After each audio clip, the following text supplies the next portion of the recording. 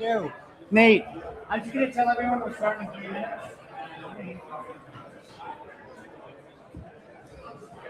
Hello. So everybody, welcome to day 2 of the Intact Global Conference. We're going to be starting in about 3 minutes, just to let you know, 10:10, just to make the timing easier. We're going to push the program back 10 minutes, or we have pushed it back 7. So we'll start at 10:10, just so you know. Although everyone appears ready right now, but we'll start in 2. Thank you.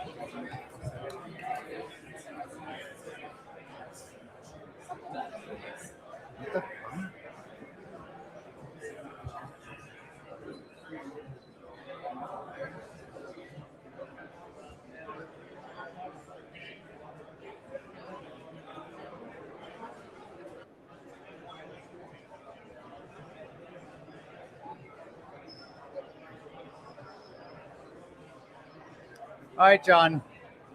Where's Justin?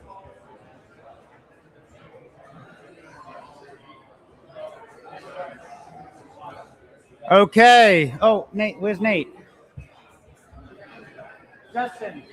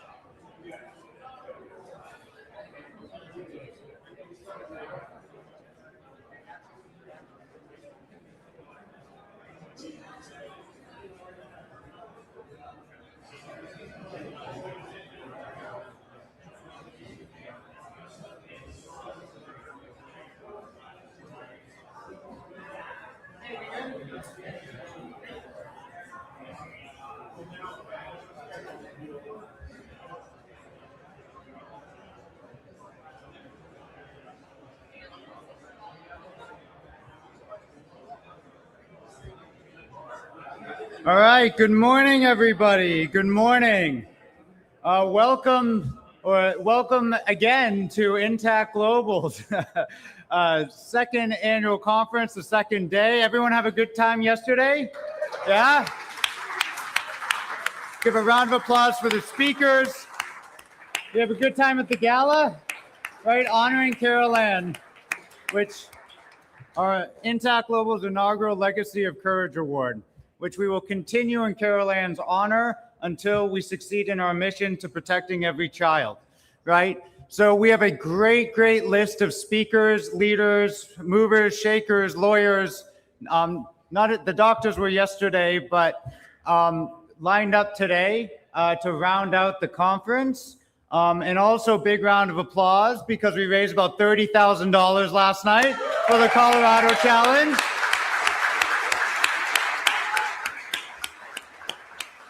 Which gets us almost to our goal of 50, which should, if things go similar in Oregon, get us to about as far as getting to a trial on the merits in Colorado, right? And so we're looking for our Lake Paraguay in Colorado. So that's right now, we're looking for a Colorado-based lawyer, but Lake, who's with us today, making Oregon happen.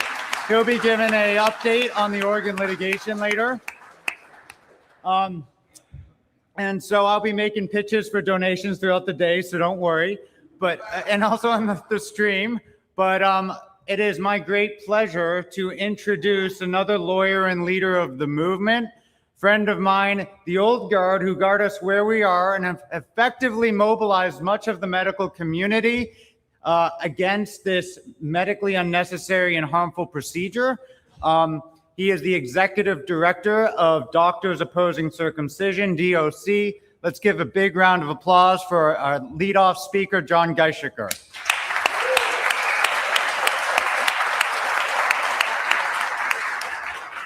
You're welcome, John. Oh, can we get him a water? Thank you, Shay. You'll get a brand new one on the house. Yeah. And just be careful of the laptop. Well, let's put it here. Let's not put it there. Let's put it some. How about over here? Yeah, okay. Yeah, you can put it right here. Okay. Oh, good. That makes perfect sense. There you go. Super. Okay. Thank you, sir. Well, good morning. And Eric, thanks for the invite to speak. I appreciate it. I should mention I worked for Doc for 25 years and pro bono, as you can imagine. And I'm very proud of that fact. It's my pay it forward for my lifetime on this issue. So let's roll. Whoops. Eric? Where's Eric? Did it move? Oh, it moved. Okay. Well, here's the team, or at least the board. In the upper left-hand corner is George Denniston, who started Doc in 1995. And below him is the vice president of Doc, Mark Reese, about whom more in a moment. Some of the members are here today. Matt Mason in the lime shirt there at the table.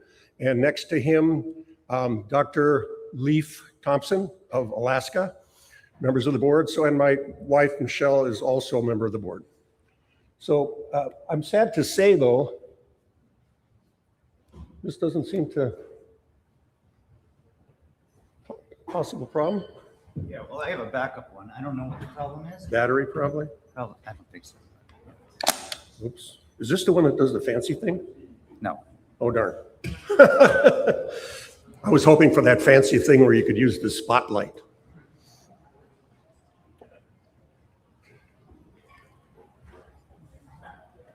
Did I touch this thing? Let me see. Let's see what's going on.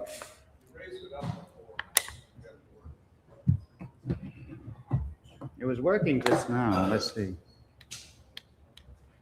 Wow. Oh, you just go like that, Should I just do the keyboard? Oh, you know why? It's because you clicked out of the program, so it should work. I didn't touch it. Honest to God. Okay, well, it's working. All right. Thanks, Eric. I appreciate that. Well, I'm sad to say that we lost our vice president last year, Mark Reese, who was a valuable member of the Doc team and was also very active in other intactivist groups. Mark was a radiologist by training. He was the executive VP of Doc. He was an early adopter, we call him. I used to call him founder, and he corrected me on that. He said, I'm an early adopter, I'm not a founder. So he was a concert pianist. Some of you may not know that. And he was a generous Doc donor, and he created the celebrants list, which is very important. And he's a big supporter of Brukim and Beyond the Bris, Jewish organizations to welcome families who have not circumcised their son and have done instead a Brit Shalom. So we'll miss Mark. There's Leaf, whom I've introduced. He's a new member. Not here is Dr. David Jones, who's our OB on the board. And I love his quote. He said he was, when he was hired at another institution, he said he was hired on the understanding that he would be a conscientious objector who would neither perform nor train staff trainees to perform circumcisions, which empowered others at that institution to stop as well. And Dr. Jones has spoken on the topic on grand rounds and continues to advocate for his body, his choice, which is, I think, a great motto. No doubt about it. Also here, a new member is David Balashinsky, a PT, who's also on the board of directors for Brookheim, as I understand. So there's some crossover there, which I like. So my presentation is called Willful Ignorance because it's baffling to me. I've been doing this work for 25 years. I've handled 1,800 cases of children injured by forced retraction, usually at well baby visits. And I'm sort of baffled by whether it's just pure ignorance or whether it's something more sinister. I'm not sure yet, and I'll let you figure that out. So people often joke about what the LLM is behind my name. It's actually Latin.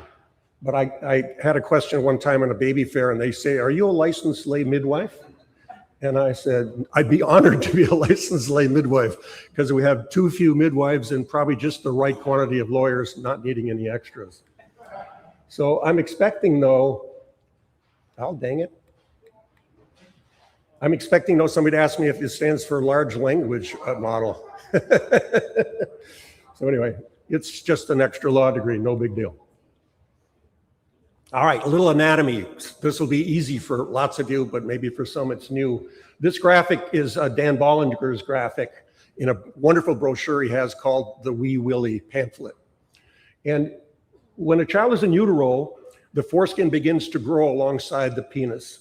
And then it eventually starts closing toward the end, toward the meatus in the second trimester. And at birth, there has that wonderful little tiny pucker at the end called the acropastion, much prized in ancient times, by the way, but not prized in American culture, apparently.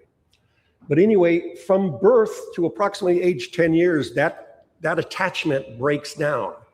It's a protective attachment. It protects the organ during the years when the child doesn't need it for anything other than urinate.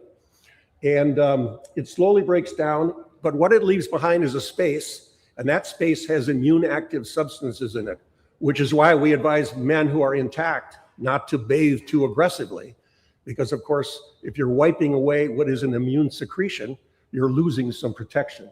So the structure is important. It slowly grows forward in utero. It's fully fused to the glands.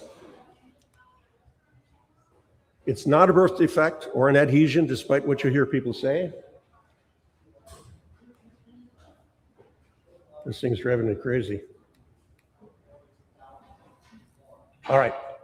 By the way, I'm baffled by why I have a cup of beef jerky as part of the supply. This is Intact Global's illustrative attempt. So anyway, I thought to myself, oh, I should ask ChatGPT or Gemini, one of the big large language models, about the foreskin. So that was my query. I typed in, do newborn boys have penile adhesions that must be broken open or lysed for their health? Pretty straightforward question. I expected a torrent of horrible advice because there are thousands and thousands of websites that large language models seek out and vacuum up, who they could vacuum up really, really bad advice. But actually the advice was pretty straightforward.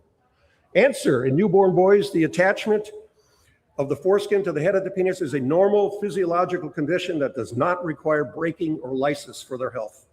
This natural adhesion usually separates on its own over the first several years of life, a process often completed by age 5, but sometimes lasting until puberty. Medical experts strongly advise against trying to force these natural attachments to break. Well, that's about as good a summary as you could want on this topic. Yeah. So my compliments to the AI on that.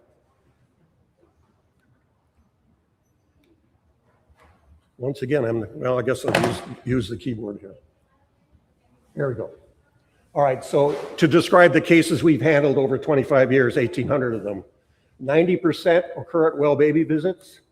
90% of them, the child was under 3 years old. 75%, the parents are criticized for crappy hygiene. 100%, they are given injurious and irrational hygiene advice for their boy. 2% of them, the parents felt obliged to resist the RN or MD by grabbing their arm or grabbing the baby, which I find interesting. By the way, just for fun, and I think I may have mentioned this last year, I've had 2 cases of women in Indiana who took their child to a well baby visit while packing heat. Apparently you can buy a purse with a gun holster in the back. I didn't know this. And they both were packing heat in case the doctor forcibly retracted their boy, which, I mean, it says something about Indiana, my wife's home state. I don't know if it's good or not, but one of them said that the doctor got so close to retracting that she reached into her purse and had her hand on the butt of her little pearl-handled pistol to stop him. I found that interesting. Okay, we have a complaints online portal for people whose child has been forcibly retracted. We encourage them to ask us to make a formal complaint. The reason for doing that is educational, because you're educating the state medical licensing people, you're educating all the clinic members of that particular clinic, and I always send a copy to the American Academy of Pediatrics, and I send a copy to Joint Commission, and I send a copy to the state American Academy of Pediatrics, so that it's a large broadcast of people who get the information that intact boys do not need forcible retraction. So here's our intake form. It's on the website. You can check it out if you like. And now I'm going to give you a case history. This is one case. And the reason I picked this case is it's recent for a start, so I can remember it. Secondly, it's the only case I've ever had in 25 years where they shared the doctor's reasoning in her answer to our formal complaint.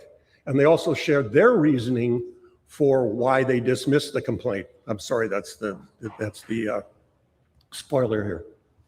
So here's the case history, and here's the mother's. This is a quote. Obviously, I don't identify her or her son. She says in her complaint, "It was aggressively, and he was fully retracted. I saw the purple red once his penis was fully exposed. He was screaming in pain and reaching for me to pick him up as she continued to keep him down, and at the end she stated, 'Okay, Mom, he's not going to like this.' That was the first time she said a thing to me during the process. It took approximately 30 to 40 seconds. Excuse me. Immediately after the appointment, every time he urinated, he screamed and cried as well as held his private area. This lasted for 3 days. I was so shocked at the incident while I was still in the office, I held it together until I got to the car. I cried immediately and couldn't stop crying, replaying what had just happened. I was so angry and hurt that my son was violated, and I did not consent to that and was also ignored. His penis appeared to be swollen, and he was very timid when I changed his diaper and fussed as well as said, ouch. I put him in warm water when we got home to soothe him. And by the way, this is not an unusual case. I've got a filing cabinet full of mothers with exactly this description, So our doc formal complaint has a personalized cover letter, which is quite thorough on the anatomy. And it's always personalized with the mother's name, the child's name, the doctor's name, the date and time, et cetera, of the occurrence. And then we send along our 9-page memo of medicine, which has comments from 5 standard texts on pediatrics, the pronouncement of 6 overseas pediatric authorities, and a picture of an injured boy that you saw very briefly yesterday in Ron's presentation. And I also enclosed Dan Bollinger's Wee Willie pamphlet, educational value, and lots more sent to every offending clinic member, National AAP, American Osteopathic Association, Joint Commission, et cetera. And that costs Doc about $75 just in postage and printing. All right, here's the formal reply of the physician, which I find interesting. She says, on the day of C's wellness visit, September 24, 2025, I laid C down on the exam table to the right of his mother. I then gently and easily partially retracted his uncircumcised foreskin and found penile adhesions that were almost to his urethra. Then I said to the mom, you see these adhesions stuck to the head of his penis? You may want to start gently pulling these back when you have him in the bathtub, because it's easier to do there. He's not going to like it when you pull them back, but it's not so bad when you do it regularly. Understand, this person is a fellow of the American Academy of Pediatrics, right? So here's my personal critique. I mean, this is in my head, of course. She partially retracted his uncircumcised foreskin. Okay, so far, if you only pull back the portion that isn't fused to the head of the penis, to the glands, that's okay. That's not completely reasonable. And then found penile adhesions that were almost to his urethra, to which I'm thinking, lady, those are not adhesions. I then said to the mom, you see these adhesions stuck to the head of his penis, etc.? You might want to gently pull these back when you have him in the bathtub. But bathtub water is not sterile. As a matter of fact, bathtub water has free-floating fecal bits and pieces, especially with a child. And you've now created an open wound and you're risking fecal contamination. Because it's easier to do there. He's not going to like it when you pull him back. Yeah, he's not going to like it. But it's not so bad when you do it regularly. And to which I replied, regularly, ugh. To what psychological effect? What is a mother saying to her child, and what is the child learning when she does this painful procedure at every bath? Awful. Anyway, just awful. So here's the board's response. This is the West Virginia Board of Osteopathic Medicine at number 5. Respondent emphasized that pulling the foreskin back is a routine practice for babies. Respondent explained if the foreskin is not pulled back, babies can develop skin bridging, which would require the baby to be circumcised in the future. Respondent clarified that she gently and easily retracted his foreskin, which revealed the penile adhesions that nearly extended to his urethra. Well, good heavens. So their conclusion of law was the West Virginia Board of Osteopathic Medicine says that the complaint against Dr. Toller is hereby dismissed. Well, all they did was replicate her defense. You see that, right? There's no discussion of the medicine, no mention of the scholarly treatises, et cetera, that we shared with them. So I find this appalling, but it's interesting because I've never seen this before. I'm sure that it has gone on in many of my other cases, but I've never seen somebody admit they did it and give their crappy reasoning, and then have their board admit they did it and give the same crappy reasoning. So very strange. All right, so you have to ask if there's a financial motive here. ICD-9 code, that's the International Classification of Disease, by the way, code at N47.5 says adhesions of the prepuce and glans penis, and this is their advice for billing, is typically used to support medical necessity. And at 54450, usage, often utilized when adhesions are managed through manual stretching and breaking of adhesions, usually without significant surgical instruments. Because, for instance, at a circumcision, a closed hemostat is used to break that same membrane. So there is a financial motive here, no doubt about it. And here are my personal medical notions, and you can track these. Humans, and we're 100,000 or 200,000 years old, depending where you draw the line, are mostly low maintenance, or most of us would not be here. Example that I give to audiences, we don't need to shampoo our eyes. I bet not a single person in this room shampooed their eyes this morning. It's not needed because your tears have all the immune secretions they need to defend themselves against airborne pathogens. Number 2, healthy babies do not require medical care to thrive. Our primate ancestors likely ignored their children's genitalia in favor of finding water and food. And our primate ancestors did not retract their children's genitalia for cleaning down at their nearby river. And next, US well baby visits are dangerous, especially for intact boys. And by the way, there's a new strain of measles that is infecting kids at, guess what? Well baby visits. So you want to take your child to a well baby visit in a clinic that's had a measles outbreak? I don't think so. So healthy babies do not require corrective surgery. I think we could all agree on that. Now I had, how much time have I got? A few minutes? I was going to split this topic in half and talk about the new touch study at Harvard, because I just find it interesting. They're looking deeply into what human touch means to humans and how your skin etc., communicates to your brain and communicates to other people, and how much touch has to do with every aspect of our life. So I sent, this is being led by a guy named Dr. Ginty at Harvard Medical School. And I sent him a note recently and I said, have you thought to include in your study the loss of touch sensitivity that circumcised males undergo? And what does that suggest? I mean, what part of their brain waits for a signal that never comes? Does that mean something? And does it mean if you've lost 50 to 75% of your fine touch nerve endings on your penis, are you missing something? I mean, can it be said that you're not getting the same experience that an intact male would have? So I'd like to hear their answer. I bet knowing Eric's problems with Harvard, it's probably the case that they won't respond, but I'd like to try. If you want to, I think it'd be a good idea for members who are interested to write Ginty at Harvard and ask exactly the same question that I pose. Say, have you thought to consider? So he thinks that there's a large group of people, I think, isn't that technique called goldfish bowling? That a large group of people in the US have that same question in mind. So I was going to do a thorough thing on touch. Turns out it's very, very complicated. And I'm precisely the wrong person to do it. It should be done by somebody who's an anatomist like my colleague and member of the board, Steve Scott, back there, whom I didn't mention earlier, Steve. So with that, thank you very much. I appreciate you. Thank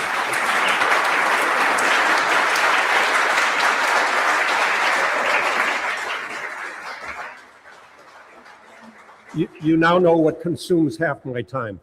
Great job, John. Thanks. Another big round of applause for John Geisinger. Thank you so much for coming out. Washington, right?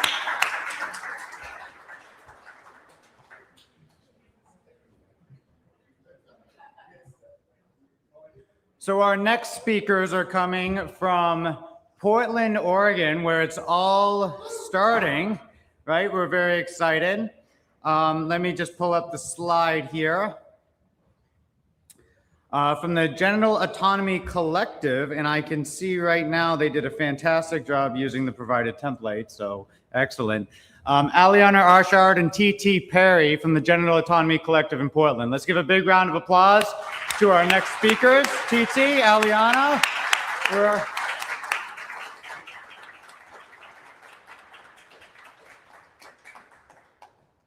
you go. This should be next and back.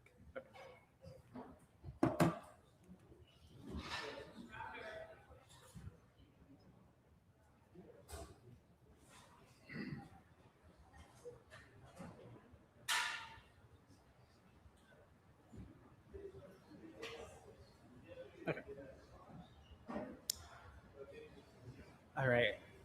Ali, come on up. So Ali's going to start the talk, and I'll come in at the end and share my portion, but we'll take it away, Ali. Thank you so much. Howdy, folks. How y'all doing? I might be a little slow today. I had a little heat exhaustion episode last night, so if I chug this coconut water and like drink it all in one gulp in the middle of this, that's why. Hey.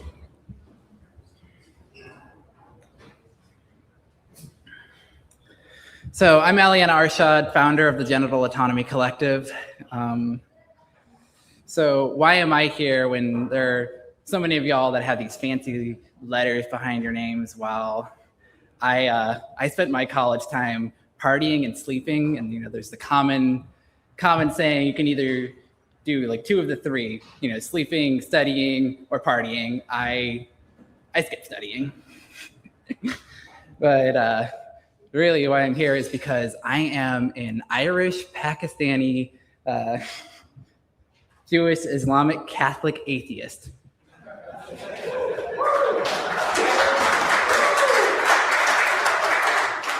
But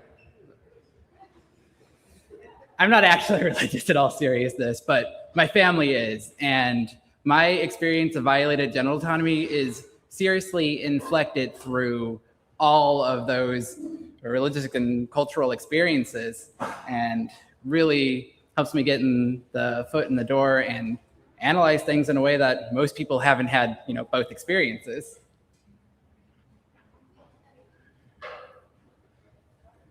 And I want to talk about why inclusivity is important in the genital autonomy movement and intersectionality. And a really key example of that is community building. And I was late because I really had to pee. And I actually brought my PhD. They were up here earlier. So there's some letters through community. So there's much smarter than me, T.T. Perry over there, who will talk on some of the work that we've been doing later.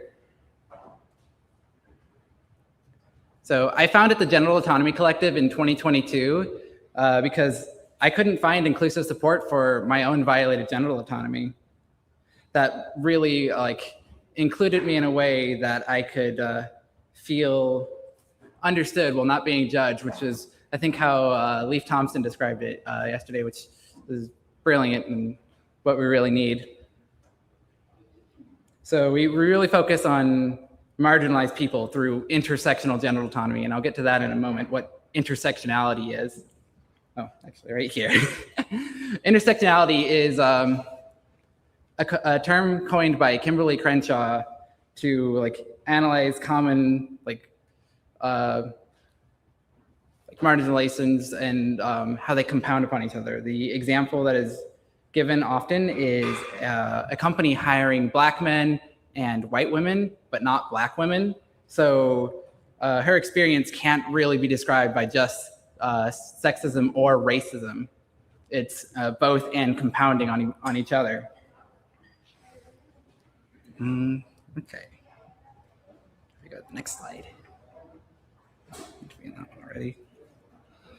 So I founded the Genital Autonomy Collective in 2022, and since then we've been really busy. And I want to give an update that's a catch-up since then.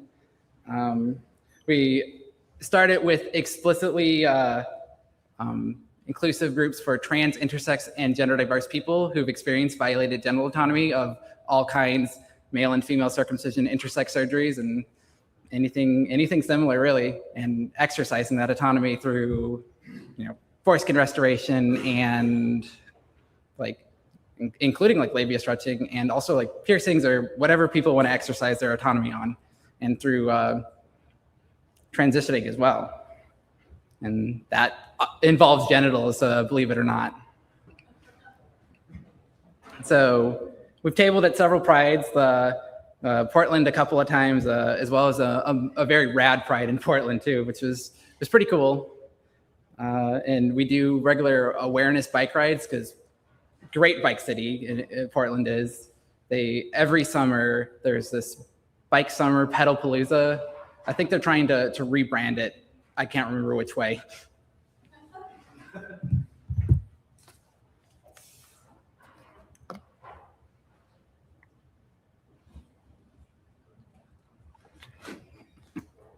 Y'all were expecting it, weren't you?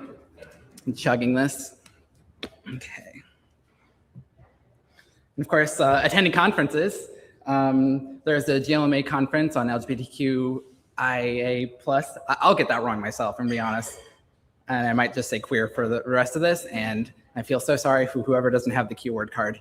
Interconnect in 2025, which is an intersex conference. It was mostly a community conference, but lots of activism and networking goes on in there too. And of course, Intact Global's groundbreaking 2020, that's 2025, I wrote 2024, conference announcing how to check v. Oregon. And if you haven't guessed it yet, I'm from Portland. And Genital Autonomy Collective is based in Portland. And we are the boots on the ground, raising awareness for what how to check v. Oregon is, specifically for queer people and just how it can benefit queer people. And we also have a paper being published this year with the Journal of Bodies, Sexualities, and Masculinities, a collection of testimonials from trans, intersex, and gender diverse folks on violated genital autonomy. This is a bit that I just added really last minute, but I was originally going to just describe intersex as an identity of people born with sex characteristics that you wouldn't typically lump together, which there's your next pickup line, let's lump sex characteristics together. But I'd really like to fill in an important gap of knowledge that I kind of noticed talking to y'all yesterday, which is that by only describing intersex experiences as disorders of sex characteristics can cause stigma.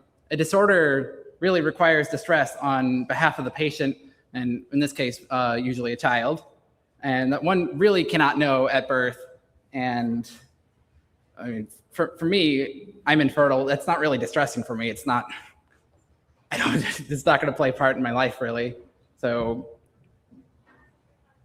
if someone were to say, like, diagnose me with something specifically around infertility, it would just feel pathologizing and like, why do you really feel the need to label this on me right now? And in the future, it could cause problems. Like, and a diagnosis can be really beneficial for accessing care, but it can also do the opposite of, like, a lot of intersex folks need like hormone replacement therapy, and with increased trans awareness, which is great, a lot of the care that is around now that's meeting that need, intersex people often, it would be the most accessible for them.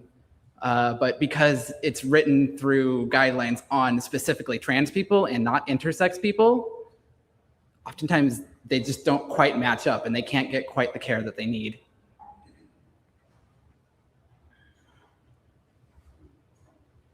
And not to mention, like, pre-existing conditions on insurance. And but really what it is just pathologizing really comes with risk. And there's that quote, if they can pee, let them be. And I brought my bee. This is my buddy to help me get over my fear of bees.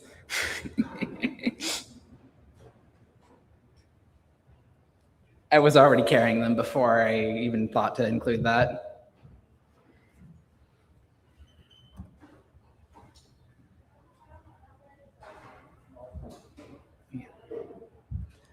So, many people listening have probably experienced disenfranchised grief. Even if this term is new to you, as a circumcision sufferer, if that's where you are, you've almost certainly felt it. Like, what is the wildest response that you've gotten from a therapist seeking support for circumcision harm? Did you feel validated? Did the therapist recognize your grief? Disenfranchised grief is any grief that lacks social recognition. So a man and a woman walk into a therapist's office. The man says, I'm unhappy with my circumcised penis. The therapist responds, I'm circumcised, and it doesn't bother me. You must be confused. The woman says, I'm unhappy with my circumcised penis. And the therapist responds, well, if you just get vaginoplasty, it won't matter. Why should you care about your penis? These are both invalidating and disenfranchising their grief in different ways. In my personal experience, my wildest response from a therapist was, do you feel like you have to be a woman because you're circumcised? And literally got, there are starving children in Africa. That's like just the king statement of invalidation. I couldn't believe it. But because grief around violations of genital autonomy are so disenfranchised due to empathic failure to understand circumcision sufferers through our mental health care system and similar, I suppose, enfranchised means, peer support groups are really the primary way to find validation.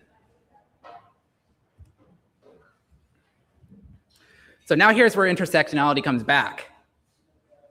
Because most circumcision sufferers are cisgender boys and men, most peer support groups are focused on the experiences of boys and men. People who don't belong to those categories have a harder time finding affirmation and support for circumcision grief. It might be possible to find peer support that validates cisgender experiences of circumcision, but that same group might disenfranchise trans, intersex, and gender expansive experiences.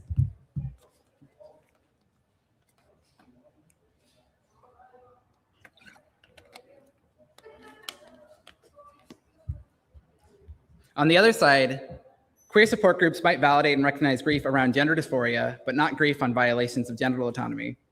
Double disenfranchisement, which can be examined through an intersectional lens. It's double disenfranchisement that can be examined through an intersectional lens. So most of you are probably familiar with non-surgical foreskin restoration. I'd be surprised if anyone here isn't, especially if they were here yesterday. So some people engage in foreskin restoration to address dysphoria that they feel about their genitals. And I would find dysphoria as meaning a deep and persistent distress of suffering to the core of oneself. And we'd like to highlight two different related forms of dysphoria. Iatrogenic genital dysphoria, meaning feelings of distress on medical interventions to one's genitals, including, of course, circumcision. So some cis boys and men choose to address genital dysphoria through foreskin restoration. They're not all who engage in that feel dysphoria. Other reasons are to just be practical, or because it gives the opposite, euphoria, and that's great too. I mean, honestly, much better.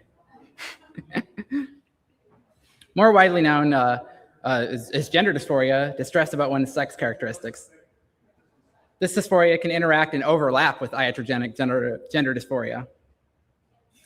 For some trans, intersex, and gender expansive people, foreskin restoration is a part of gender affirming care. It can improve vaginoplasty options and outcomes as well, due to just having more tissue and reducing complications from having to get tissue grafts. And for others, it can just be empowering to reverse what is essentially a sex-imposing surgery done because of a sex assigned at birth. And also, our lovely search trend results show that the queer audience is especially receptive and has a lasting impact on people searching for all terms around circumcision, foreskin, and foreskin restoration. And just the biggest bang for buck. They're almost always extremely receptive.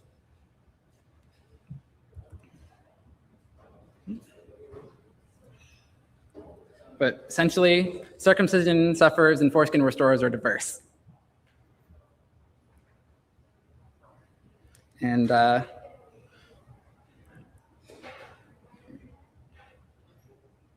we have the same grief as you, and our suffering is real too. And I want to at least pull out one of these quotes is from me, from our paper with the Journal of Bodies, Sexualities, and Masculinities. Essentially, it became difficult, if not impossible, to disentangle my iatrogenic genital dysphoria and gendered genital dysphoria. Next story. And I want to just, it's just beneficial being inclusive for everybody. Walter at foreskin/restoration/devices.com produces devices that are inclusive of more anatomy, including vulvas. This has resulted in transmasculine devices for stretching the clitoral hood or foreskin, which often doesn't pace growth with a TDIC or growth to the clitoris when on testosterone. And that same device is now being adapted for those with penises and can be used with less tissue, allowing people to passively restore earlier on into their foreskin restoration journeys. So diversity and inclusion benefits everyone.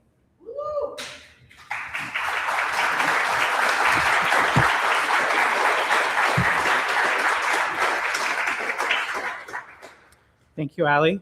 I'm T.T. Perry. I'm an applied and translational sensory scientist, but I'm not going to be talking about sensory science today. Instead, I'm telling a very personal story. I was a teenage foreskin restorer, and as a somewhat naive teenager, I followed my parents' advice to talk to my pediatrician before continuing with the progress that I had made. And during that appointment, the pediatrician grabbed my penis and pulled it toward him and told him that if I wanted him to help me, that he would just recircumcise me. Since then, I've found a lot of help through the Genital Autonomy Collective and understanding my experiences as a non-binary person. and as a circumcision sufferer. So I want to talk a little bit about how to do inclusive activism. If there's really just one idea that I'd like everyone to take away from this, it's that to reach people, you need to tell stories. And those stories will be most effective if they're about belonging and connection rather than about villains and enemies. If you reach out to people with a desire for belonging and connection, you're more likely to get that reciprocated. If you treat activism as a battle of wills with threats to be eliminated, then people are more likely to respond defensively. Confrontational activism does get attention, and it has its time and place, but that doesn't always translate into real sustained support for genital autonomy. So I'd like to offer an alternative to this kind of adversarial confrontational politics that's called relational politics, or the politics of belonging. The core idea of relational politics is that who we love is who we are becoming. Relational politics presents you with a core set of questions that you need to think through when doing your activism. Whose grief can you easily recognize and validate, and whose grief is invisible to you and easy for you to dismiss? Whose pain touches your heart and calls on you, compels you to take action? And whose pain do you justify? How can we expand our networks of love and care to include people who have been excluded in the past? These are the questions that we need to answer when we're thinking about politics in a relational way. So here's a concrete metaphor to think about adversarial politics, kind of like a game of pool. There's a table, there's pool balls that are these hard, solid objects that smash into each other, and to change the state of the game, you've got to knock one into the hole and take it off the table. It's zero sum for someone to win, someone else has to lose. And the pool balls themselves never change or evolve. A solid's always a solid, a stripe is always a stripe. That's adversarial politics. What about relational politics? We can think of relational politics like weaving a tapestry. The fabric's not complete, it's in the process of being made. Individual threads don't have much of a shape on their own, but together they make something bigger. Each thread is being bent and woven together, which reflects the fact that we're constantly creating and recreating ourselves through our relationships to other people. As the weaving of the tapestry progresses, these threads become entangled with new threads in different parts of the tapestry. In the framework of relational politics, power isn't exerted through, power isn't exerted by hitting objects or eliminating enemies. In relational politics, power is about who you are emotionally connected to. Power is about who you love and whose suffering matters enough to you that you take action to answer their cries of pain by bending, changing, shifting to ease their suffering. When you hope for change in the future, you're thinking about who you wish to become and who you wish to be connected to in the future to make those future connections. Relational politics is also about recognizing that everyone, not just me, not just you, not just the people in the room, everyone has a very deep desire to feel like they belong. So we have these two general approaches, these kind of adversarial politics and relational politics. And there's a time and place for both. But I'd like you to think more about these ideas of whose grief matters to you and whose grief does not matter to you. This can be as easy as just simply thinking, well, I'm going to treat people as experts about their own bodies. We all want to have a say in what happens to our bodies, whether that's about circumcision or whether it's about our sex characteristics. Treating other people with respect and affirmation invites others to treat you with respect and affirmation. And as Samer said yesterday, you don't have to become one of those angry people to join the anti-circumcision cause. And similarly, you don't have to become a trans person to support trans people. Instead, it's not about adopting a set of beliefs. It's about thinking carefully about your feelings and their feelings and finding an emotional connection. And that's going to become increasingly important because anti-trans laws are also pro-circumcision laws. Even as we make progress toward building our big tent coalition, laws are being passed that enshrine forced genital cutting as a parental right. If you haven't been paying attention to the attacks on trans people in the US, here's a wake-up call. US states have been passing laws targeting and restricting the freedoms of trans people, but those same laws contain provisions explicitly permitting forced genital cutting, including circumcision. It's not a coincidence. That's because they have one framework, the parental rights framework. And parental rights are a machine for disenfranchising youth and creating disenfranchised grief. If a child objects, then their objection is reframed as a psychological disturbance or a disciplinary problem. And this is true, whether we're talking about children objecting to circumcision or children who have gender dysphoria. In particular, I want to flag this case, Anderson v. Crouch, which is a case out of West Virginia about Medicaid funding for gender-affirming care. And the appeals court in this case stated that the state may have a legitimate interest in encouraging people to appreciate their sex. And I just really want this to sink in what that means. An appeals court asserted a state interest to not just control the physical status of our bodies against our will, but went further and said that the state could have a legitimate interest in coercing people to love and accept their genitals, which for many people means loving and accepting their circumcised genitals. I hope you can see that that is a danger for the genital autonomy movement. And so to fight back, we're going to really need a united coalition, trans, intersex, gender diverse people, as well as cisgender circumcision sufferers. Which time do I have? Okay. So I'd just like to end by offering like a uniting principle that can help us build that big tent coalition, and that's subsidiarity. This is a principle that spotlights the question of who. Who should make decisions? Under subsidiarity, decisional authority should devolve to the lowest level decision maker consistent with satisfactorily completing the task at hand. And each larger social group should offer support and aid to the lower level decision makers rather than making the decision for them. Subsidiarity operationalizes autonomy while balancing competing interests like bodily integrity. So who should decide about genital surgery? This is an especially important question for people born with intersex variations. Well, no one but the person themselves is better positioned to make a decision about genital surgery. So they should be the decision maker. What about sex and gender? Again, really important for intersex people. Who should decide about a person's sex and gender? No one is better positioned than the person themselves to decide about sex and gender. Again, we all want to say in what happens to our bodies. So out of time now, but thank you. And we're still looking for intersex plaintiffs that would like to join the legal cause. So thank you.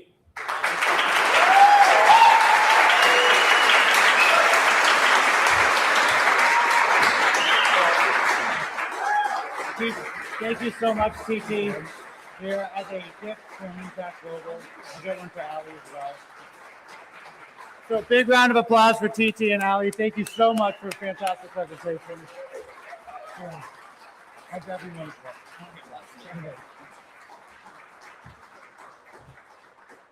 So it is now 11 a.m. We're going to take a 9-10 minute break.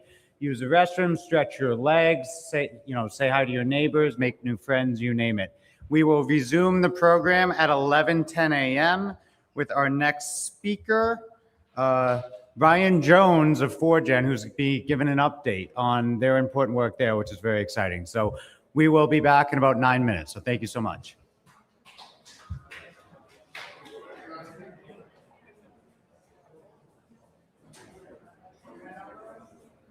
Friends, I want to thank the 33 of you that came to my show last night. I got your feedback about that show. I got t-shirts and CDs. If you want a CD, $10, you have to show me you donated today. You get all of them. We got global media shirts that are represented here. The big shirts are $15. There's a few of those left. And I'm here until noon tomorrow. Please James, can I take the one we're doing tonight? And give you a chance to review the public show. Also, I really apologize to Eric Bogman and Jack Lowell. I did not mean to schedule a good big event last night. When I scheduled 10 o'clock, I thought that the yelling at 9:30. So please, don't think I was trying to disrespect this.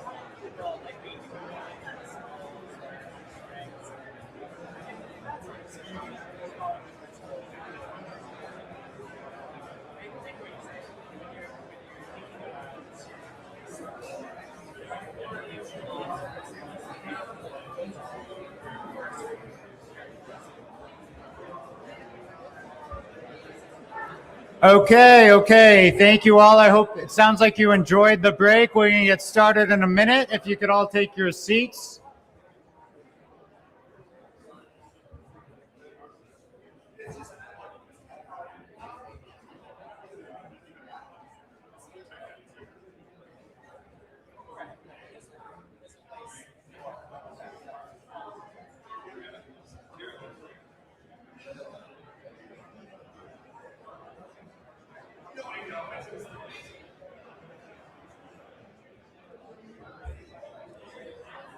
All right, Sammer.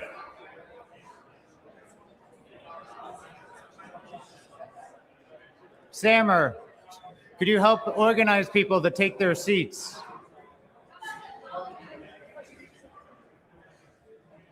Shay, could you help organize people? Let's. Here we go. Thank you, Dwayne. Laying down the law, baby.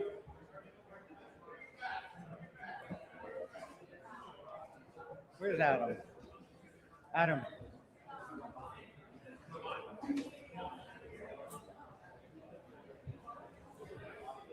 So I hope you all enjoyed the nice 10-minute break. We got a lot of feedback last year that we need some breaks to stretch our legs and really kind of meet the speakers, meet each other. And now we own the venue now, so no one's trying to kick us out at the end of the day. But anyway, it is really my great pleasure for this next talk. I got my start in intactivism with 4Gen maybe 15 years ago or so. So we're coming full circle. And so the next speaker is going to be Ryan Jones, who's the COO. But to introduce Ryan, it is my great pleasure to introduce the digital transformation entrepreneur who has been huge in that space. His name is Adam Levine, huge supporter of 4Gen in the movement. Let's give a big round of applause to Adam. Thank you so much for coming.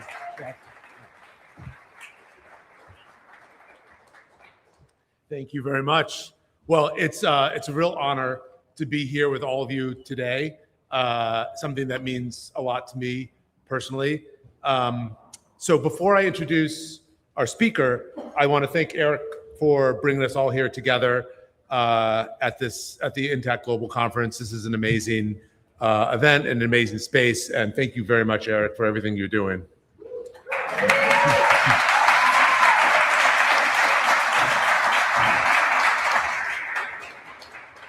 I think this conference really matters because it's bringing together, Shay was talking about the tent that it brings everybody together under, bringing law and advocacy and strategy and science at a moment where I feel this movement has real momentum.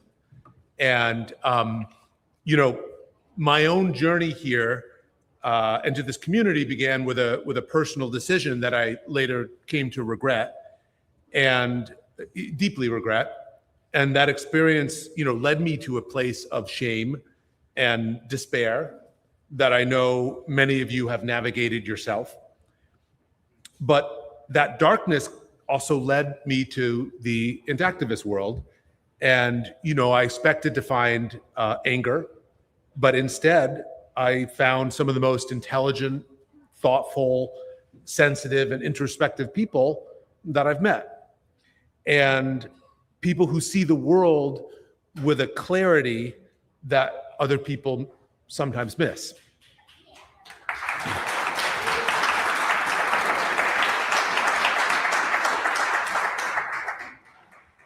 And so in our search for a path forward, we encountered many different approaches, advocacy, legal action, direct activism. But when we found 4Gen, we found one ingredient that changed everything, which is hope. And that's one of the biggest reasons for that hope is the man who's about to speak after me is Ryan Jones, 4Gen's Chief Operating Officer. So Ryan, I feel, embodies the idea that the past doesn't have to define us as victims, but can instead become the fuel for a better future. He has worked tirelessly at the forefront of regenerative tissue research and fundraising, and whether it's through his meticulous attention to detail, his strategic discipline, or his sheer passion for the mission, I feel Ryan is a gifted operator and leader that is helping to make this transformative research possible. One of the reasons that we are so deeply invested in 4Gen is because of Ryan and his commitment and his refusal to accept the status quo. And so he's here today to speak with you about the incredible progress that we're making with 4Gen and the technology that once seemed like science fiction that seems to be coming together in front of our eyes, and the hope that it represents for all of us. So please join me in welcoming Ryan Jones.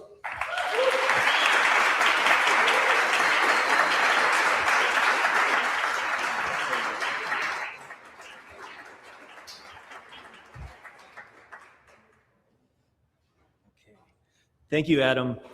I just want to say that I share Adam's sentiment that it really is an honor to be around so many courageous and sensitive, caring people. This issue remains a taboo in American society, and it does take a level of courage to speak publicly about it and to take action. So it's been very reassuring personally to be around others who have chosen to do so.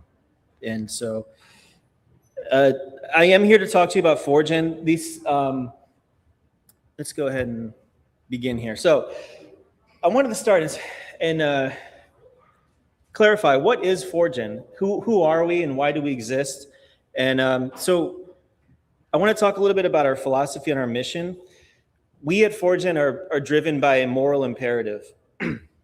We are rooted in the basic bioethical principles that include the right to an open future. So the right to an open future is a principle that states that children deserve protection and deserve to have choices remain open to them that they can exercise in the future rather than being closed off prematurely. This is a serious concept in medical ethics. It's been around since the 1980s. We believe that infant circumcision violates that principle. The second principle is bodily integrity. So bodily integrity is an even older principle, and it makes it clear that every individual has a right to control their own body and to be free from unwanted alterations. This means that 4Gen, along with everyone else here, we do not sit on the fringe. These are very simple, well-established principles that are unfortunately ignored so often in the United States. So all of our efforts here are in line with well-established bioethical principles. Now, unfortunately, we can't go back in time to undo decisions that were made for someone else without their consent. But we at 4Gen have chosen to do is to pursue new technologies that could potentially offer circumcised men the option to choose for themselves full biological restoration. We are aware of the pain that this issue has caused so many people, and we take our mission very seriously. We do want circumcised men to be able to reclaim both their bodies and their sense of agency. So how does 4Gen fit into the broader movement?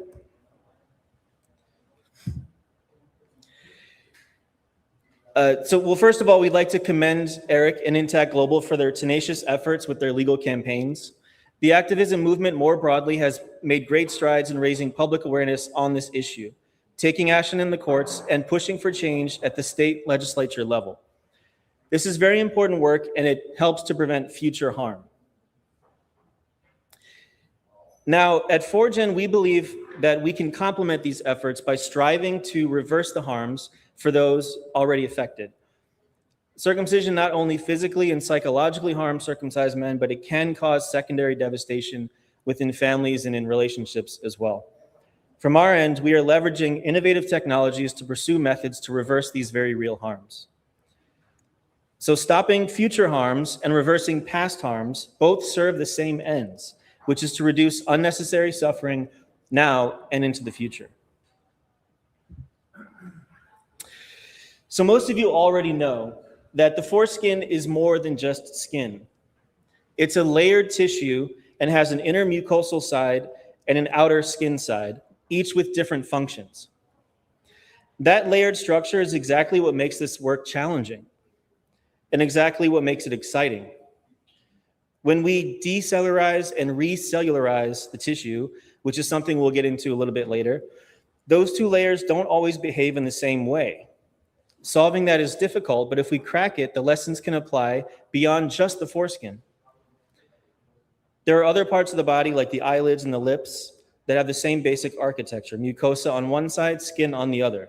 So a breakthrough here with 4Gen could also open doors elsewhere in regenerative medicine. This project could benefit not just circumcised men, but other populations as well. And when it comes to innovation, and this is something we are often asked about, understandably, the foreskin is one of the most nerve-rich parts of the human body. In fact, many of you have probably seen recent research from Spain found that a specific area on the underside of the penis, the frenular delta, is packed with more specialized touch and pleasure receptors than anywhere else down there. They also identified a layer of muscle inside the foreskin that's actively wired into the nervous system and plays a role in sexual response. So the foreskin isn't just passive tissue. It's a functional organ in its own right.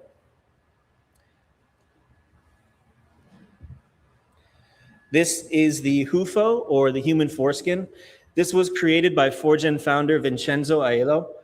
As you can see, it shows the 4 distinct regions. There's the inner mucosal tissue, the outer foreskin, the ridged band, which is a transitional area between the two, and the frenulum. Enzo gives you all his regards. He wanted to be here, but unfortunately he couldn't travel. But this is Enzo in the research lab of our partners in Slovakia. He's holding a bioreactor flask, which is a very interesting technology that we'll get into in a little bit.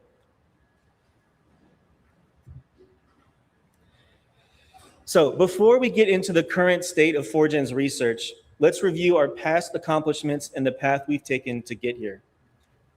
In 2018, we partnered with scientists in Italy to create the world's first decellularized matrix of a human foreskin. More on what that means in a little bit. Then in 2019, we began pilot studies that involved animal research. First, we attached parts of the ECMs, or extracellular matrices, to rats to test if the samples would be rejected by the host's immune system. These tests were successful. The tissue was not rejected. Next, we attached full-size foreskin ECMs to sheep to ensure that they would get adequate blood flow and that full cell migration would take place. These tests were also successful, and the results will be published soon in a peer-reviewed journal. There's a lot more information about these studies on our website, and we encourage you to visit forgen.org for more details. Then last year in 2025, we began a focused preclinical research project with our new partners in Slovakia. The purpose of this project is to meticulously finalize all the protocols that we intend to use in human trials and to generate all the data required to obtain regulatory approval to conduct those trials.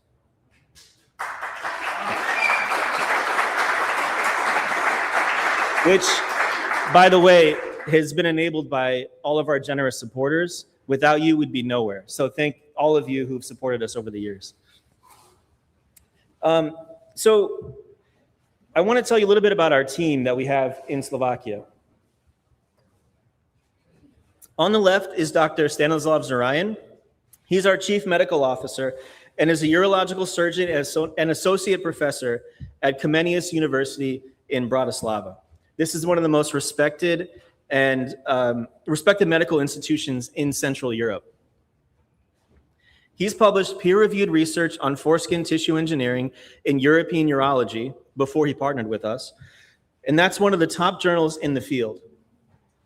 He leads our clinical strategy and oversees the surgical side of our work, and he's also the person responsible for steering us through the regulatory pathway towards human trials.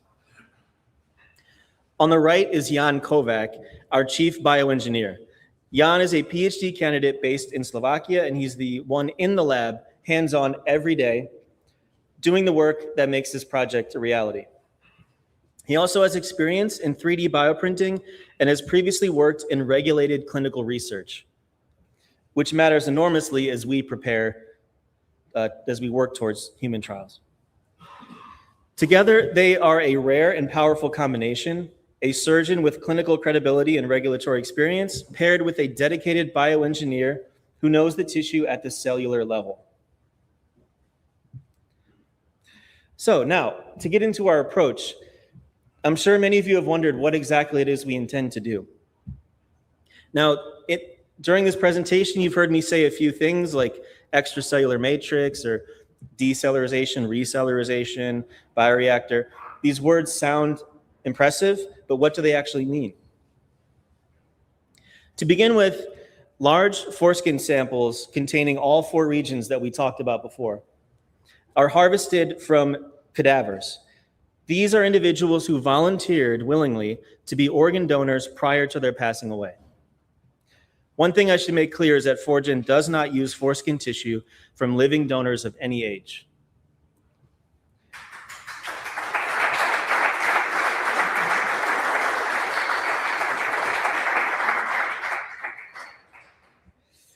The next step is to apply a mixture of detergents to the tissue. What this does is it strips away all the cells containing DNA. What is left behind is the structure that's made primarily of collagen, and this can be done with a static or a dynamic method. Static meaning the fluid remains still, dynamic meaning the fluid is pumped around. We are pursuing a dynamic method because the foreskin is so large. You have to move the fluid around it so that it penetrates all the way inside. Following this, recellularization is required. Recellularization, there's a lot of syllables there, is basically the opposite of what we just did. So instead of stripping cells away, we introduce new cells back in, and they come from the patient themselves. That's why the body doesn't, that's why the body is supposed to not reject the tissue after the surgery. From there, the cells attach, multiply, and repopulate the scaffold in the places the donor cells used to be. Finally, the last step is to mature the tissue in a bioreactor. A bioreactor is basically a specialized piece of equipment that mimics the human body. The reason we need that is simple. Once the tissue gets to any real size, the cells on the inside can't get enough oxygen and nutrients just by sitting in fluid. So you have to pump nutrients through the tissue. Okay, so I want to show you some real images from the work that we're doing in the lab, which once again is powered by all of our supporters. So we have so far sourced 41 foreskin samples from cadavers in support of this preclinical project. This is a photo of Jan, our bioengineer, holding a jar containing one of those decellularized foreskin samples. And the next photo is an actual ECM. So this is an actual foreskin extracellular matrix. Some in the biotech field call this ghost tissue because all the DNA-containing cells have been removed. Our analysis of the decellularized samples have been incredibly encouraging due to the complexity of the foreskin, and our partners completely understand this. They have developed an exceptionally mild decellularization method that preserves as much of the structure as possible. Our intention is to preserve, for example, the architecture of the specialized nerve structures, such as the Meissner corpuscles, which could potentially enable us to regenerate them in human trials.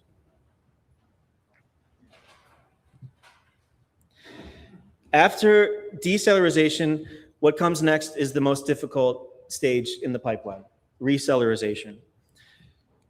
Currently, we are in this phase. So what we're doing is we've developed 4 different protocols, 4 different methods of recellularizing the tissue. And we're running all 4 of those protocols in parallel. The reason being, if one fails, you don't want to have to go back and start all over again. So we're just going to do 4 at the same time and pick the best one. Initially, we recellularized 50 little pilot samples. These are 10-millimeter discs, and we used a static method to do so. And now we're moving up to 3-dimensional pieces that are much larger. That brings us to the bioreactor itself. So this is a bioreactor. And to construct, for tissue of any meaningful size, a bioreactor is required. It pumps the recellularization fluid through the tissue, ensuring cells in the interior receive the oxygen and nutrients that they couldn't get through static recellularization. It also applies mechanical forces to the tissue that mimic the conditions of the body. The end goal is a mature tissue construct that can be implanted in a single surgery. That pink color fluid that you're seeing in this image is culture media that keeps the tissue alive during maturation. That would be the final stage of preparing the tissue before surgical attachment to human patients. So, as you can see, this is Jan again, our chief bioengineer. This is him after conducting histological analysis of these pilot recellularized tissue samples. What you can see on the screen, the green, those are viable cells that have attached to the decellularized matrix and that are living on the scaffold. So that shows that our current recellularization work is progressing. So to go back to reinnervation, this is, again, one of the questions, one of the topics we get asked about the most, and it's a fair one. So how does this work? The body already knows how to do this. Reinnervation is a well-documented biological process that's been studied in regenerative medicine for decades. Our job is to set the stage so the body can do what it naturally does. Step 1, when you decellularize the tissue using a mild mixture, it preserves the pathways for the nerves. You can think of a donor foreskin like a neighborhood. When we decellularize it, we're removing the residents, the cells, but we're leaving the roads, the plumbing, and the electrical lines completely intact. Those microscopic channels are where blood vessels and nerves used to live, and they're still there, ready to be repopulated. So step 2, Blood supply comes back first. Once the scaffold is surgically attached, the body starts a process called angiogenesis. This is the technical term for new blood vessels growing in. This is essential because without blood flow, nothing else can happen. The tissue needs oxygen and nutrients before nerves can start extending into it. Step 3, the nerves grow back. Long fibers of nerve cells extend from the surrounding tissue into the preserved pathways. We can help direct this using nerve growth factors, which are natural signaling molecules that tell the nerve fibers where to go and how far to reach. This is the same kind of biology that allows peripheral nerves to heal after injury. Now, where are we and where are we going? So this is our roadmap to clinical application. We are in step 1. When it comes to finishing preclinical research, the timeline is not paramount. What's most important is the quality of the data we generate. Enough to convince a contract research organization and ultimately a government regulator that everything we've shown, that we are prepared to go into human trials. The transition to the next step is where funding matters the most. That is when we'll be required to plan the human trials and put together a budget. This is required to make the transition from academic adjacent research to industry standard trial management. Step 3 is where the main question finally gets answered. Does it work? Does the tissue integrate? Does it reinnervate? How much sensation returns? We don't know until we run the trial. Step 4 is what we ultimately hope to achieve: enable full biological restoration of the male foreskin in clinical patients. Now, again, that's a mission we do take very seriously.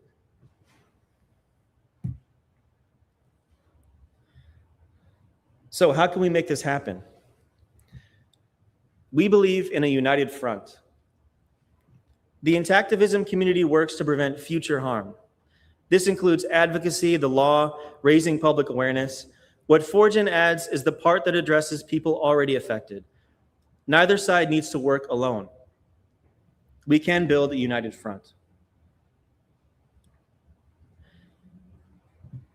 Thank you.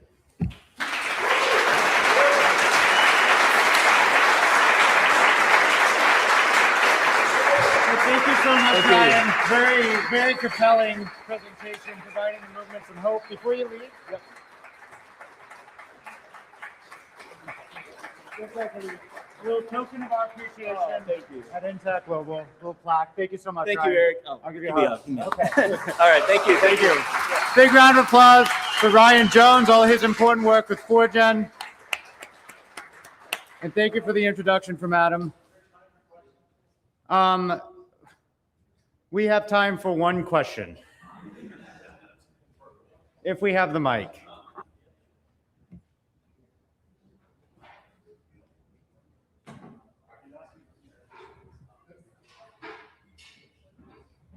You've been summoned back, so. Okay. All right.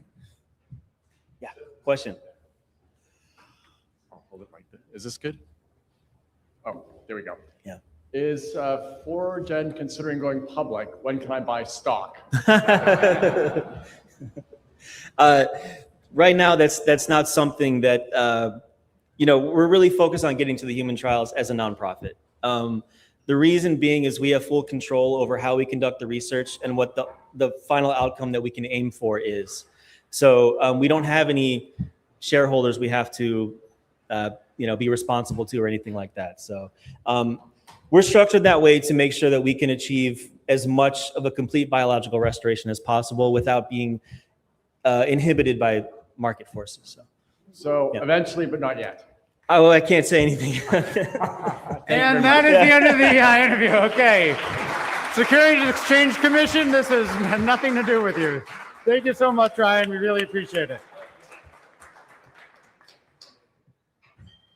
So now it is my great pleasure to introduce a new speaker on the scene who has flown in from Idaho, a professional fraud investigator. So she's found a home in this movement, a lot of fraud going on. But let's give a big round of applause to Jen Izzarelli. Welcome, Jen. Yeah. So this is the clicker back and forth. You just. Well, that's what I mean. This is not her first talk, yes. Seasoned speaker.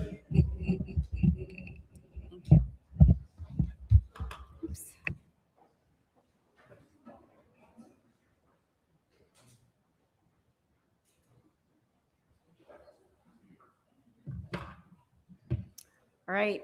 Hello, everyone. What a wonderful opportunity for all of us to come together. Can you hear me okay? All right. All right. That's better.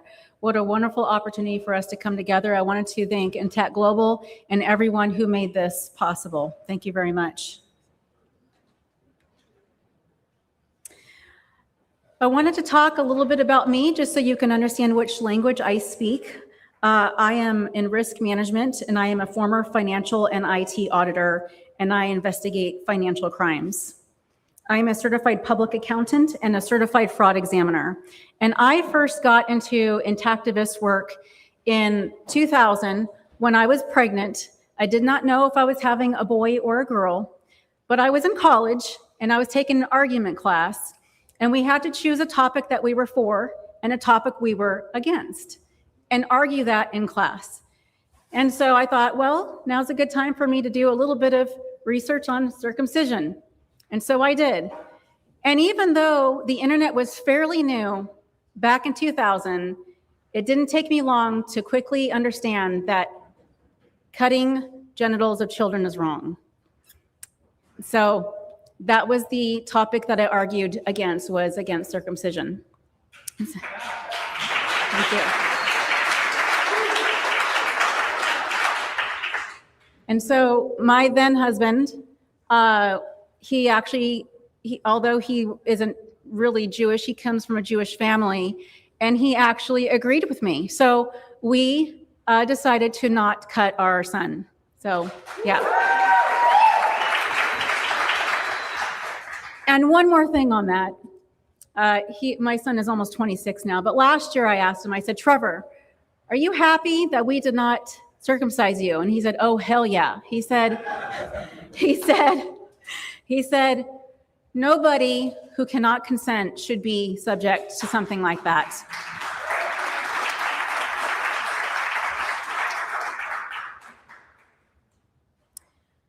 So today I'd like to take you through three main areas.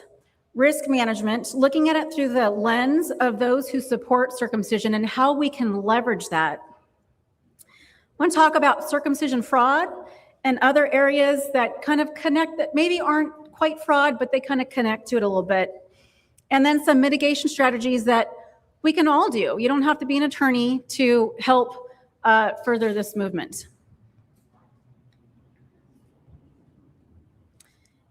But first, let's talk about timing, because timing is sometimes, well, it's sometimes everything, isn't it? In the graph here on the upper right, let's see if this is working.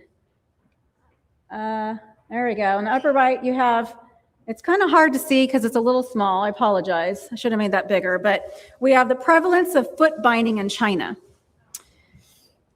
Now, if you don't know what foot binding is, I highly recommend you check it out on the internet. It was a period of time where little girls in China, their feet were bound to be smaller, petite, and it was considered attractive at the time, and obviously harmful. But it was highly popular and still growing in popularity, but it quickly lost public support. And then the thing to remember here is that it was outlawed after culture shifted. That's important to remember. Now, here's another graph of circumcision rates from 1870 to 2024, right here in the US.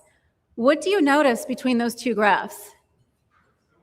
Pretty similar, isn't it? Right?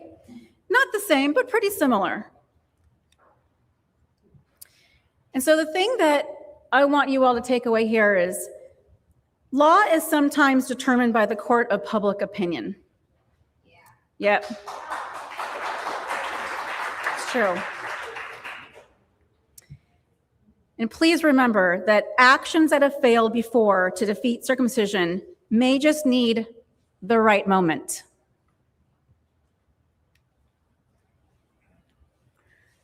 Now I want to talk about us for a minute. There's lots of intactivism going on, and it takes an army.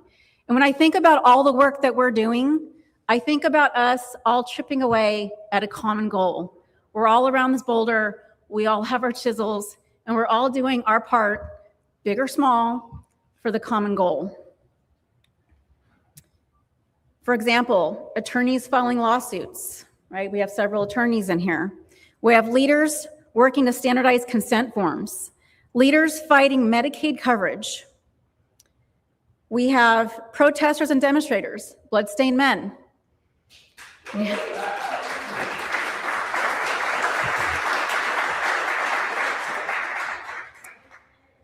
We have online educators, like on YouTube, such as Elephant in the Hospital. And by the way, if you have not yet seen Deborah's Cultural Conditioning, I highly recommend you check that out on YouTube. Again, it's called Cultural Conditioning by Deborah. I'm going to butcher your name, Eshigian. That's fine. Okay. My last name gets butchered all the time, too. I apologize. But it's actually a really great video that I would recommend everybody watch because it's now the first thing I send to pro cutters. It's short, it's sweet, and it just gets right to the point of circumcision and cultural conditioning. The first, cultural conditioning. And that is on YouTube, yeah. Oh, thank you. Dangers of cultural conditioning. All right. We have our social media warriors. Please never underestimate the power of social media.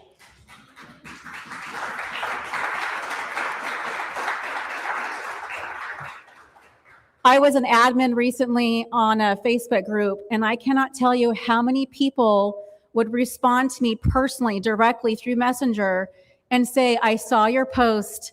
I had no idea circumcision was harmful. And I just learned a lot from just your one post. So don't underestimate that. We have intactivists making podcasts, experts. Hooray for podcasts. We have experts making films, American Circumcision. We have a star right in here. We have inventors creating restoration and reclamation devices.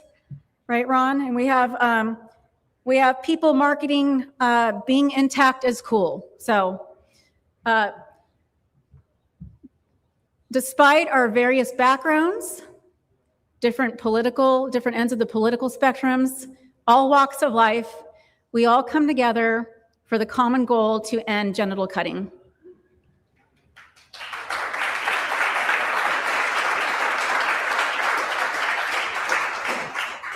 Our efforts are working, circumcision rates are declining. And I want to acknowledge the people who have been at this for decades. I know that you worked very hard, and we wouldn't be here at this time now with declining circumcision rates if it wasn't for you. So thank you.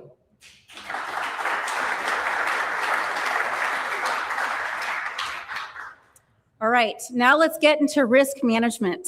Looking at risk through the lens of those who support circumcision. First, let's define fraud. What is fraud? The definition is quite literally intentional deception that someone relies on, resulting in harm or gain. What are the key elements? Deception. This is a big one. False statement or concealment. Doctor lied, misled, or omitted material facts. Knowledge. They knew the statement was false or acted with reckless disregard for the truth, either or. Intent. Deliberate, not accidental, made to obtain consent or payment. Reliance. The patient or parent reasonably relied on that material materially false statement in deciding. And then gain or harm, financial, physical, or loss of rights or value. Now, disclaimer, I put up several concepts here of different potential violations of the law. I am not an attorney. This was not reviewed by an attorney, and this is not to be used as legal advice. But the good news is that I ran this through ChatGPT and it assured me it's perfect, so we're good, right? All right, so let's take a look at these. So the first one we just already read off in the previous slide, fraud. The key differentiator with fraud is deception. The next one, though, is constructive fraud, which is a breach of duty through omission that leads to reliance and harm, treated as fraud, but without intent, which is great because intent is hard to prove, isn't it? Very hard to prove, or can be. Medical battery, an intentional medical procedure performed without valid consent. So that's really a consent problem. We have negligence and malpractice, a failure to meet the standard of care that causes harm. So that's really a care problem. And then we move down into the criminal concepts. Insurance and Medicaid fraud, knowingly submitting false or misleading claims to obtain payment, even if only attempted. We have falsification of records, knowingly creating or altering records to be false or misleading. And then we have criminal negligence, a gross deviation from reasonable care that causes serious harm. Now, part of the reason why I brought this up is because, well, first of all, not everything is fraud. I know fraud is a very powerful, sexy word, but not everything is fraud. But there's a lot of risk that doctors and hospitals expose themselves to when engaging in circumcision. And I also created this because, well, I was in a conversation with Dwayne Van Lanker. Where is Dwayne? There you go. Oh, right in the back. And we were talking about what the heck do we call circumcision? What is the worst thing we can call it? Is it rape? Is it attempted murder? What's the worst thing we can call this? And part of me wants to call it aggravated battery or mayhem because it involves intentional permanent bodily harm and it's prosecuted the top tier felony. But again, timing is everything, and we need a culture shift before people really understand how truly evil circumcision is.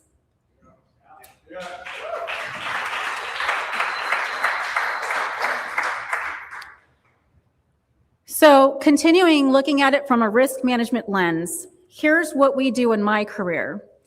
Entities set objectives. And then when I go in and I work for an entity as a consultant or an employee, I identify risks of them not meeting their objectives.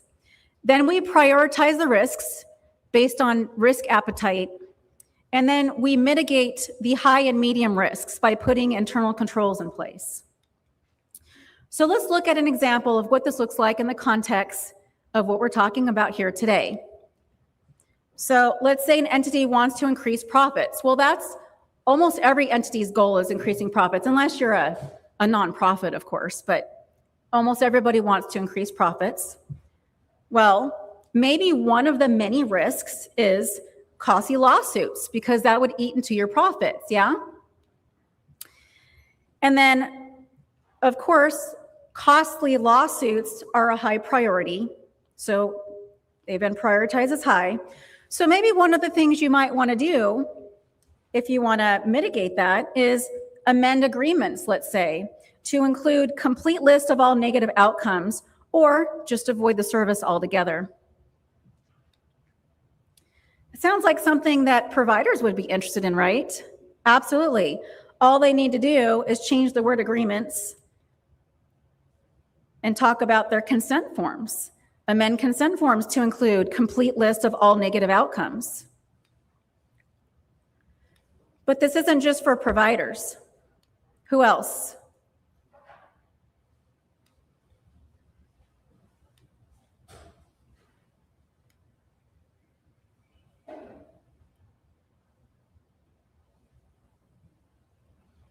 It's also for hospitals. Hospitals also have this risk as well.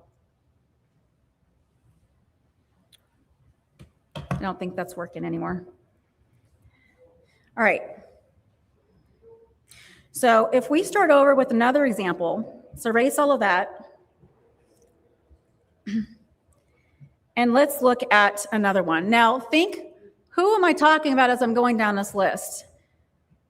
An entity's objective would be to maintain federal match funding. Feel free to blurt it out when you know who I'm talking about.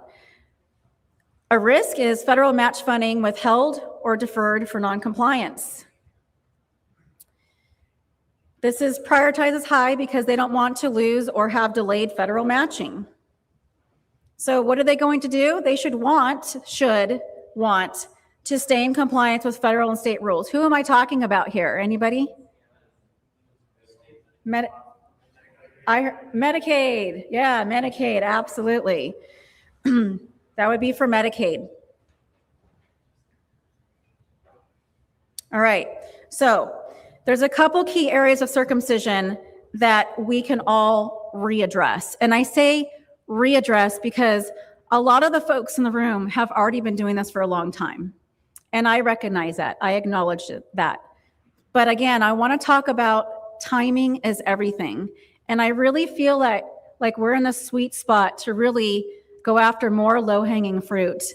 And so we can all continue chiseling away at that boulder for the common goal. So let's talk about consent form deficiencies and Medicaid coverage. So circumcision consent form considerations. Since lawsuit risks totally exists for providers and hospitals, they can certainly mitigate with explicit language in consent forms, future complications, foreskin function, alternatives, and require consent to be more than a week in advance. Why is that? Well, preferably we want this to just go away and end, but we gotta live in reality. And right now we're not able to just outright outlaw this. So we're chipping away at the culture, right? So we want them to include explicit language in their consent forms. If they do that, parents get complete information. If parents get complete information, fewer parents choose circumcision. I've heard so many people tell me the only reason I circumcised my son was because I did not know any better, right? If these consent forms were explicit, standardized, I think a lot of this would go away. It would reshape our culture, which would help reshape our law.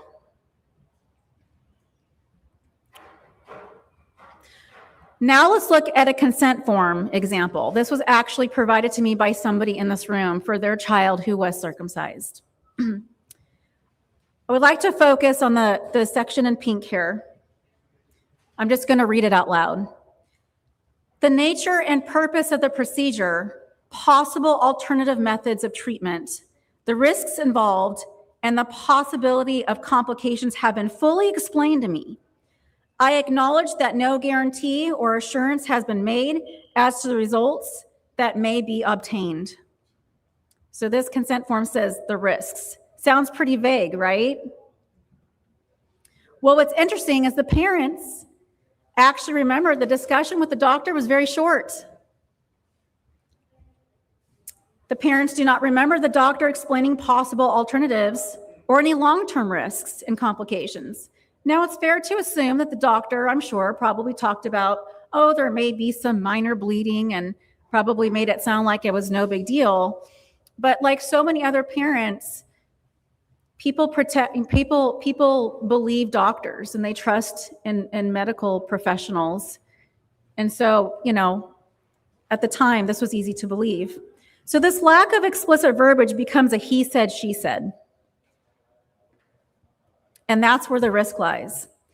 But I want to show you something else that's really interesting. This is the actual circumcision procedure document.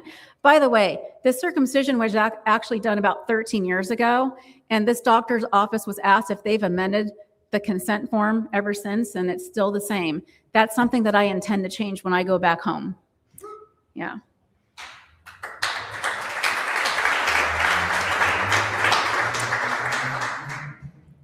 So here's the actual procedure document, and it says active problems.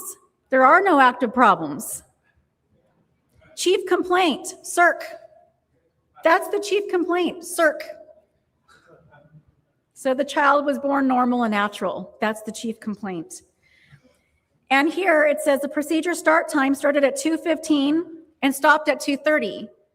So that's 15 minutes. How lucrative for a 15-minute procedure to charge all that money.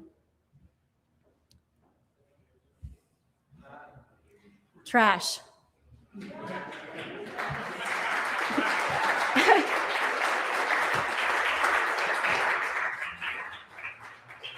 I figured if I couldn't woo you on my content, at least you would like the animations.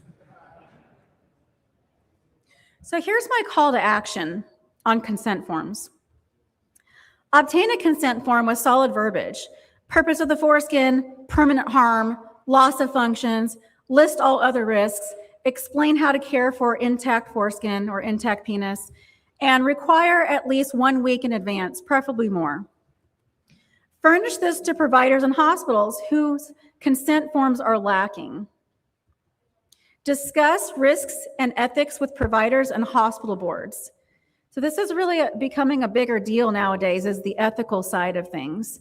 I think it really, the risk really speaks to the wallet and the ethics speaks more to the heart, right? So this is a big one. The main goal is to ensure their consent forms are truly educational for parents to continue that downward decline of circumcision rates. Now let's talk about Medicaid. Here is a map of the states in green that supposedly do not allow Medicaid coverage for non-therapeutic circumcision. Now, I did hear from Georgianne yesterday, this was a shocker to me, that some of the states in green can get around this because apparently, I didn't know this, they subcontract through private party insurance companies like Kaiser or other organizations. And so they pay through the third party, and that third party performs the circumcisions. So that is something that is of concern to me. And I was talking to Peter Adler about it this morning as well. The third party pays for the circumcision. So effectively, Medicare is still paying for it, right? Medicaid, excuse me. That's what I meant. By the way, a lot of people get confused between Medicaid and Medicare. Here's how I remember it, just as an offshoot. Medicaid ends in CAID. What state is CA? California. What state is ID? Idaho, where I came from. Doesn't work with care, right? Medicare. So that's how I remember Medicaid estate, in case that's helpful for you. Little mnemonic devices, I like those. So this is concerning to me, Georgianne, the idea that these states can potentially get around it. So that's something that I intend to look into more.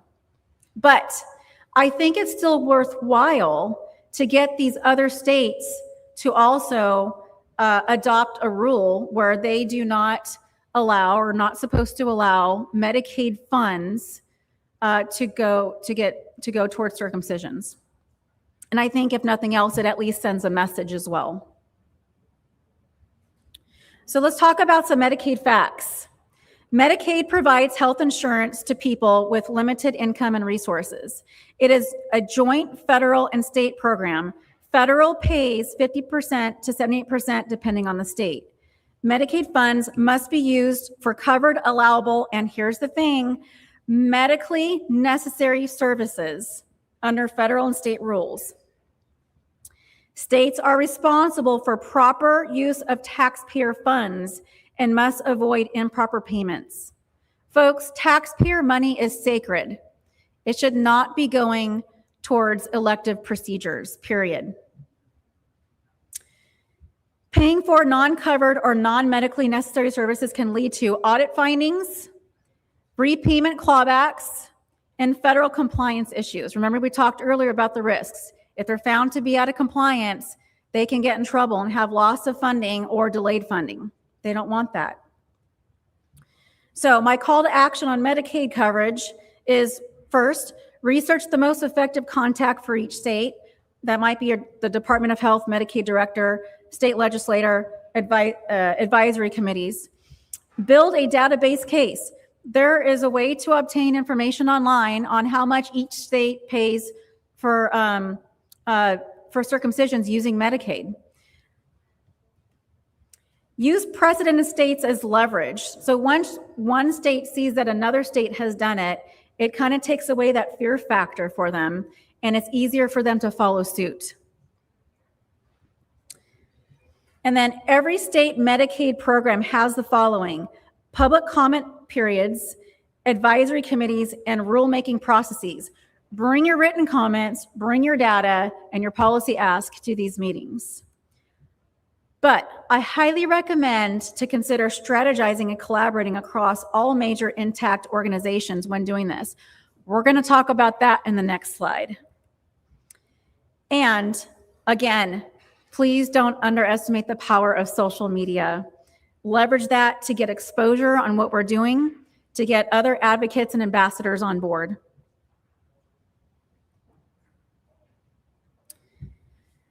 So here's my call for broader action.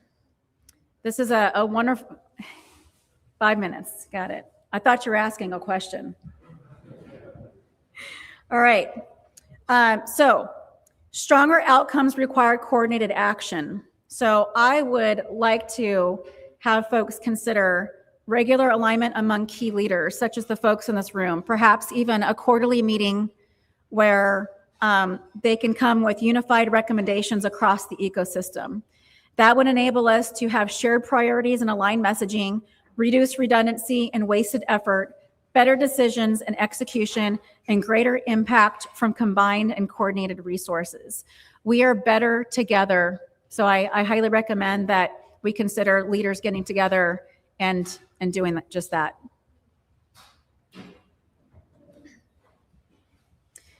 And so in conclusion,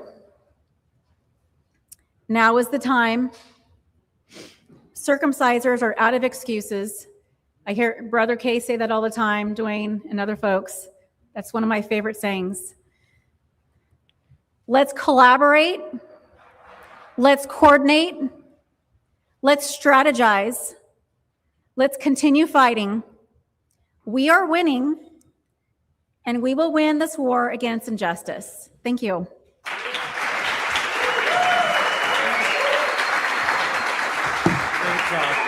you.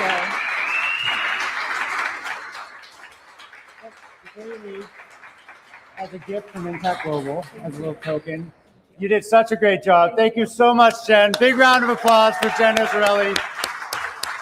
Well, I don't know what you're saying. What are you saying, dude? Do we have time? All right, hey, Jen, we've got time for one question. Jen? Microphone is coming.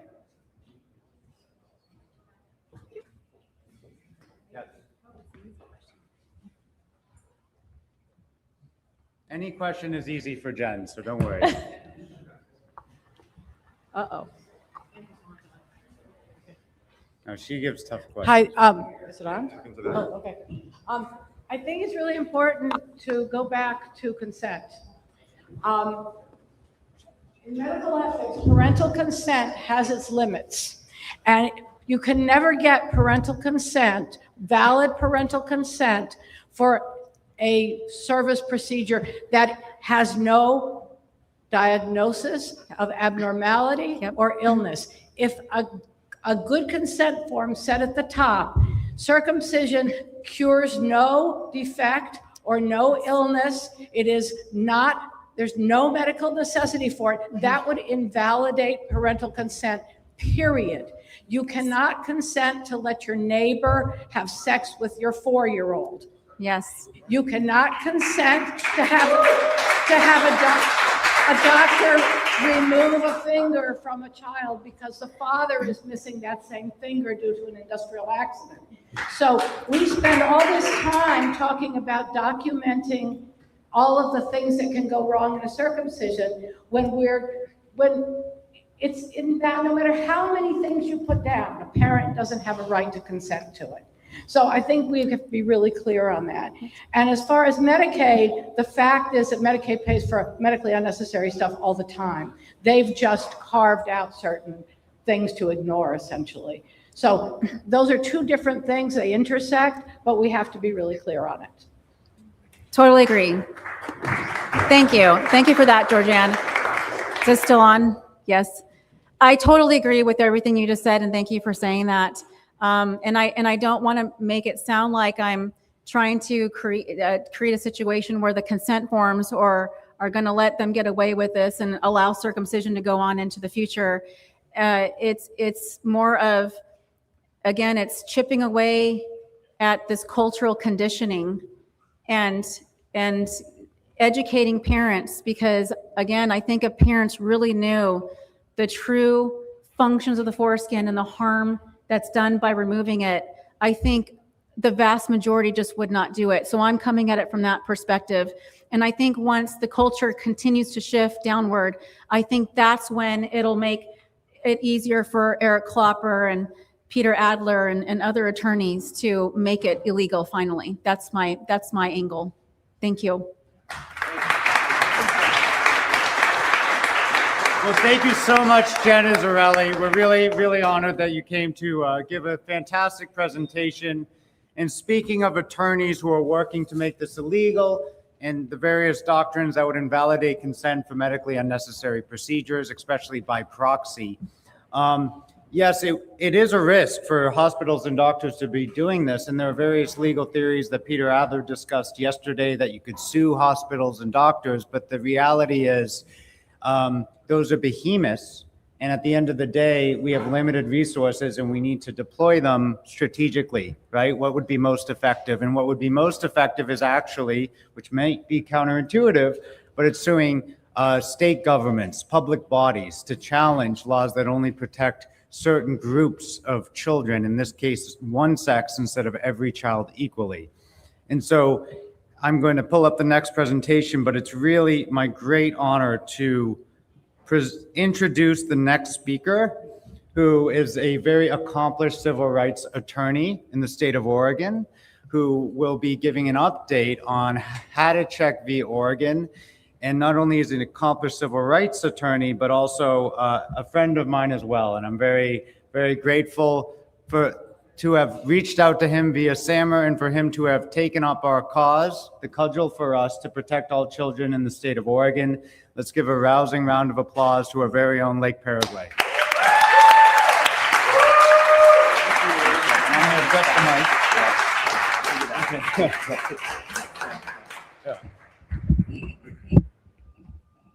It's as high as it goes. Thank you. So nice to see everyone. I've learned so much, and I'm so grateful to SAMR for finding me on the internet. I didn't come to this cause. I came to the cause because SAMR invited me. And initially I thought that it was an invitation to join the battle against trans rights. I was very confused. I just didn't know that there were people, like-minded people. I didn't know that there was a group of intactivists. I'd never heard of it before. And kind of this is it. I mean, I don't know, maybe there are more, but I do feel like it is a small group of people, and we're really learning a lot this weekend to figure out how to move this forward. So I wanted to just kind of talk a little bit very specifically, very concretely about the Oregon litigation, because so much of it, I mean, a big part of Intact Global's mission is to create this impact litigation. Not everyone maybe understands what summary judgment means, what a motion to dismiss is like. So I wanted to just speak very concretely about the lawsuit, where we are in the lawsuit, what we're doing, and then open up to any sort of question that anyone might have. Very basic is great, because I sometimes think we talk about law as lawyers, but we use terms of art that not everyone maybe understands equally. So let's just get into it. Anatomy of the lawsuit. That's what this is about. Okay, so we filed a lawsuit in Oregon. Eric's talked a little bit about why we did it in Oregon. And this was last year, right around the time of last year's conference. And at the time we had multiple plaintiffs, including the parents, I think, of some of the children who were cut, trying to find emotional harm, physical harm, societal harm, some kind of harm that would get us in the door. Because a lawsuit, you have to have some sort of grievance, a harm, and then seek a remedy. And so the lawsuit essentially says that Oregon made a policy choice in creating a statute. It was an emergency statute that we needed a female genital mutilation law. And I just note the word mutilation. We were talking about some of the language we use around circumcision, maybe mutilation's a little hard. That's actually what is in the law. That is the legal word for female circumcision, at least in Oregon. So Oregon made a policy choice to criminalize and condemn non-medically necessary genital cutting of female minors, but not male minors. And because plaintiffs contend the two are constitutionally comparable, that sex-specific protection violates Oregon's Equal Protection Clause and the Equal Rights Amendment. So a lot of states have equal protection law, clause in their constitution, but Oregon, I think maybe 10 years ago or so, added a specific clause to our constitution that specifically recognizes that male and female people shall be treated equally. So that's the lawsuit, pretty straightforward. And we asked that the court declare that female genital mutilation statute unconstitutional. So that's kind of important. It's not saying that circumcision is no longer going to be allowed. It's essentially saying that the statute that protects girls is invalidated. And that sort of would be a call to the legislature to address it. Ideally, this is a public relations campaign. It's to get people to talk about it. Eric talked a little bit about the international and local coverage that we got. So it's impact litigation. This is not going to cure anything. We also asked that potentially this female genital mutilation statute could be extended to apply to everyone. And I'm not sure that the court in Oregon really has the power to do that, but we'll see what the judge does. So we filed the lawsuit. And, well, it's not, okay. So initially the state, there are 4 women, and formerly the head of the trial division was a woman, a friend of mine, 4 women working against this effort at the state. And so their initial effort was to say, well, you know, this lawsuit just needs to go away. We're not even gonna hear it. Even though it was filed in the court, the state came in, you know, they're friends, they're professional women, but their position was, you know, these boys have already been cut, and so there's no redressability. Nothing we do, even if we rule this unconstitutional, it's not going to generate their foreskin. They're still going to suffer this harm. So they've already been cut, so too bad, so sad, go home. There's no lawsuit here. Go to the legislature, talk to them, but we're done. So then Samer, who is over here, Samer Safrini and David Marker is on the team, and Deborah Shagian and Eric. But I think it was Samer sort of brought forth this idea of stigmatic harm. That even though someone's been cut, and we've heard a lot about it today, there's still trauma associated with it, there's regret, there's shame, all of these feelings that continue to endure. And so we added, well, maybe they were there before, but some of the plaintiffs were cut after the female genital mutilation law went into effect. So they're pretty young. Maybe it was 20 years ago. Do you know, Samer, when was the female genital mutilation statute in Oregon? 1999, that's right. So anyone 26 and under could have, could be part of the lawsuit. And that was essentially what we argued, that people who were cut, boys who were cut, when the law was in effect, they have stigmatic harm because the law didn't protect them. And so they live with this notion, they live with the reality that they were treated differently when there was a law specifically protecting girl minors. Okay, so we have the hearing on the motion to dismiss.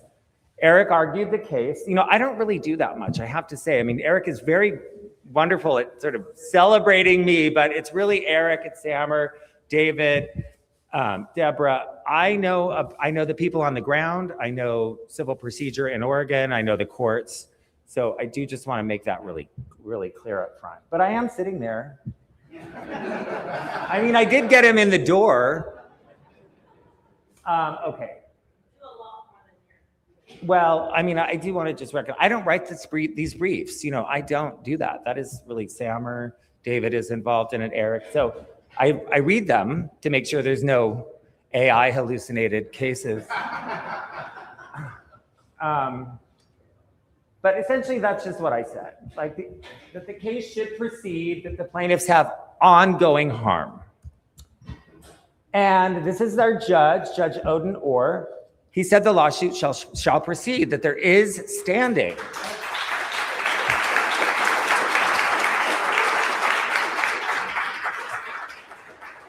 For some of the plaintiffs, so the case was dismissed as against a couple of the plaintiffs, but it doesn't really matter. The original lawsuit that was filed was 72 pages. And the rule in Oregon is to create a plain and concise statement of material fact. But it educated the judge. He read those 72 pages, and he might not have understood what we were really dealing with if we just simply said, hey, girls have this law that protects them and boys do not. It was a very thorough explanation of the history and the anatomy that he read first. But then at the end, after he read in our favor, he said, clean up that complaint. You know, this is great, I read it, but we really just need to narrow the issues so that we can focus on whether this particular statute is unconstitutional. But it was a huge deal because he found that the plaintiffs who were circumcised after the FGM statute went into effect have standing.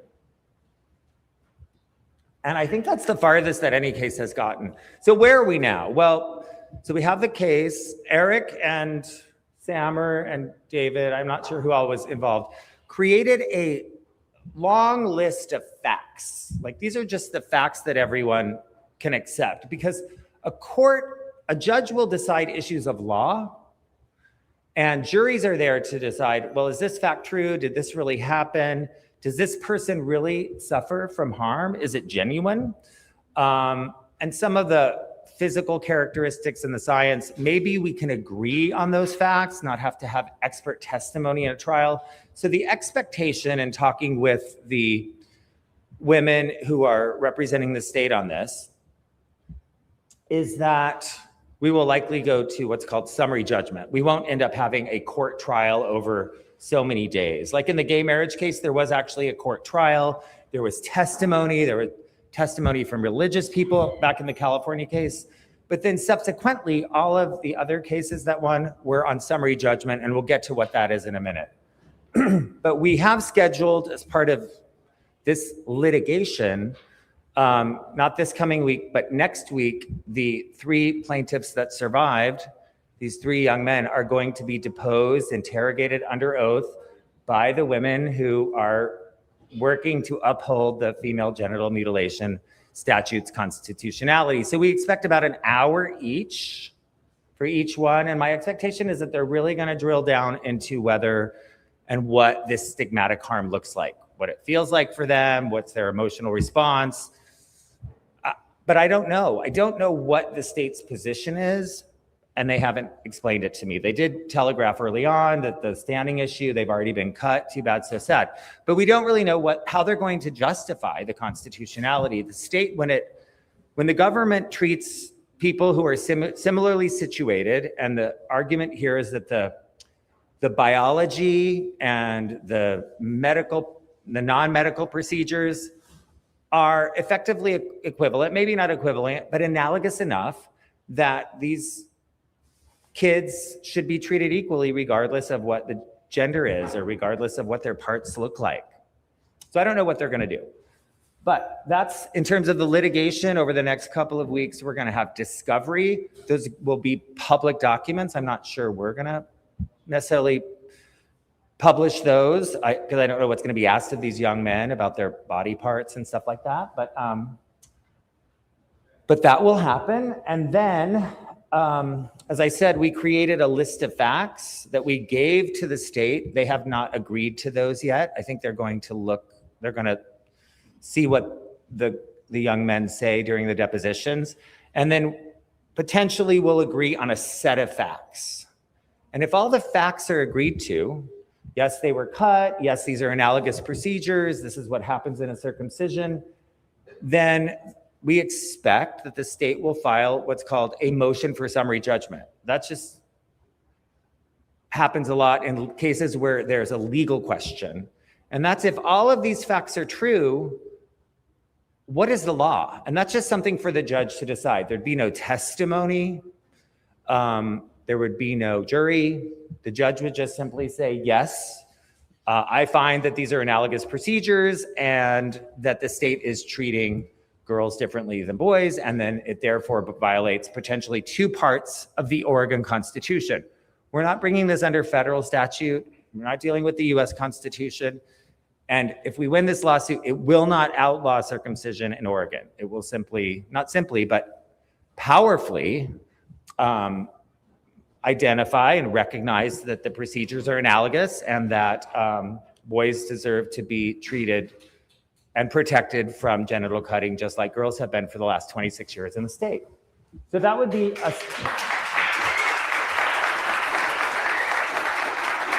and I just don't know what the state is going to argue. It's fascinating. It's going to be sort of I don't know if there have been other cases, like maybe 20 years ago I heard about it last year, or 40 years ago there was someone that brought a case in Michigan, I think, or the Midwest. Is that the Midwest? Great Lakes area? Anyway, that's what I remember. So say that again. Okay, Sammer says there was an 8th Circuit case when, yeah, many decades ago that got dismissed for lack of standing. So truly the work that they have done and that Intact Global and all of us have done have really, this is the furthest this has gotten, at least in a court. So that then makes, I think, the right time is coming, as the last speaker said, like it is moving into the right time. The fact that the judge entertained enough that this is a harm that gets us beyond that hurdle, that was a hurdle that was not available 40 years ago. So, woo. So we're gonna have that hearing, I expect. And then, I don't know why that wasn't on mine, but in any event, we're gonna have that hearing, and then win or lose, someone will appeal it. And that will go to the Court of Appeals, and this is a group of people, my peers, Court of Appeals, and they will make a decision about whether to send it back to the trial court, or probably they will make a decision about the constitutionality of the statute. During this time, the legislature could act. They could tweak the FGM law. They could talk about it in a legislative session, which would be great because, again, it would make the time more right. People would begin talking about it. Maybe a few boys might not be circumcised that year. So I think it's really important and that we're doing good work here, win or lose at each level. So after that, then it would go to the state Supreme Court and they would review what the Court of Appeals said and what happened, what Judge Odin Orr writes in his decision. And then after that, that is the end. There's no appeal to the US Supreme Court because there's no federal question. Although there's an equal protection under the US Constitution, this is a state case. So just to be really clear, nuts and bolts, this is never gonna go to the US Supreme Court. And not this case, yeah. And that's really it. That's just where we are. I wanted to give a brief outline of the case. Does anyone have any questions? Yes. Tim. You should get this tape. You have to use both of these microphones. I know. Oh, wow. How special. I'm on the mailing list for several women's groups, including Equality Now, who has made FGM one of their top priorities.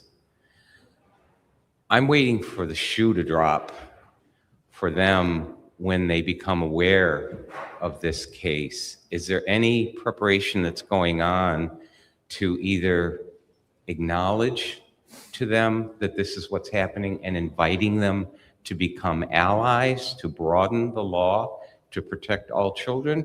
Or is it just going to be dealt with if and when it comes up? But I'm pretty sure it's not an if. It probably will come up. I don't know anything about that. Eric? Sorry, can you repeat the question?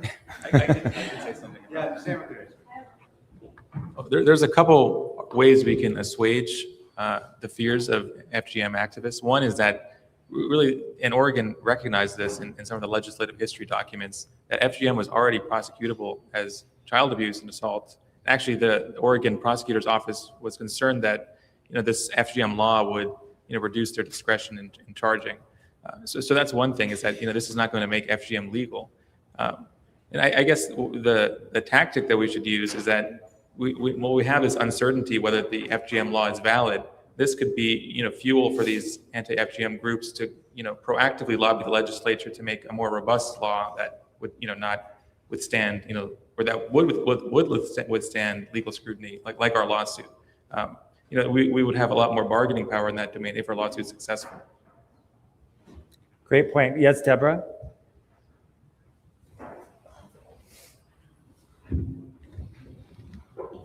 Thank you, Lake, for your excellent speech. Can you hear me? Okay. Just kidding. Hello? Okay. First of all, thank you for that. And thank you for being the local counsel for Intact Global. How important do you think it is that we have more lawsuits like this simultaneously throughout the country? And what would you advise that people in this room could do to further that cause? Well, so as I did work on the gay marriage case in Oregon, and I was not doing that alone. Like with us, we're kind of the lone voice in the country on this issue. At the time I was doing it, there were other states. California had already done it. Utah was one of the first states that, surprisingly, maybe just, I don't know why, so many Mormons there. You think maybe they wouldn't be into it, but there was a unanimous state Supreme Court opinion that said that marriage equality must be allowed for gay and lesbian people, same gender couples. But there was a lot of solidarity and a lot of nuance and variation to the ways in which courts looked at the issue. So that was very instructive in developing arguments. I think for the Oregon court, and in my case, the Attorney General was definitely on our side. So for them as well, because it's so easy to look at what other states are doing, to download their briefs, to listen online to the arguments. So I wanted to mention that Eric's excellent argument before Judge Odin Orr and the state's mediocre argument is available, I think, on the website, but we definitely got special permission. That's something that I did, to videotape that experience. So that's great. And so for people who are maybe doing this in other states, they can look at the work we've done in Oregon. So, we cross-pollinate in that way. What can people do from other states? Well, right now we need local counsel in Colorado. So if you know anyone who knows anyone in Colorado who might know someone there, that would be great, because we're ready to launch that. I mean, the work's been done, the statutes have been analyzed, we're ready to go. And then, financial support is always welcome to the organization. It's not inexpensive to do this work, and so that's helpful. So anyone else? Okay. Hi. Yeah, thank you for the talk. Will you say your name? I'm Christian. Hi, Christian. Lots of family in Utah, actually. So. Oh, good.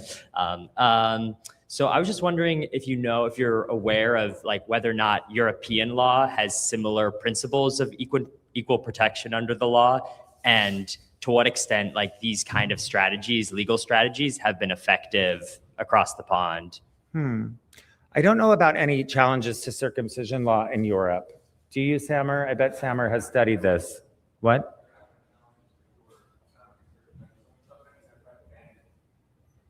Some countries have tried to ban circumcision. In Germany, oh yeah, you talked about that. and Iceland. So there are, I don't know though. Oh, thank you. But yeah, Samer and Dr. Jarrett can have more information there. All right. well, Anyway, thank you so much, Lake, for coming to speak, for helping us out in Oregon, really. And as a little token of our appreciation, this little Intact Global class. So, Thank you. Thank you. Thank you. So really would not be as far as we are without Lake. So thank you so much, Lake. So we're about to break for lunch. But before we do, I have an important announcement, and that is we are still selling merchandise for Intact Global, right? And so actually, could I have the bag here? So we have these swag bags with T-shirts in them, right, of all various sizes. They look much better on our living model here, Ethan. So, right, $30 for a T-shirt, I believe, and then we also have the Intact Global hats, which are my favorite. $35, which I wear every day walking mountain, who will be joining us later. See, look how great that looks, right? So big round of applause for Ethan. But we're not done. We are not done. We have the handy Intact Global notebook for notes here, the next conference, you name it. And it just keeps going in the Intact Global pin, which hopefully will get us over the line. And it all comes in the Intact Global bag, which is themed drawstring. So if you guys get it, you get it.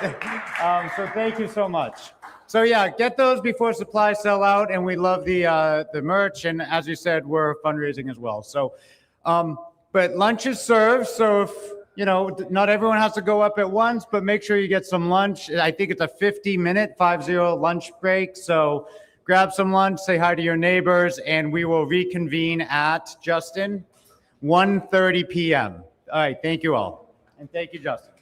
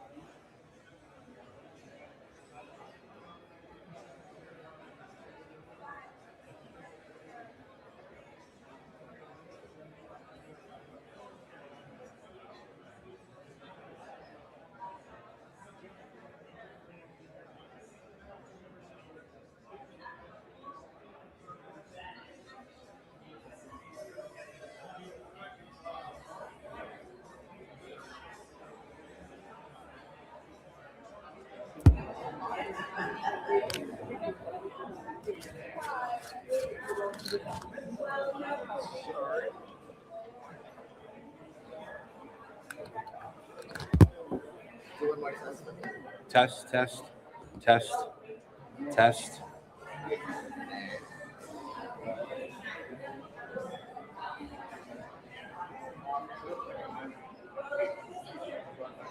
Test, test. So now I'm just going to go down to this side. You should be good to go. I'm getting levels. Good. Got levels on 3. Thanks, guys. It's 7 minutes. And the plan is that you're going to take the receiver off, the backpack off of him, and then lay it onto my headset. And then this will be the Q. Oh, the Q.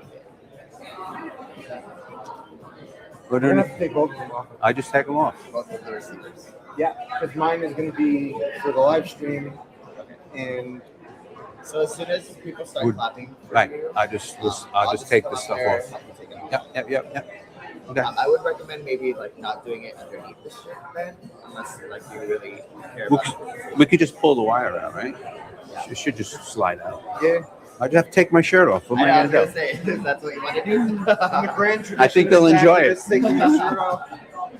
Awesome. We're all set, and I have it muted right now. Good. Yes, I don't want to drop the F-bomb. All right, I'm gonna use it back.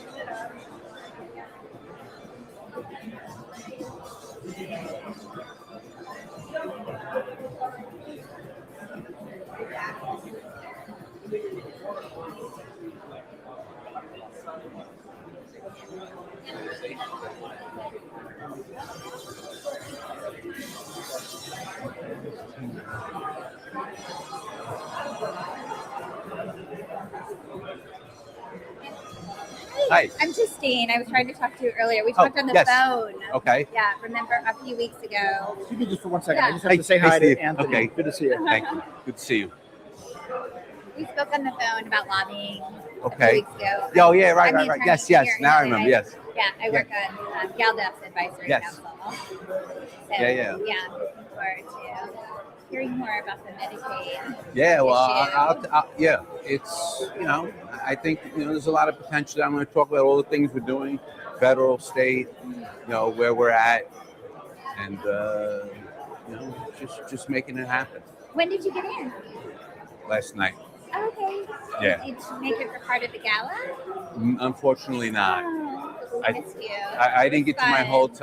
hotel till almost 10 o'clock. Oh my God. The LAX is a rough airport. You Yeah, fly- it's not easy getting out. Well, getting in and out actually, but getting out, you have to go. Just to get your bags from taxi JetBlue, it's like a mile hike. Oh, I guess it's a big airport. It's a hike, and I then thought you were going to complain about the ground transportation. they put you on a bus to get to the baggage claim. Oh, That was like a wow. 10-minute Oh my ride. gosh, no, I haven't experienced Yeah, and it then that then you go up the stairs, walk, then down the stairs. bad. Uh-huh. You get your bags. That came pretty quick. Then you get bags. Now you got to find out where the Uber thing is. And I'm walking around. I asked the security guard in the road.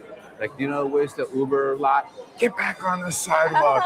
I'm like, whatever, dude. Go. I found the Uber lot. Well, that's good. Now that's where I struggle is that there's a shuttle that'll take you to Right. the Uber lot, but Right. I usually just walk it, Yeah. and it's not that easy to walk. It seems like it's going to just be a really quick walk, but you go by construction and then sketchy and you're crossing busy streets. You think they So put like great. a sign It's up not at a baggage easy. claim, like Uber lot? Yeah, this? No, yeah, they it's don't not do that. obvious. They don't want I to know, tell you. I know. I feel bad for people that don't speak English or just are confused. It's not very welcoming. I'm wandering around. You know. Well, you made it. That's good. Oh, hello, Tony. At the end of the hour. Great to see you. Okay. So so kind of, I know you've been here a little, you kind of see the thing. I'm going to come up, introduce you. Yep. You know, thank you for making it. I know that this has been quite the weekend. Right. After giving you so much shit about the lighting and everything, I know. I'm like, oh, I might not be able to come now. Yeah, no, we got the lighting, and the lighting's good, and the ship helped make it everything better, right? So we've got some good, Yeah. This space is made for filming and stuff like this. This is a great thing. But anyway, so I, introduced you as the founder of Intaction Right. and Health Equity Campaign, Equality. Health Equality Right. Campaign. 501c3, C4. Right. I don't know if you're going to talk about the difference or kind of what. Briefly, I'm going to touch on it. I don't want to Okay. get into too much The details weeds, and everything. Yeah. I'm going to thank you for making it, despite your recent loss in the family. Right. And, just give you the floor and do whatever. Yeah, I'll so do my you're, thing. You're mic'd up? I'm mic'd you up. spoke to the sound guys? We're all good. We'll put you after lunch, because I know that Yeah. there's a little additional Yeah. fare for our friend. Yeah. But, I'm going right now. yeah. Is Jessica speaking with Ron? I'm asking. Yeah. She said Yeah, she I'm wanted coming in right at like clarify that 30 because minutes. there's sound Like, implications. so. Okay, so Jessica wanted to do a 5-minute talk. Should we do that first? Will it really be 5 minutes? I can ask. If you can't, so we can do it right now. Yeah. Okay. And then she's going to kind of be your hype man. Okay. A hype woman, I should say.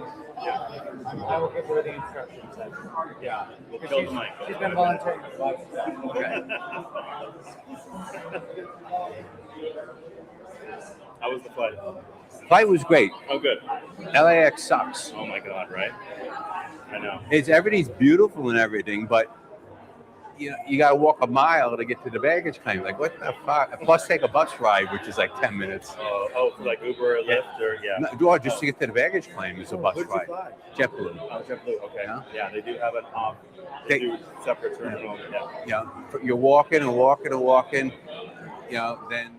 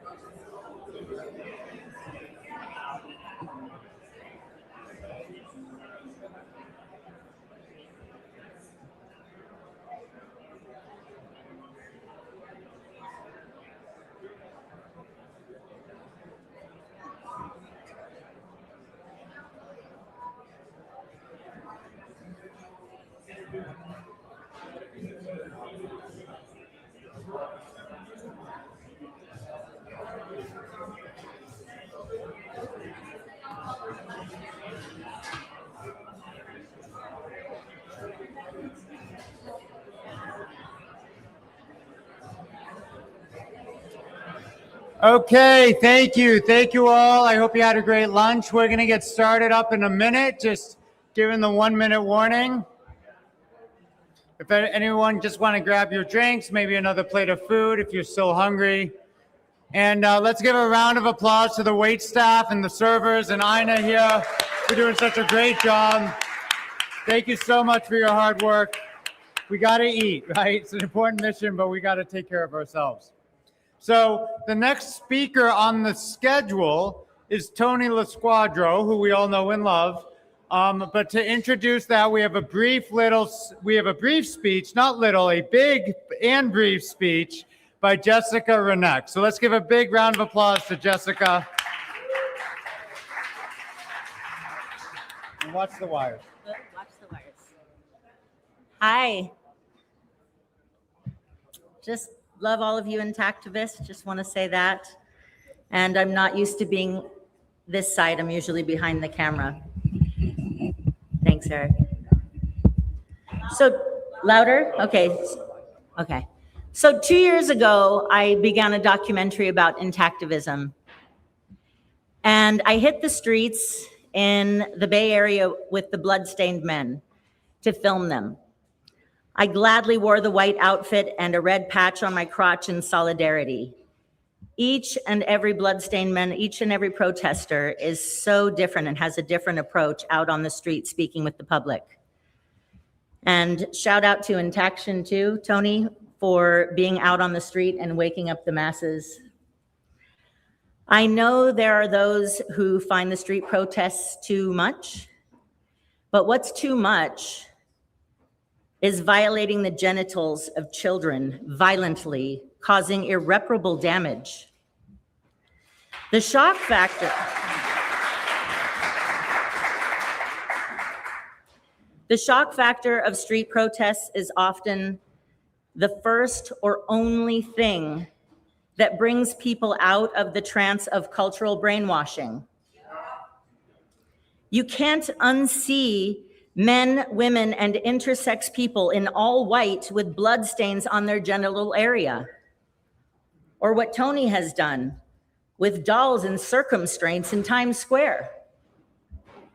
This imagery reaches a part of the subconscious, our ancient DNA, that understands that harm to our children and our genitals puts our very species and its survival in danger.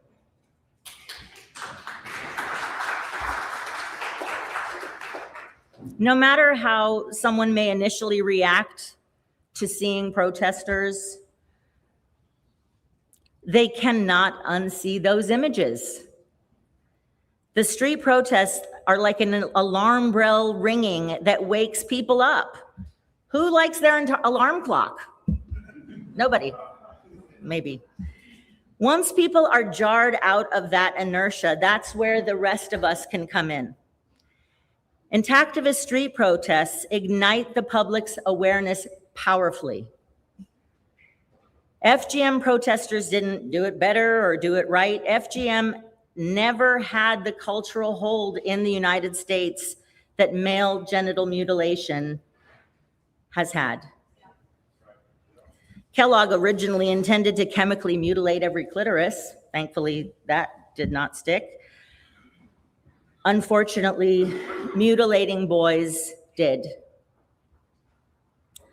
I'm not here to argue whether people are doing it right or wrong. I'm here to say that people are doing it right.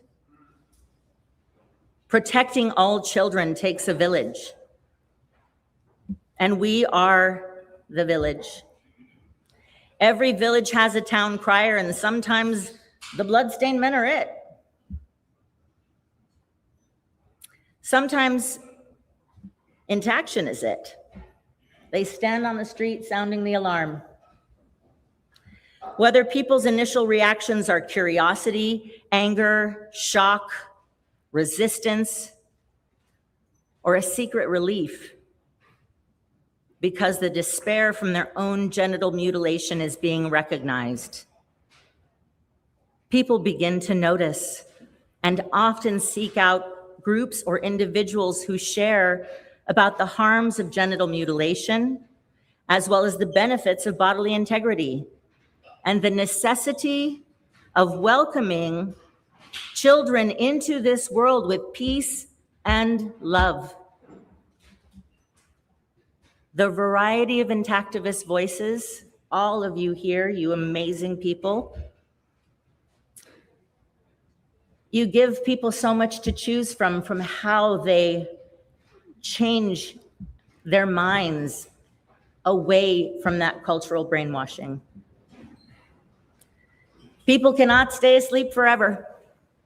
We're fortunate to have tireless volunteers, often wearing a uniform that represents the purpose that all of us here share, taking to the streets.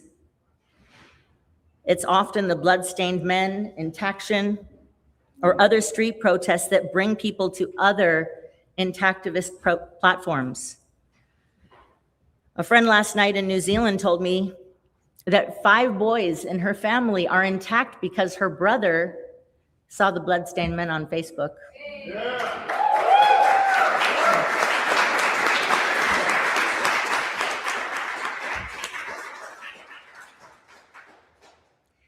As we all know, intactivism is not about any individual or group. Intactivism is about the children not yet here that we all intend to protect. It's about the future of humanity itself. There's a weird saying, there are more ways than one to skin a cat. Well, there are more ways than one to keep children from being skinned alive. It takes a village. We are that village. No hierarchy, no single solution. Protecting all children is going to take all of us. It's going to take all of us and many more. To that point, I want to say one more thing. I heard someone saying yesterday that the different intactivist groups are competing for donors. We're all capable of inspiring more people to become donors and intactivists. The documentary I'm making about intactivism has received funding from a Jewish 501c3. I hope we can all see the value in each other's approaches to intactivism and work together to end the tragedy that genital cutting of infants is.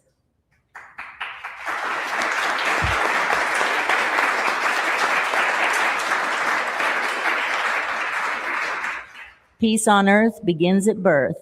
Love you all.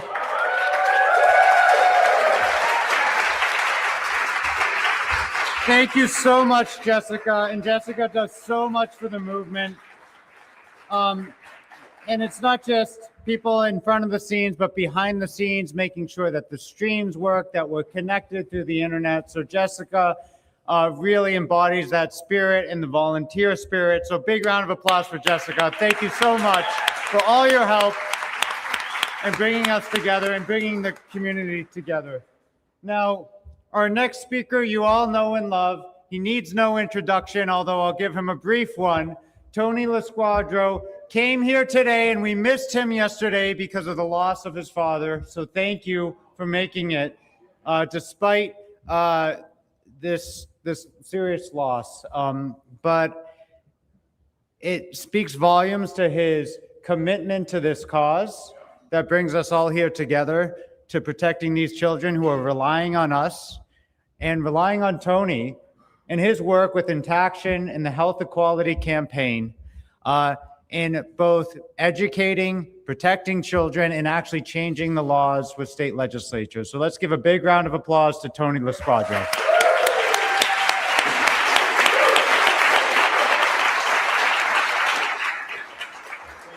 Thank you, Eric. All right. Okay. Where's the clicker? The clicker is, okay. Okay, let me just get myself set up here.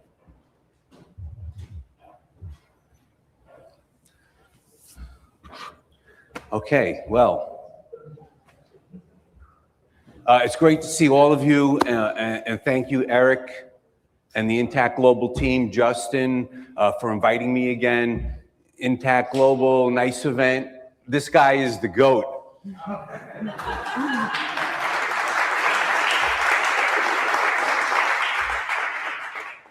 And he's looking very dapper too. And now we know he owns at least 2 suits. All right, but I feel like I'm in a library here. So That's probably good. So if I start to suck, maybe I'll just pass some books out. But I'm going to talk about my work and adventures lobbying for the cause. And that's the cause of stopping the genital mutilation of children. Let me just see here. We're good? Okay. Protecting boys and men's bodily autonomy isn't a fringe idea. It's fundamental to their health and dignity and essential for their well-being. And we're doing real lobbying just like the big guys. But I want to say I was on Capitol Hill walking the halls of Congress, meeting with high-ranking senators and congressmen. I was even going to meet the Vice President of the United States. And as an Italian-American, I thought my grandparents would be so proud. We came from Ellis Island to Washington, D.C. But then I met RFK Jr.'s nephew, Jackson Hines. He told me to call me the penis guy in Washington. I turned to my lobbyist and I said, is this what my lobbying dollars are going to? You better fix this. I hope my grandparents didn't hear that, wherever they are.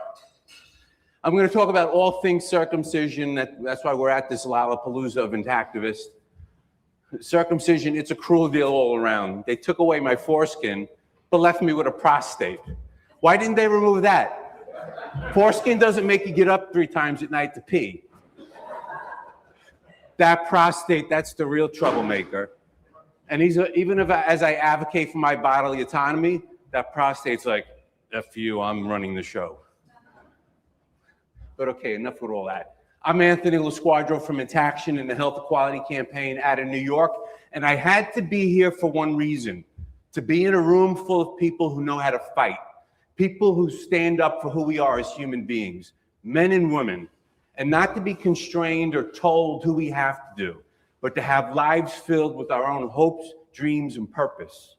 And here's what we're fighting for: the right for every human being to pursue those dreams with a natural, intact body. They try to hide what they do to children behind polite language. They call it circumcision, but we know what it is. We know the truth, and we're not afraid to say it. It's genital mutilation. So let me ask you, and I want to hear you loudly. Are you those people? If you are, give me a yes, we are. Yes. All right. That's it. I want to feel the energy. Because when I look around this room, you're not ordinary people. You're the few who have the courage, who chose courage over comfort. You're the ones that are willing to speak out about an issue that most people are too afraid to question, too afraid to challenge, too afraid of offending someone. But not you. You chose to care and you chose to show up, and that makes you powerful. So right now I want to do something. Let's acknowledge that courage and celebrate the fact that we're all here. Thank you for being here and caring. Give yourselves a round of applause.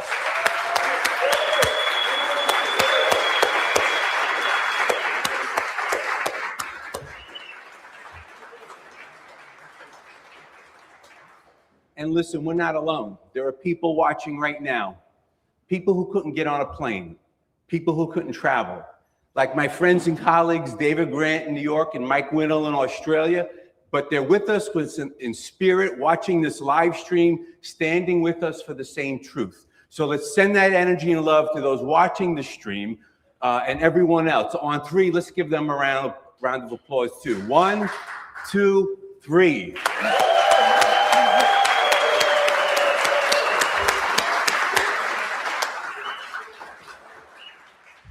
This is how movements grow. This is how change happens. And this is what courage looks like.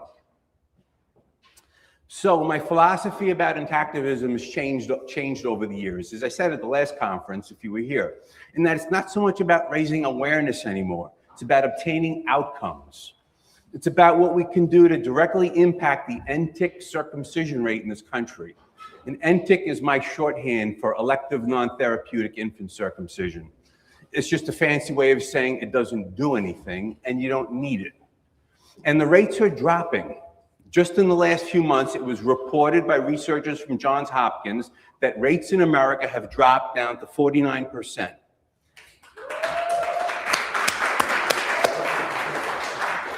And it happens to be the authors of that article are our opposition. Nothing is more persuasive than using your opposition's own data to show that you were right, that American support of circumcision continues to fall. It's like getting a confession. And circumcision rates are a proxy for American support for the practice. That's how it translates. And when I go to Capitol Hill or state capitals, it's one of the first things I mention, that Americans are having a breakup with circumcision. And policymakers don't have to worry about disrupting the practice because it's not going to be missed. So, and I call it a practice. I call circumcision a practice, not a procedure, because calling it a procedure dignifies it too much. It's really a bad American habit. But the study said that the largest drop was amongst white and high-income parents. And that certainly deflates arguments that stopping Medicaid coverage harms or stigmatizes low-income families.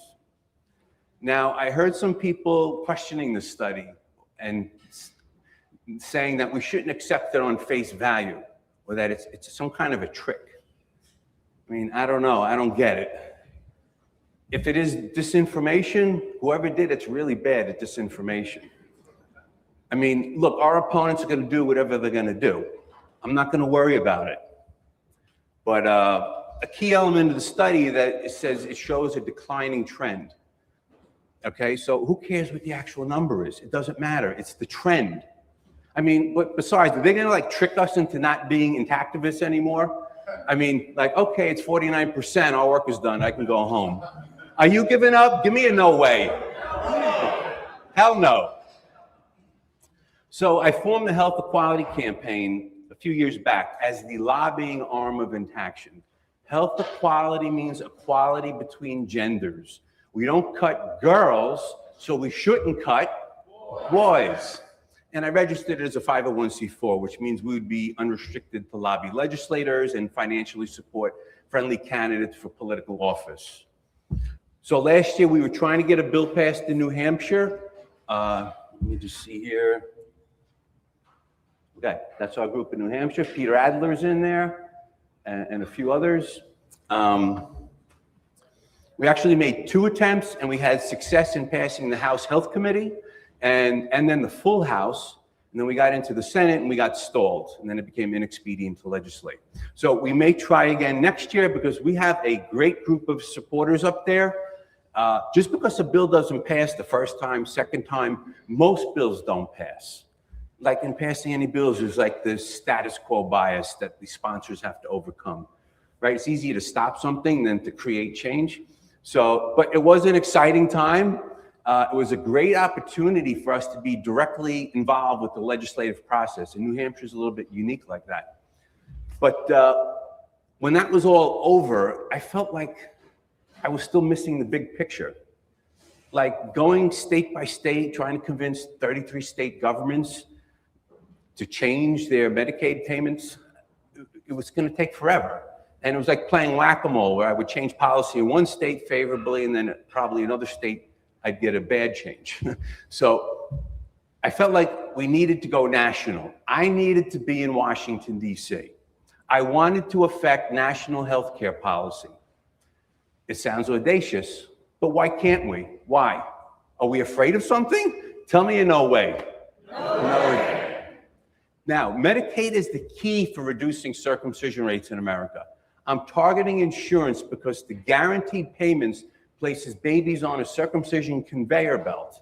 When hospitals know the money will be wire transferred from the insurance company's bank account into theirs, they will solicit and manipulate parents to do it. Insurance payments are the linchpin. I believe if the money is not there, hospitals will tell parents they don't do them anymore. Not medically necessary. Your son will be fine just the way he is. When you change economic incentives, you change human behavior. Medicaid is the target because at least 50% of the children in America are covered under Medicaid or CHIPS, which is the Children's Health Insurance Program. And then private insurance is often based off of Medicaid coverage, with private insurers reluctant to stop covering something that public insurance covers, both for competitive and regulatory reasons. So with the new administration in Washington coming in the early of 2025, and with the focus and attention on routing out waste, fraud, and abuse, which defines circumcision perfectly, and with it possibly being the most disruptive time in American politics, for better or for worse, I had to be in the middle of that chaos, seeking change on a national level. Maybe I could ride in with the tide of some other issues and mixed in with that stuff. But I felt like it would be activist malpractice not to be there. So I began talking to DC lobbyists who might entertain taking our campaign on as a client. We need a lobbyist and their connections to get in front of people that can help us. Now, anyone that's tried to create change on this issue knows how challenging it is just to get past the gatekeepers, okay? Just mention circumcision and people start staring at the floor like, oh, that's an interesting carpet pattern down there. It took some time, but I finally found a firm that was interested and had direct connections into the current administration. And that was Chess McDowell of Checkmate Government Relations. It's one of the fastest growing firms in DC. Now I'm gonna preface this with a trigger warning. So if some of you guys don't like the people in this picture, just take a deep breath. Okay, so the guy on the left is Chess, he's our lobbyist, he's our head lobbyist, and then you got RFK on the right and whoever. They're falconeers, so that's what they do. Okay, so Chess, he personally knows RFK Jr. along with several other key players in the administration. I want to point out that when it comes to politics, I don't get to pick who's in power in DC. Intaction HEC engages in single issue advocacy. If it's the current administration, I'll engage them. Some people might get upset with that. I have to work with the people who are in control. Otherwise, I would have to wait 4 years for another administration. And then what if I don't like that one? So in lobbying, it's not about idealistic views or who you like. It's about getting done what you need to get done to reach your goals. Yeah.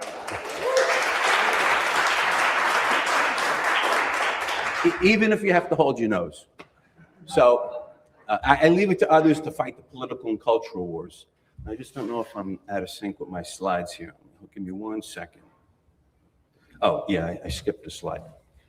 So this is Checkmate's clients, just to give you an idea who we're running with here. Now, I don't know if you guys can read this, but there's some really big pharma companies, government agencies in other countries, this kind of a thing. So, and some nonprofits. So this is who we're with. This is who we're working with that has these type of clients. So we finally embarked on this federal effort back in June of 2025, just as the big, beautiful bill was being debated. But we were coming in just at the tail end of that. But in a very short time, I was meeting some people at high levels of government. I made several trips to DC. The lobbyist I directly work with is this lady named Caitlin, and she and I met policy staffers, like for instance, from Senator Mike Crapo's office. He's the chairman of the Senate Finance Committee. Senate Finance is a key committee because they control funding for Medicaid and HHS. When Caitlin contacts the legislator, she gives them our policy documents on how 16, 17 states have dropped coverage from Medicaid funding for circumcision, how parents are rejecting it in greater numbers, per that John Hopkins article, cost to Medicaid, plus we add in complication costs, because you can't forget about that. If you don't do the circumcision in the first place, you don't have the complication costs. And how it's not medically necessary, and that wonderful Max Buckler article with doctors from the AAP withdrawing their support from circumcision, in which they said doctors need to get out of the circumcision business and they no longer recommend it. So we also approached HHS, which I'm going to use that abbreviation, but it's Health and Human Services. We call it socializing the issue with the end goal of getting a policy change or updated guidance on the coverage of NTIC in the state Medicaid programs. Policy changes are a lot easier than passing a law. So sometimes that's more expedient to kind of do things that way. And when I say socialize, that means chatting the issue, chatting about the issue, warming them up to it and getting their take on it without a specific ask. I was invited to a DC dinner event to meet staff from Vice President J.D. Vance's office. Unfortunately, as it turned out that day, that was the day Charlie Kirk was murdered, and due to heightened security restrictions, they couldn't attend the event. But after all these meetings, my take on this is that we are a novel issue in the spectrum of issues that they're dealing with. So we do have to take that into consideration, and it takes time and repetitions to warm them up and find people that will support us. I think generally speaking, people often understand our positions, but they never heard of a group actively taking this issue on. I was hanging with Jackson Hines, who's RFK Jr.'s nephew. He's actually one of our lobbyists. I also networked with the MAHA movement. I met with Tony Lyons of MAHA Action to network and build relationships. And it's also a way to reach RFK Jr. Because, and other officials too, because this is their group essentially.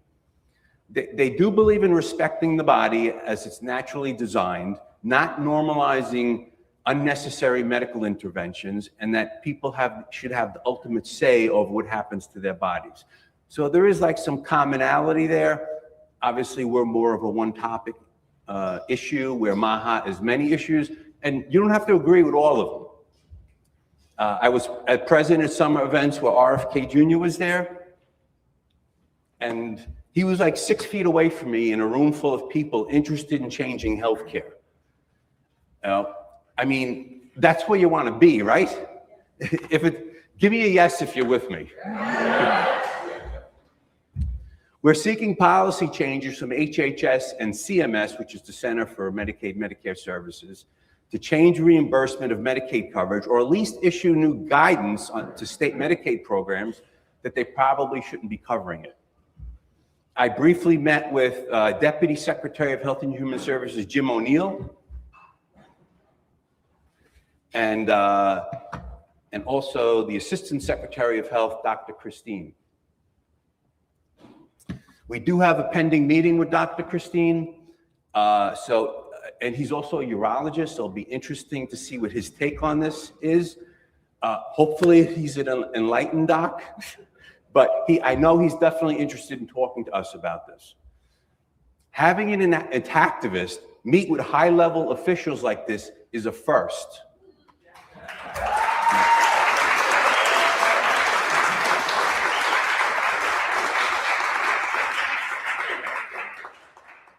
Now, even though we're focused on U.S. healthcare policy, we did have some discussions with the Department of State regarding USAID and PEPFAR over their funding for African circumcision campaigns.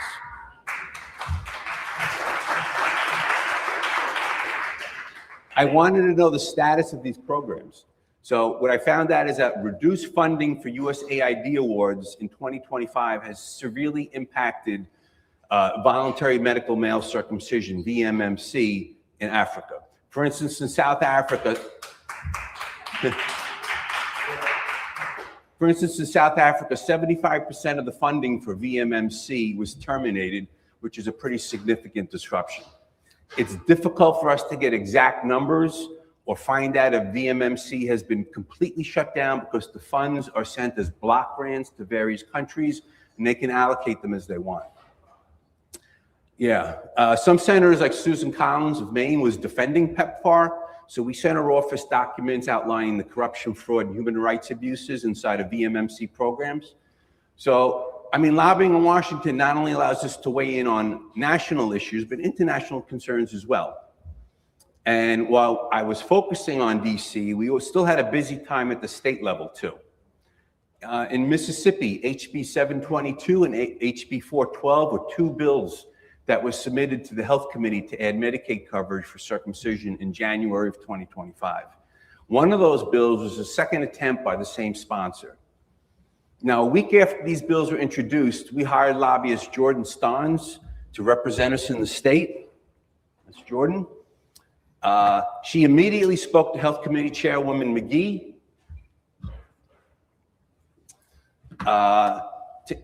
So we could interject our concerns. And McGee said that since it's medically unnecessary, Mississippi's limited Medicaid funds should go towards medically necessary care, not elective procedures.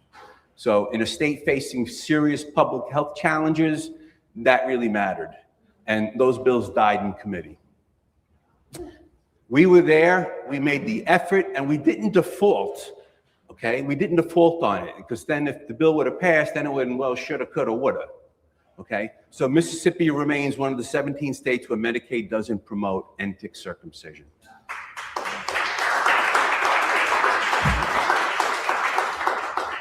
From what I was told of the bills in Mississippi that do survive committee and come up for a vote in the House, most of them pass with very little discussion and very few no votes. So it's critical to oppose them in committee, at least in Mississippi, and I'm proud to say we were right on top of it.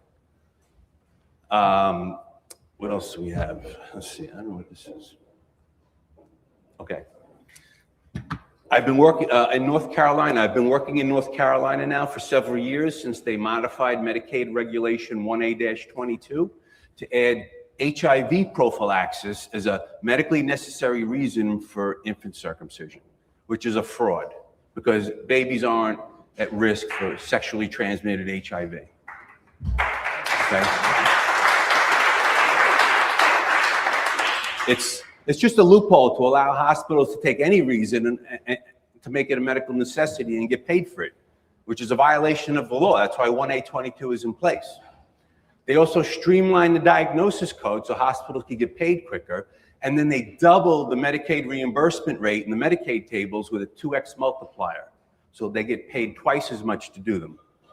We engaged officials in North Carolina HHS 2 times, including the state Medicaid director and the chief medical officer.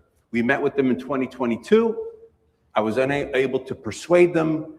And then there was a change in administration, so all new people came in. So we engaged them again in 2025, but again, we were unsuccessful. So in 2026, being that our lobbyists, Checkmate, are very well connected in the North Carolina legislature, we put them to work on this. And realized there in North Carolina, they have a Democrat governor administration running Medicaid, but they have a Republican majority in the House and Senate, or the Assembly, whatever they call themselves. So there's no love lost there between the two sides, and especially when on healthcare. So we're going to use that tension to try to our benefit. Our feedback for getting a legislative change so far has been very encouraging, with an influential member of the House Health Committee on our side, who's also a doctor. Also, the House Speaker is on our side. He agrees with us. So I'm hopeful we can clamp down on 1A22 legislatively to make circumcision reimbursable only for bona fide, rare, medically necessary reasons, with HIV prophylaxis excluded.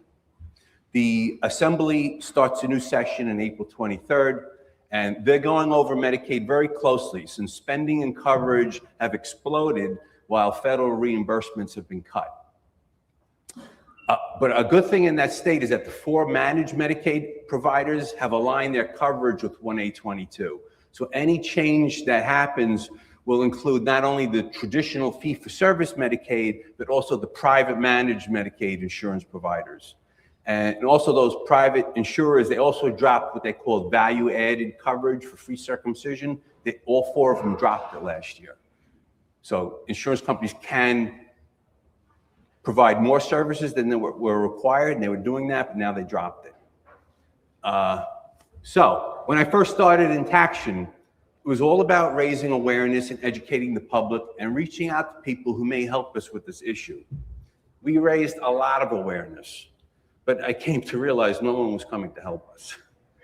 There's no cavalry or gallant knight coming to our rescue. We have to help ourselves, and that's what the Health Quality Campaign is all about. The campaign has already saved thousands of children from the harm and trauma of circumcision, both in Maine, Mississippi, and Arizona. For instance, in Maine, by stopping LD 1858, that's 2,000 children that will be left intact per year, or if you look at it over 5 years, that's like 10,000. And that's based on the Maine Department of Health's fiscal notes that was attached to the bill. In Mississippi, we just stopped HB 412, and in Arizona, we had HB 2512. These are the results our campaign delivers: outcome and impact. So when I first arrived in DC, it's kind of like when it really hit me. When I get special access to events in DC or standing there in the halls of Congress, I felt like we're finally here. And I was walking through these different legislative office buildings and going to various meetings. I saw all these people like lobbyists, clients representing various causes and trade groups and businesses all hustling around, knocking on doors, pushing their issues. And I felt like this is where we have to be. This is where change can happen. And, you know, this is where we can persuade policymakers to take on this issue. And even though they weren't expecting us, this is where we belong. Using the system for us and not letting them use it against us to change the institutional and systemic practice of genital mutilation. Our beliefs are righteous and we deserve to be there. And you have to be there or you lose by default. You know, because circumcision was placed on a track by people like Anthony Fauci. He was a promoter of circumcision. He funded the major African randomized control trials, RCTs, that claimed circumcision prevented HIV. Claiming circumcision prevents HIV became one of the biggest obstacles for men keeping their foreskin since Kellogg told parents it prevented masturbation. Fauci, I am the science. He represents the arrogance and medical paternalism of those who want to rule over you with their social control experiments. I am the science. And COVID couldn't come from experiments he funded on gain-of-function research of bat viruses with laundered money in China because he couldn't do it here, and then he retired with a preemptive pardon. I am the science is the shield they erect when it comes to attacking the part of you that is your erection. Too much power in the hands of too few that creates healthcare policy to control you and your life and forces things on you that you didn't ask for or want. And we have to push back against the legacy media that's the propaganda wing for government, that always spouts the same refrains about how circumcision prevents infections, or HIV, or herpes, or masturbation. How they love to say it's a practice that goes back thousands of years that's cherished by Jews and Muslims. Well, it's mostly Jews that are vocal about it, but they like to make it seem like it's a pluralistic coalition. But let's not forget the Aborigines why they're at it. Their version of circumcision, slicing the penis down the middle like it's a hot dog. Don't forget the relish. Is that a cherished tradition? Oh, it's cherished. Like anyone that's opposed is breaking up the party. Well, you know what other traditions are cherished that go back thousands of years? Like killing gay people, like it says in Leviticus 20:13, or slavery in Leviticus 25:44, or honor killings under Sharia law. I'm not going to feel uncomfortable about discussing this topic because we're blasting through all the establishment's lies, bullshit, and propaganda that separated you from your intact body, your bodily autonomy, your hopes, dreams, and happiness, and an institutionalized system that protects a practice that's senseless, needless, pointless. Everyone talks about men's health and like suicide rates, loneliness, falling behind in school, but nobody wants to talk about the first violation many boys experience, having part of their body permanently cut off before they can speak, consent, or defend themselves.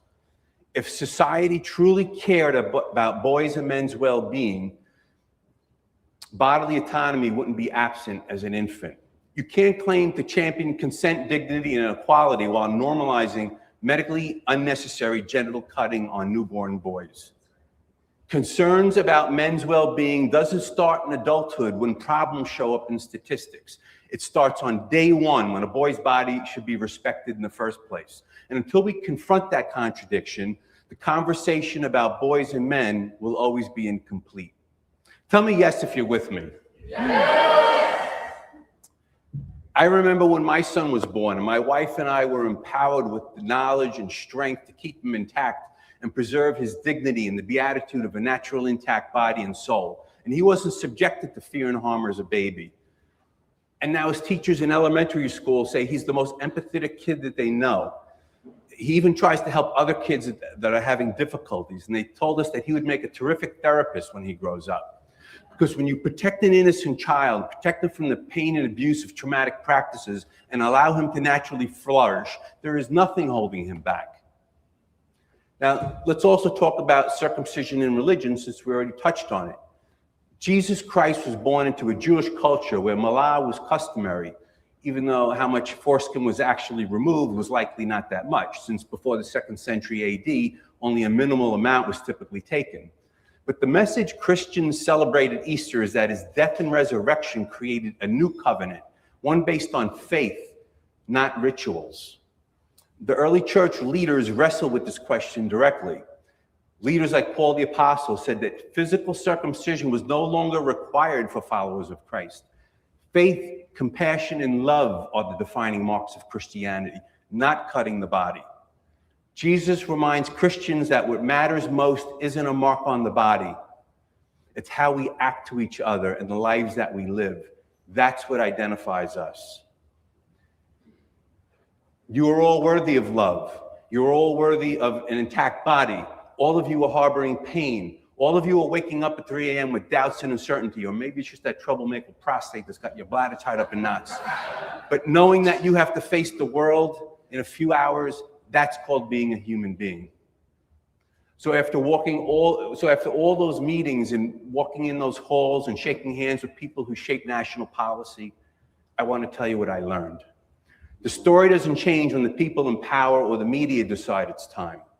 What we want has to be pushed through the government and medical institutions because they won't do it themselves. We have to create the change we seek. That's the message I bring to you. Things change when ordinary people decide they won't wait anymore. And that's what this room is. This is not so much a conference. This is a line in the sand because every movement has a turning point. A moment where we stop hoping for something to happen and start making things happen. And I believe deeply we're in that moment right now. Years from now, people will say, when did this begin? When did the tide finally turn? And the answer will be simple. It turned when people like you decided to stand up, to speak up, and to show up. And not because it was easy, not because it was popular, but because it was right. And one day, maybe sooner than we think, children in this country will grow up in this country where cutting their genitals is no longer considered normal. So look around this room. This is what courage looks like. This is what change looks like. This is what history looks like before it's been written.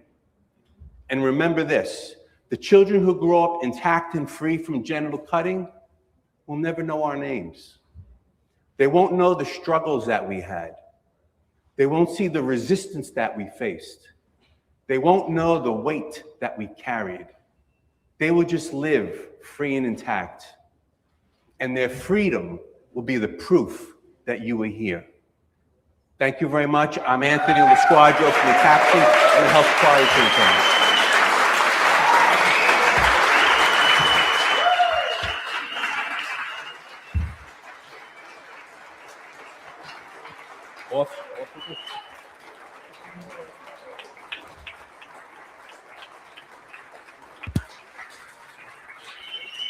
This is the striptease part of the show.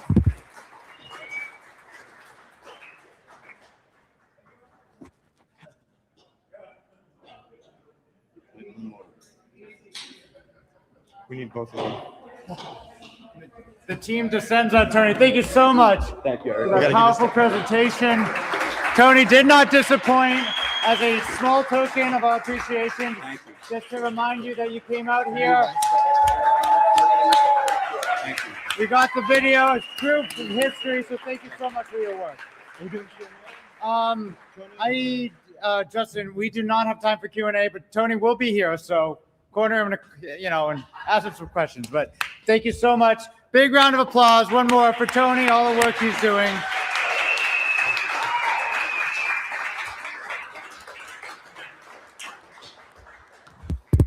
Wow. Okay. It was quite the speech. And now we've got another great speaker. As we said, we have 2 fantastic days of programming. We're so grateful Tony made it out, especially considering the loss that he just suffered. But at the end of the day, we're all making sacrifices so that the next generation of children can have a better life. Maybe the life that we did not have, but we leave the world in a better place than we found it, right? And so it is my great pleasure to introduce this next speaker, very accomplished lawyer and advocate, legal researcher, writer, who's been before international panels advocating for children's rights. Let's give a big round of applause for the founder, executive director of Attorneys for the Rights of Child, Steven Svoboda. Big round of applause.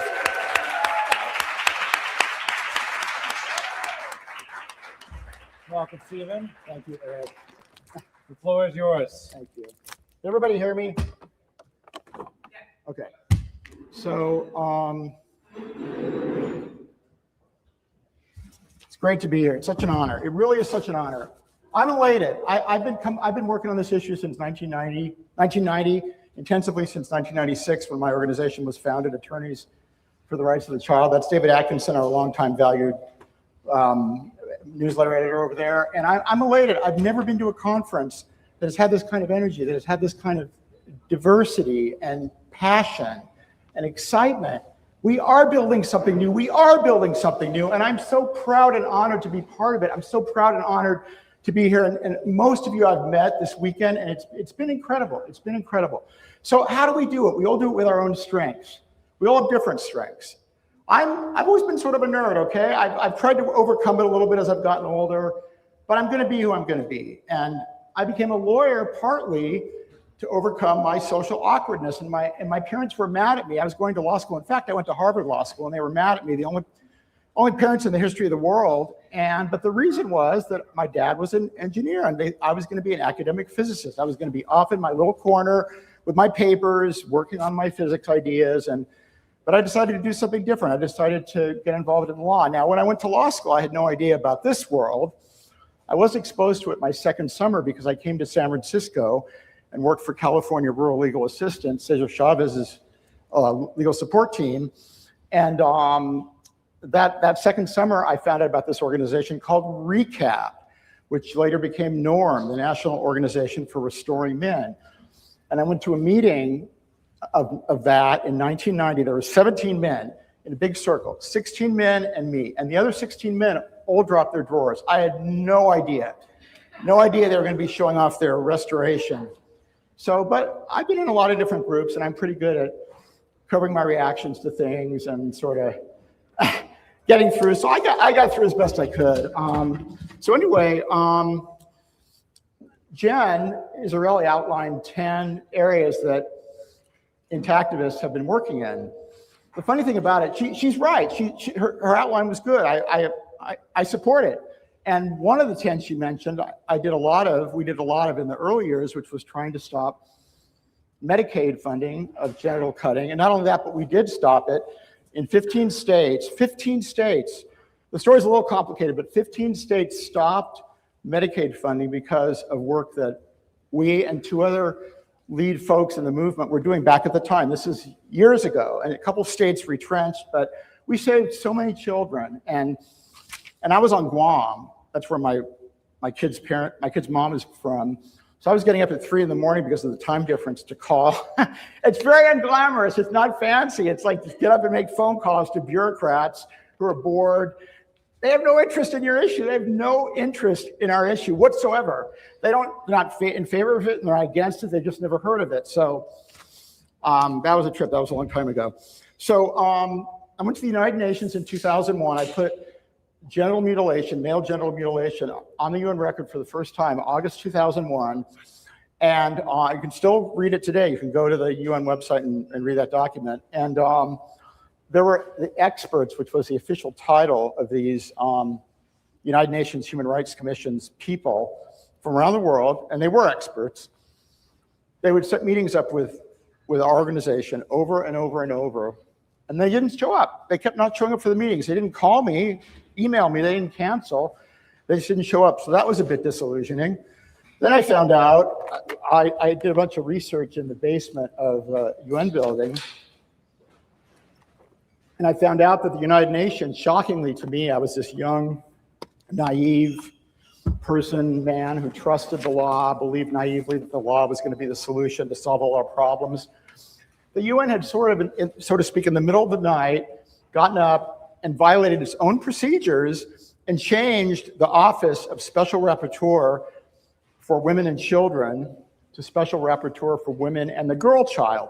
So boy children were removed from protection by this action that the UN took at midnight, as it were. I'm speaking in, but they never announced it. They never officially admitted it. You're just reading the documents and it says special rapporteur, which means a human rights person who reports, as you might think, rapporteur, on the issues that these groups face. You're reading about the special rapporteur for women and children, and then suddenly it changes to women and the girl child. What happened? And by the way, why aren't men in this? Men are human beings too, I believe. I could be wrong, check me. So men were never included, but that's another issue. But in any event,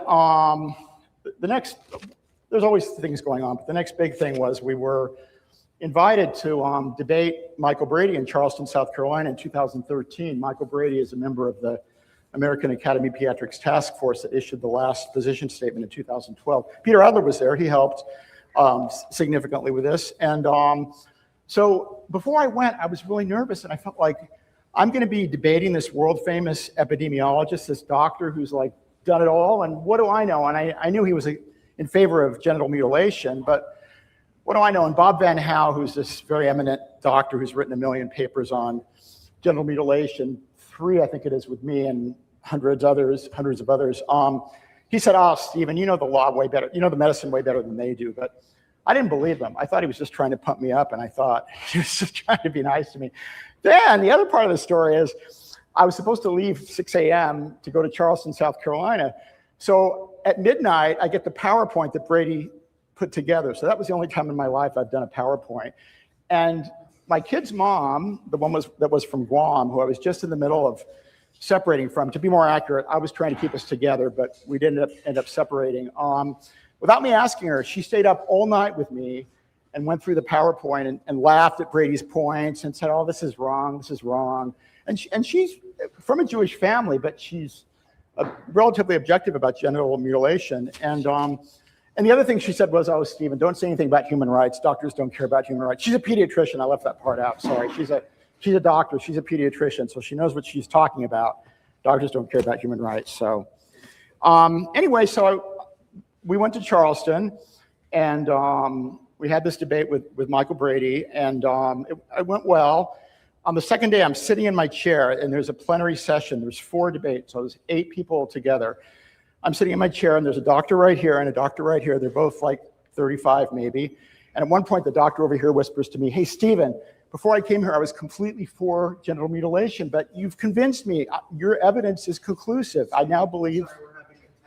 Oh, so I should just stop talking. Do a little dance, or, you know, what should I do? I didn't break it by talking too fast, did I? Woo! Give me an I, give me an N, give me a T, give me an A, give me a C, give me a T. What's that spell? Intact. What is everybody going to be in the future? Intact. When are we going to make my speech intact again? Hopefully soon here. Is it because of this we're having the problem? Yeah. Is it okay? Can you hear me? Okay, am I good to go? Okay, all right. So, so the doctor over here says that to me, and then another half hour later, the doctor over here turns to me and says the same thing, and I just felt so amazing. And then on the second day, Michael Brady, in that same plenary session, said, "Oh, I can't refute any of Mr. Svoboda's arguments." So we unofficially won the debate. I mean, they didn't declare a winner, but I think that's winning when the other side has nothing to say in response to what you're saying. So that was great.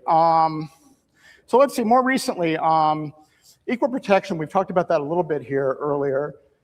The US Constitution, a lot of people know, some don't, has a 5th Amendment, part of the Bill of Rights, that says that equal protection applies to the federal government, and various parties are named that have to be treated equally. And over the years, those groups have been expanded.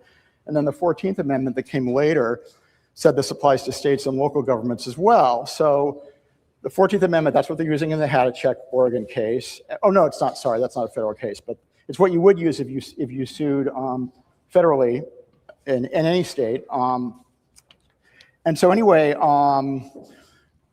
this is a principle that's been useful in analyzing these cases. So, okay, they try to get out of it with the current and past laws against female genital mutilation by saying you're forbidden to cut the labia minora of a person. But that's really silly to think that you can avoid protecting boys by saying labia minora of a person, a specific body part that only applies to cis females. Anyway, so I was involved in this case in 2002 in New York City, in what was then the most racially diverse square mile in the world in Queens, New York City. There was a hospital that we discovered had systematically discriminated against Latina mothers and gone to them right after they gave birth and presented a consent, I don't like that term, but that's what it's called, consent form, because the baby isn't consenting. And they held it up and they said in Spanish, because these mothers didn't speak much English, sign at the top here on page 2 and you can take your baby home with you. And page 1 of the form in English did say some things. Of course, it didn't really disclose the risks of genital mutilation. But the poor mothers were mostly drugged up from their procedures and weren't told what the form said anyway. So they signed it. So our team developed a class action, what we hoped would be a class action, and we presented that under the 14th Amendment, equal protection. And we said, you're discriminating against Latinos. And it was the first time that there had been a civil rights discrimination claim in a case involving genital mutilation. So Judge Bernard Friedman was a visiting judge from Michigan. And he didn't like our case from the beginning. And you can speculate, was it because he's Jewish? I don't have any secret evidence about that, but we can make our guesses. But I can tell you what he did for sure was when we made our closing arguments, he looked down at his paper and frowned and telegraphed to the jury, I don't vote for these guys. And then when the other side was making their closing arguments, he nodded and enthusiastically and smiled and encouraged them. And for various reasons, we weren't able to appeal and protest that he did this. He did some other things to slant the case too.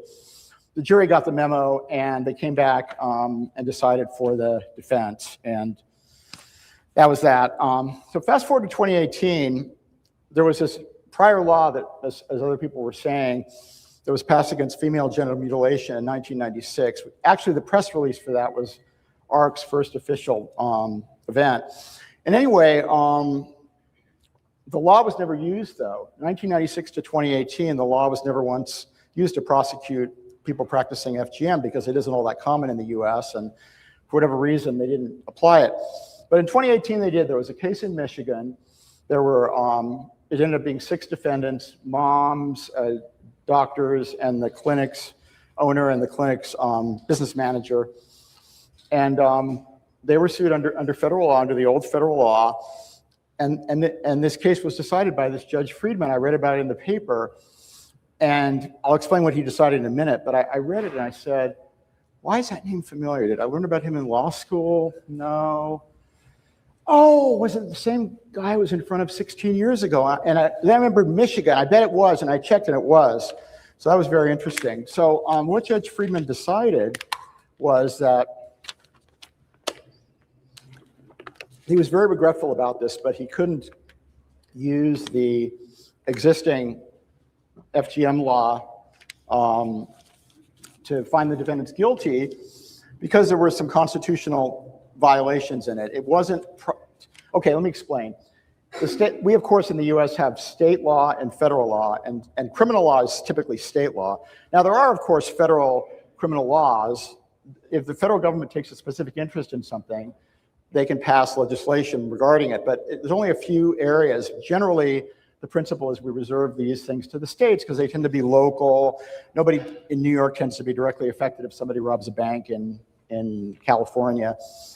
So in this particular case, Judge Friedman said, well, basically, he didn't say it this way, but I'd really like to find these defendants guilty, but I can't because the connection between the federal interest in being able to pass a law like this is not spelled out enough in the law. But here's what you do, Congress, if you want to pass a law that will be bulletproof.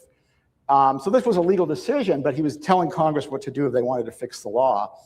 So he did decide against he did decide the defendants were innocent. He did decide that the people who committed the mutilation were not guilty, the same as in the MGM case 16 years earlier that I was involved in. The difference, of course, is that in the FGM case, he wanted to fix things and he told Congress what to do. And you know what? Congress did it. Congress went and passed the bill. It was called the Stop FGM Act of 2021. And Donald Trump signed it into law as pretty much the last act of his first term. So that's the law now. So the old law was only ever applied to that one case. So it just shows you the difference in how we can be the US, we can be the world, treat FGM and MGM. And intersex genital mutilation is somewhat in the middle. It's not enough time to get into that in detail. But anyway, so that was the story. And then there were some, as Peter said, there were some more recent European cases that ARC researched and uncovered that we had translated in Germany, Netherlands, and Switzerland. And those cases all generally support the rights to an intact body of the child. And they're very case specific. Some involve religion, some don't. And courts don't generally tend to ascribe a lot of strength to them, but they still show we're going in the right direction. Okay, so now I'm going to back up in time and talk about something from longer ago, but it's recent in my life. There's a program in Africa that was alluded to briefly earlier called voluntary medical male circumcision. It's a really bad name, but voluntary medical male circumcision. So Johns Hopkins and Harvard, I'm sorry to say, are the lead architects of this program. And they went into Africa and they said, here we are, not in so many words, but here we are, we're so great, we're very white, and we're from these smart schools, and we're going to save your dumb African butts by coming in and circumcising you, and you're so dirty, we're going to make you clean. I mean, they didn't say exactly that, but that was the gist of it. And there was no scientific basis for it. There still isn't. It's not epidemiologically. Things like condoms are way better, and also antiretrovirals. And the paper that I wrote was co-written with a medical expert, and he vetted my scientific things, and he said, yeah, it's totally true. I mean, it's never held any water. So it's another one of these things. How has it survived? Another genital mutilation thing that has survived. And in this paper, we talked a little bit about the history of pediatrics. J. Marion Sims, who started,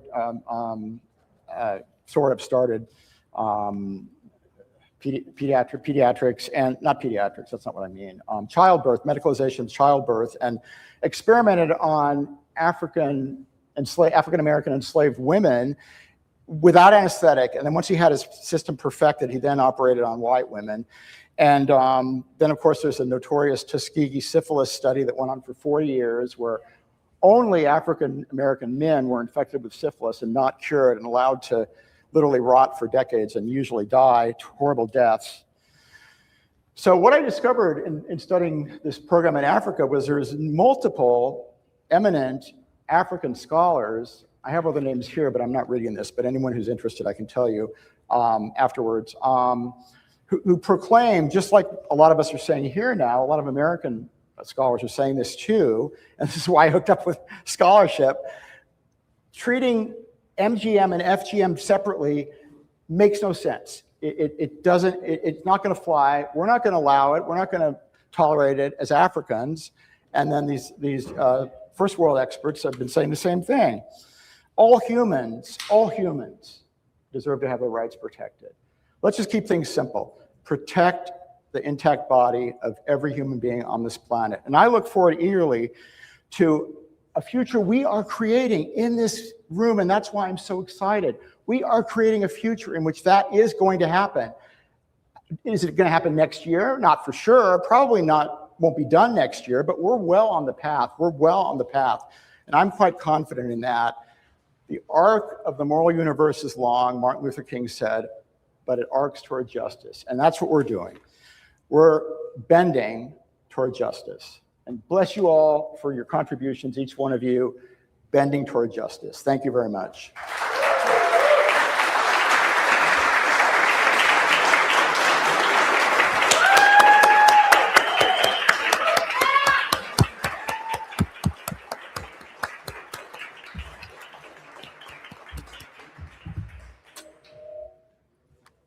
Well, thank you, Stephen. Thank you so much for making it out here, really, and all of your work for protecting children. Seriously, we need all the lawyers we can get, and especially the best ones, right? So Thank thank you. you so much, seriously. So big round of applause for Stephen. And as a token of appreciation, just to remember beyond the video, something to take home as a thank you from us. Thank you. Of course.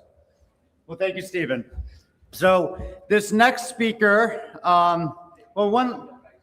is there time for Q&A, Justin? There is. All right, we got 2 questions. Okay, we got one over here.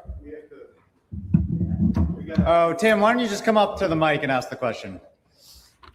You're an agile young man, so you can.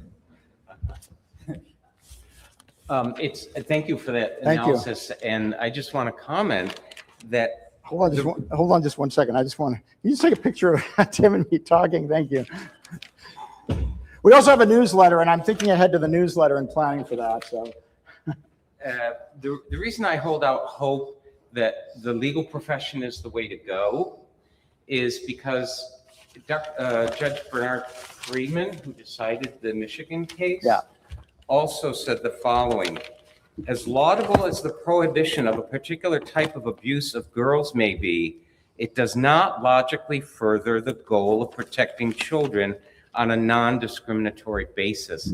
I think that's an important thing for us to acknowledge, that there is hope within the courts that they will see the discrepancy in the unconstitutionality of these laws. So thank you for bringing that up. yeah, can I just make a brief comment? There's been a lot of cases in the past of inequities in the law. I mean, obviously slavery, which went on and was legally tolerated for decades, many other examples.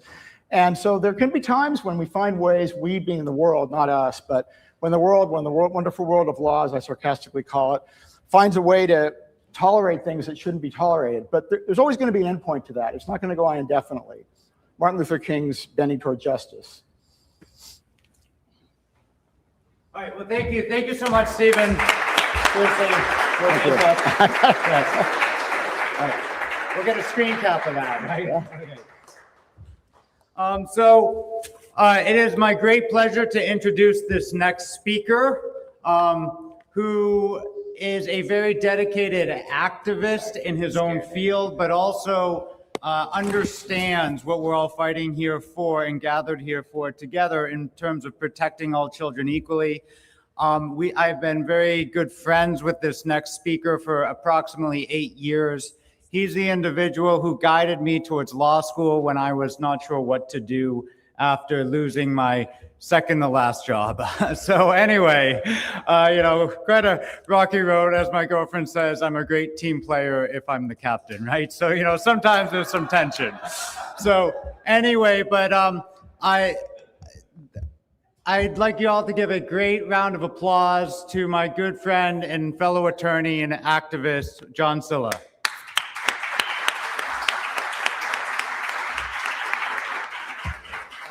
Just be careful of the hot water. Okay, can I just put that here? Sure. It will ease my anxiety. This mic's gonna work here? Yeah, no. There you go. So I'm gonna try to do what I can to make all the previous speakers look really good.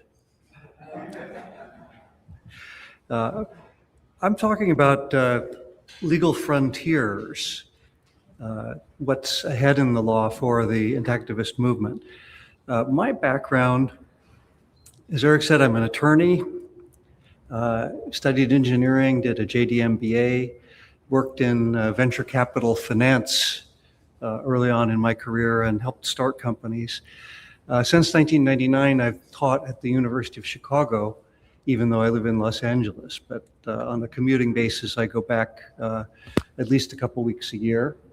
And that's been very helpful for my nonprofit work because I have great library access, so I don't have to pay $35 for a PDF of an article, an academic article.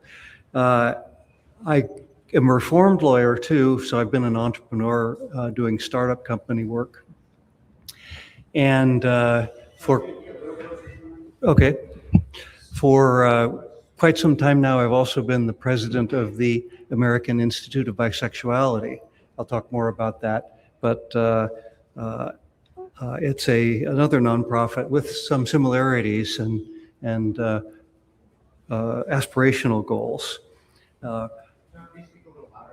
Okay. Can I come closer?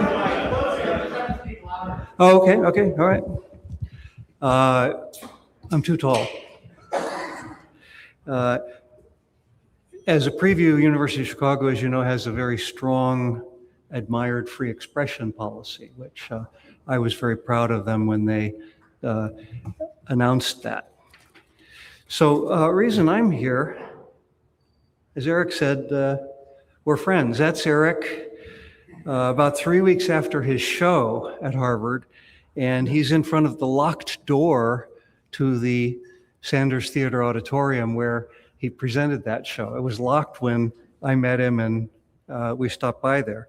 I went back again the next year and we didn't even get to the door. We took a picture in front of the building. I don't know if you remember that, Eric. We did. That was 2019. Pre-Eric Klopper, but relevant, I think, to understanding intactivism is I'm a bi guy with experience.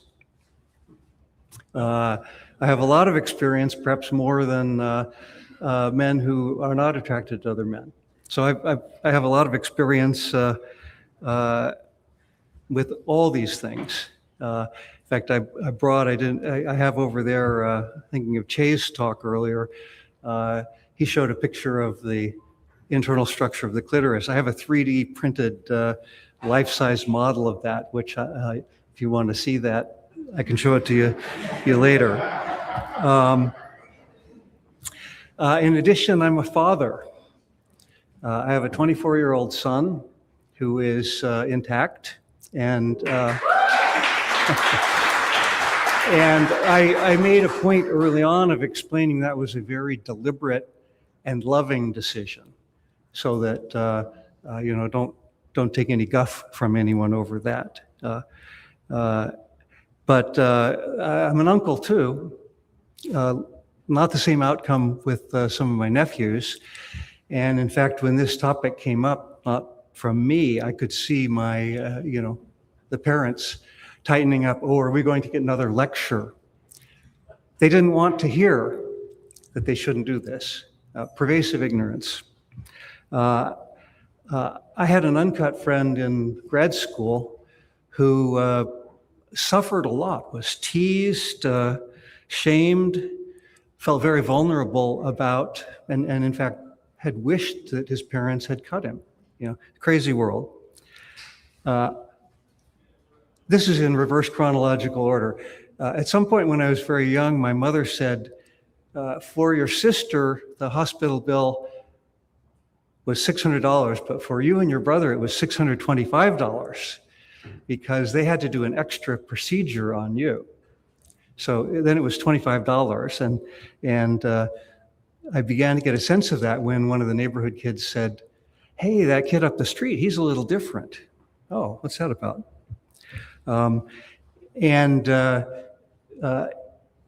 The way things were in the era when I was born, I don't remember it, but I'm told that I was born, whisked away from my mother, put in a nursery with 24/7 lights, other screaming babies, and they told her medical expertise is you have to feed the baby according to a very strict schedule, not when he's hungry and crying.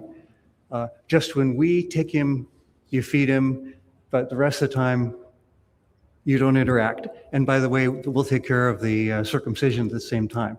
So it's kind of a rather traumatic introduction to being alive because of what was then the medical expertise. Well, okay, I've gone through that.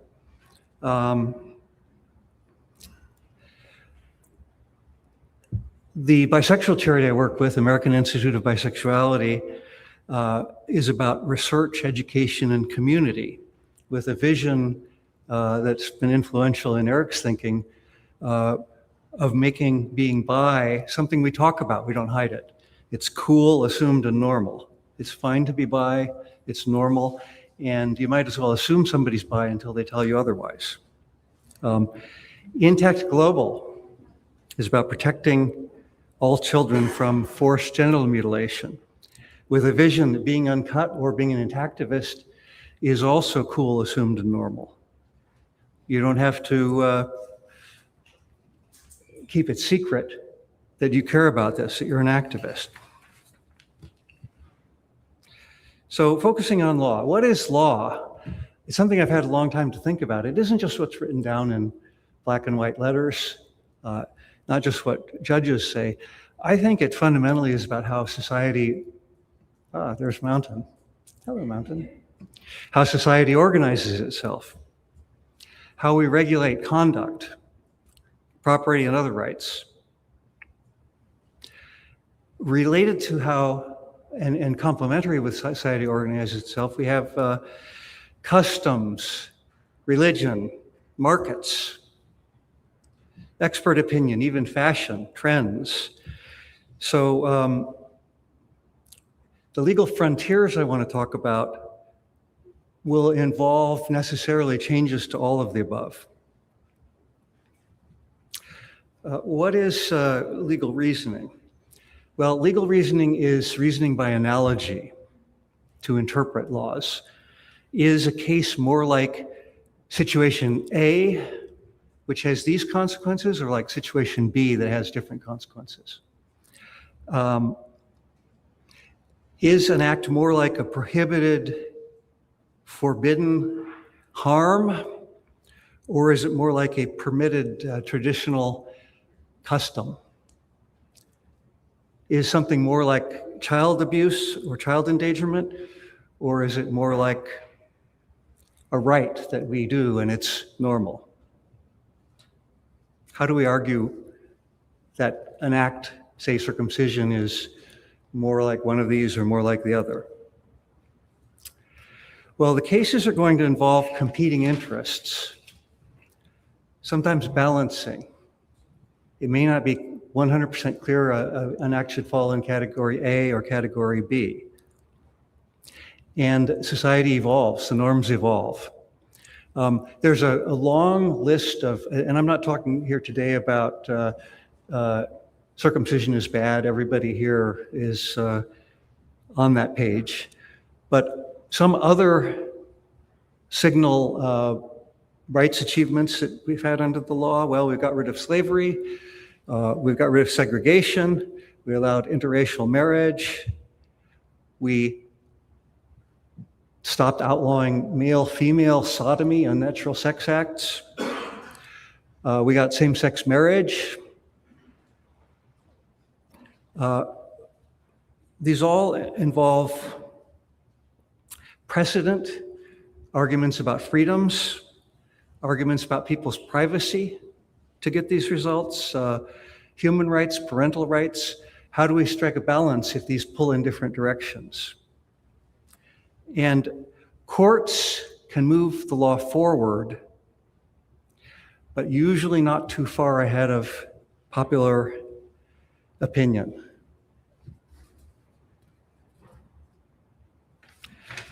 Moving circumcision law forward.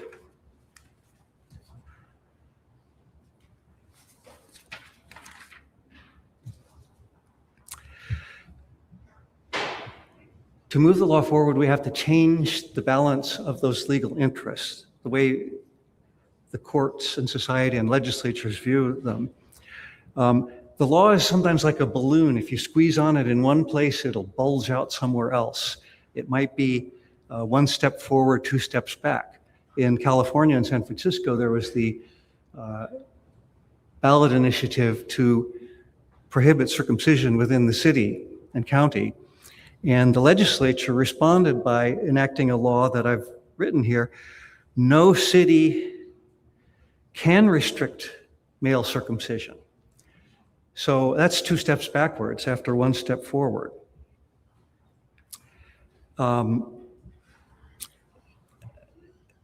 Possibly a bad result. The there's a lot of case law that's on implied constitutional rights and whether parents have a right to do this, whether a law violates equal protection. Sometimes in a lawsuit, you get the wrong answer, you lose. Sometimes you get the wrong answer first. That happened with criminalizing gay sex. For many years, states could criminalize it under Supreme Court precedent. And the wrong answer leads to a dissent and unhappiness that the wrong side won. That can later lead to progress, because later in another case, people realize that that was a bad decision. Lake mentioned the Proposition 8 trial. That was a really interesting legal maneuver. The two lawyers who had been in Bush versus Gore that put George W. Bush in office on different sides, one of them was for same-sex marriage, and conservatives asked the other one, can you be on our side? And he said, no, I'm with David Boies. So Ted Olson said, I also believe there should be same-sex marriage in California. And they were up in front of the judge. I heard this from a talk by the judge himself. And the judge said, counsel, how long do you think the trial will be? And Ted Olson began to say, oh, Your Honor, we don't need a trial. He was going to say, this can all be on the papers without a trial. And David Boies grabbed Olson, pulled him down and said, Your Honor, we think it'll be about 2 weeks. We can have a trial. People love a trial. News loves a trial. And you have the theater and the sense of, hey, it's like a sporting contest. Which team won? So trials are great. Even if you lose, trials are great. If you can have a trial rather than just on the papers decision, super. We need more cutting. I'm saying cutting after Jared's advice. We need more circ trial cases. It's part of educating and moving society forward.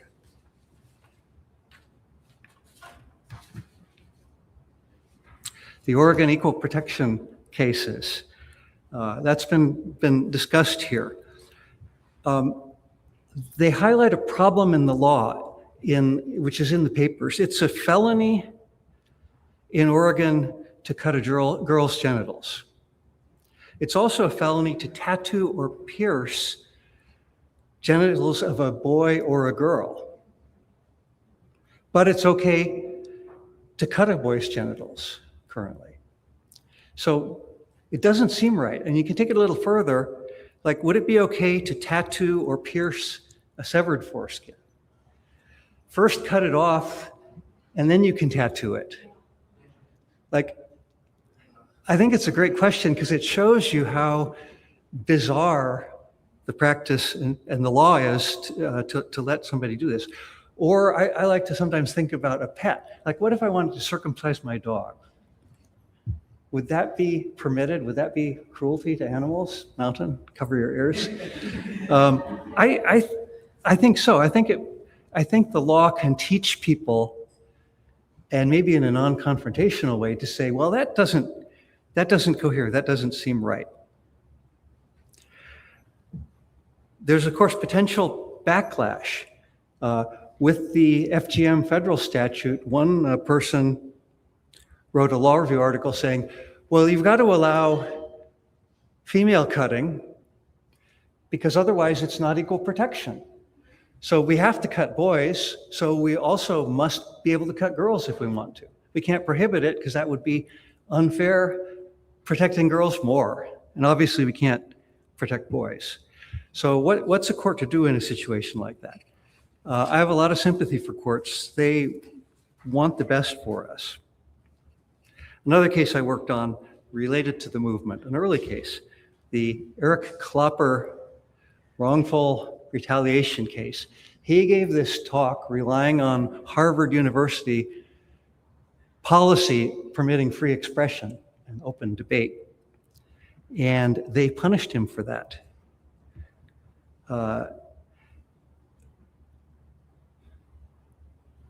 The argument was, well, he didn't get due process.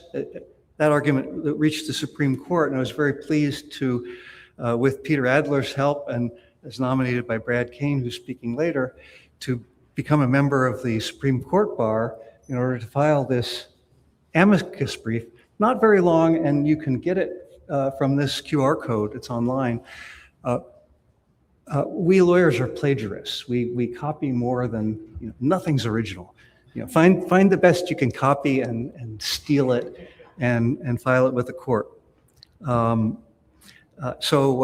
this is a very pithy little document, proudly submitted, and so far as I know, it's the first time circumcision got before the U.S. Supreme Court. And it's on behalf of Doctors Opposing Circumcision, on behalf of GALDEF, and on behalf of a group called Jews Against Circumcision. So you can't say, well, this is really unmedical and anti-Semitic if these groups are filing it. And obviously, we've got a bunch of Doc and GALDEF people here. The case was technically about due process, but it is hard to imagine that the Supreme Court justices and their clerks didn't read this. Okay, this is about penises. I don't get a lot of penis brief here. What is he saying? And it's a pretty good argument. They didn't take the case, but they should have. I think, maybe they would have wanted to, but they ducked. A lot of times the courts are saying, we know the right thing we have to do, but how do we not get too far ahead of public opinion? The brief says, court should hear cases fairly. Medical consensus is against cutting. Intactivism follows bioethics, which Deborah was talking about. Same 4 points in bioethics. And free speech. These are all motherhood and apple pie issues that the courts are for. Everybody's for them. And they support giving relief and are against circumcision. So it's hard to be in favor of these 4 arguments and then say, oh, but you're wrong about circumcision.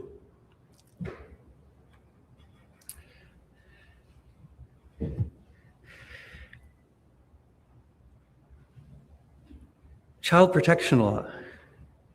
Aliana mentioned parental rights earlier, and Jen talked about, is society ready? Is it time? Timing is everything.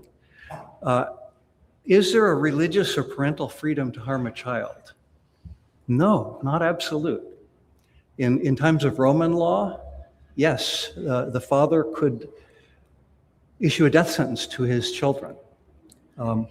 We don't allow that now. States can protect children from harm. Is that me?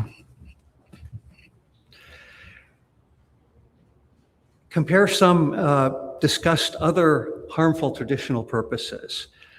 Female genital mutilation comes up in United Nations literature, as does child marriage, forcing a child to marry, or exorcism. And I put reserved as the 4th one because there's a space to slot in perhaps male genital harm. So how do we reclassify circumcision, male circumcision, as male cutting as that kind of harm? The legal field may lag society. We need society and experts to say, hey, this is harm. This is not a good thing to do, as many are. Expert opinion can be fallible. Marty Makari has a book out about blind spots. He talks about a number of things which are on the list here, but people had a belief system, belief in their own careers and expertise, saying, I know, for instance, peanut butter is bad for infants because it'll give them allergies. It turns out to be 180 degrees wrong, that if you don't give them peanut butter early, then they become allergic to peanuts. The establishment was fighting tooth and nail to say it's totally unethical to see if we're wrong. because that will hurt. We already know the answer. Well, it wasn't evidence-based medicine. Other examples here, but we have to get people off of belief systems back onto evidence-based science. And when evidence-based science overcomes what people's belief systems are saying about cutting, then we can convince the courts this is harm.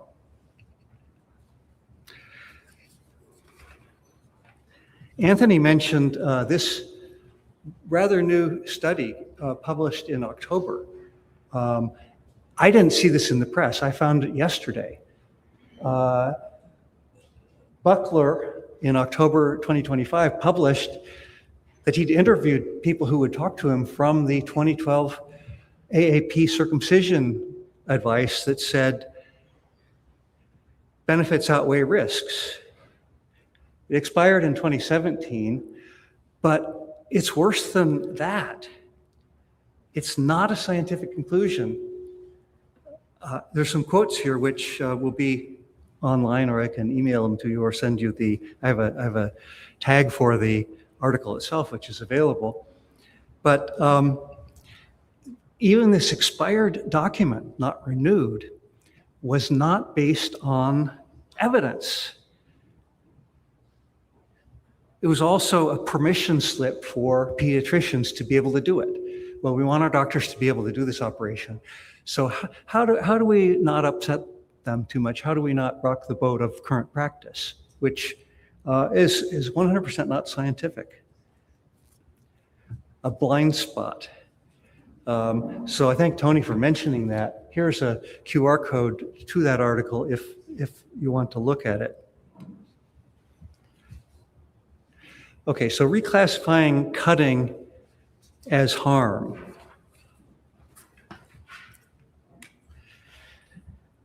I think we emphasize child protection, as everybody's been doing here. It's hard to argue, oh, don't protect children. And elevate non-cutter Jewish and Muslim stories too. I think that, as Jared was talking about, I think that takes away the argument this is anti-Semitic or anti-Islamic. Let's elevate those stories, get more beyond the bris, more bruchim. We have to change public opinion, as everybody here is doing, obviously. To echo, I think, what Seymour said, Hillary Clinton got in trouble for talking to the undecided people about being deplorable. Well, that helped them decide that they didn't like her. So there's space for everybody, and I know that Mr. Kane's going to talk about that, and we were talking about that some yesterday after some of the talks. But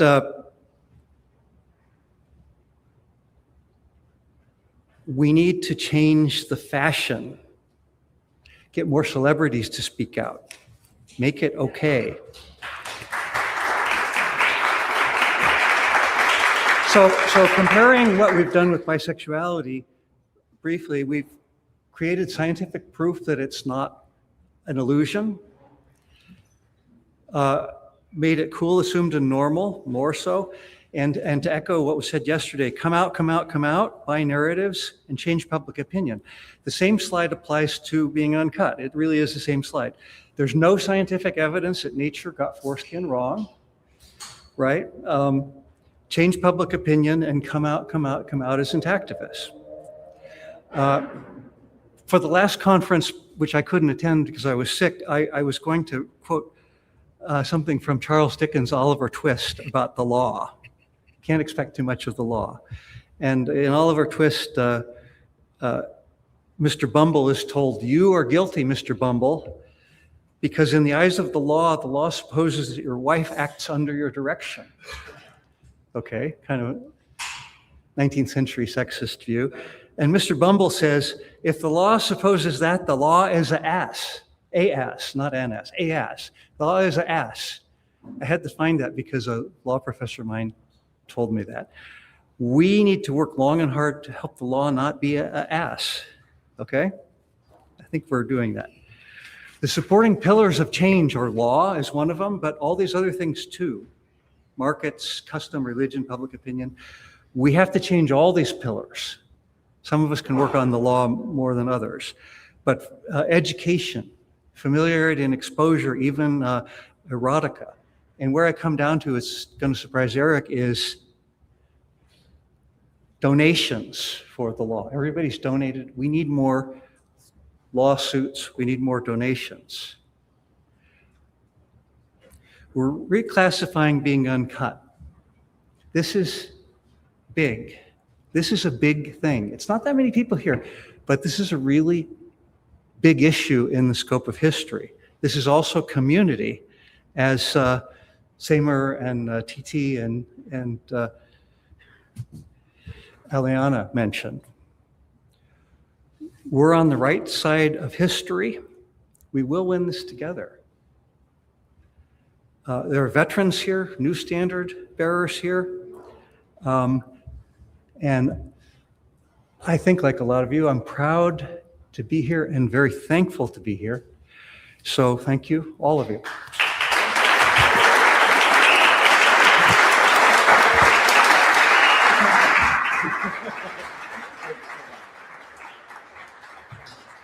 Let's give a big round of applause for that well thought out, well-reasoned presentation in defense of extending the law and how the law works and how we're going to get over the finish line to protect every child. So thank you so much, John. So we are going to take a quick break soon, but before we do, Justin was reminding me, and so was John, and my favorite part of the talk is reminding me about donations. Seriously, we do need donations to get over the finish line, and we have a generous donor who has pledged another 5,000 if we can get 5,000 by the end of the conference. So, well, thank you. And if you could just take, the QR codes on your table, whatever you can donate, 300, 2,000, 5,000, 150, whatever it is that you can help move this forward, because trials are expensive. And we weren't talking about trials before. I would love a trial. I took the city of Los Angeles to trial last year. It cost a small fortune. And my client got twice as much, but I got almost nothing. It was not a win, right? So, but I recouped the $70,000 that I put in to try to take it to trial. And that's how much it costs, right? And so we're not even talking about that, although I would love to take Oregon to trial if it made sense and there were material facts in dispute, right? Then we could educate the judiciary and the public about those, and we would probably could record it considering the other hearing was recorded and it went well, right? But so please, if you have the means, please help us get over that $5,000 line for the last hour or so of the conference. Now, we are going to take a 10-minute break? A 10-minute break, the boss man, Justin says. So at 3:20 p.m., we are going to continue with Eliyahu Ungar Sargon. We're all looking forward to Ellie's talk as well, but let's take a 10-minute break. Can I just say one thing? All of us have a lot of bills to pay, myself included, and we are so thankful that you're here. And if you can't afford a big donation, I understand, but perhaps maybe you could pledge $100 a month, which is a fancy dinner. And if you could do that, and if 10 people just did that, that would be $12,000. And everyone can, if you can afford $100 a month, and that will allow us to file more and more lawsuits simultaneously. Imagine the impact of simultaneous lawsuits in this state, in that state, in Oregon, and Colorado. And without your help, we can't do that. But if you can also help us ask others, if you have a friend who's interested in this topic, who's willing to pledge $100 a month, every dollar counts, it all adds up. And we can really make a difference. And I want a big impact. I want it to happen so fast. And Eric is so positive. And I think the more lawsuits we file simultaneously will cause such more awareness and exposure, and will move it forward much faster. Thank you all so much. Thank you so much. Thank you.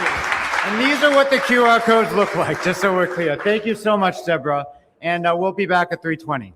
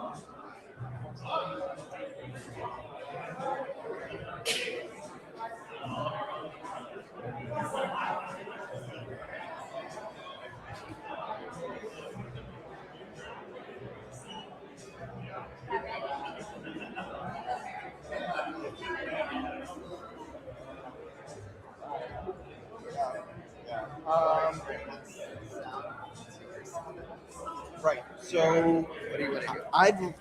I don't know if there's gonna be time, but if there's time for Q&A, I'd like to take some. So let's just hook it up. Got it.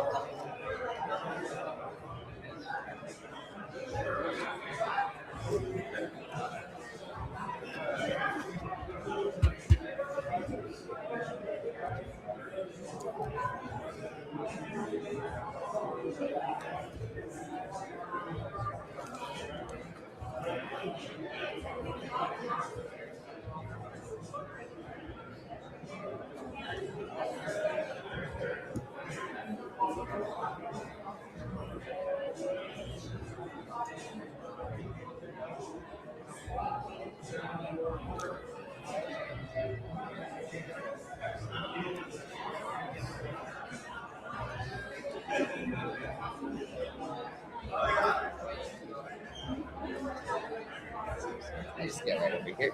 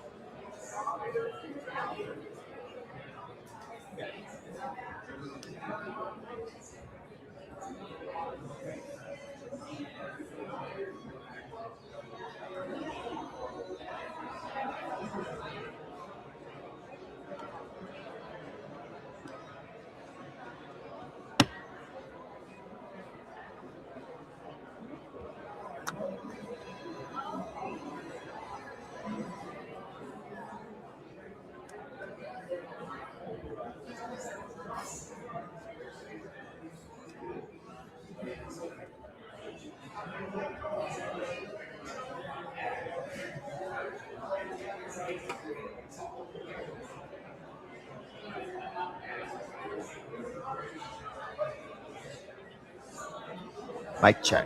Check, check. Mic check. Mic check. Mic check. Check, check.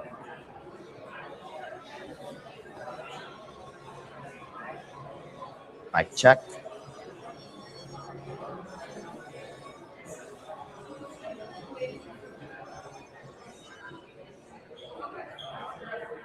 Mic check. Mic check.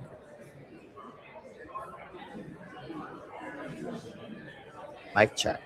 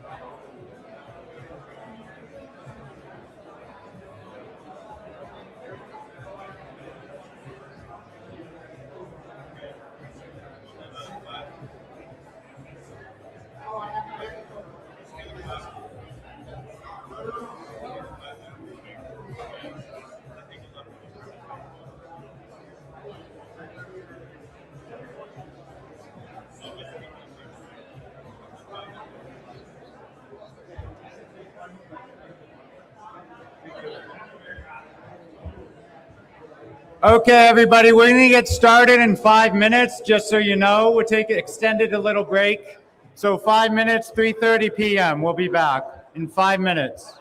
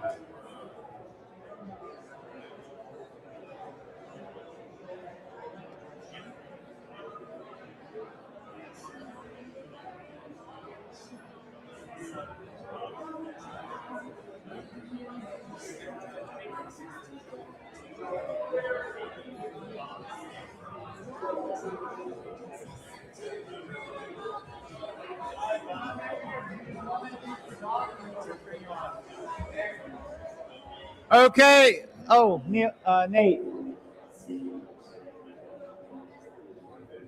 So thank you. We're going to be, yes. Ooh, Okay, and we just got a $1,000 donation, so we're approaching the 5. Big round of applause. And thank you.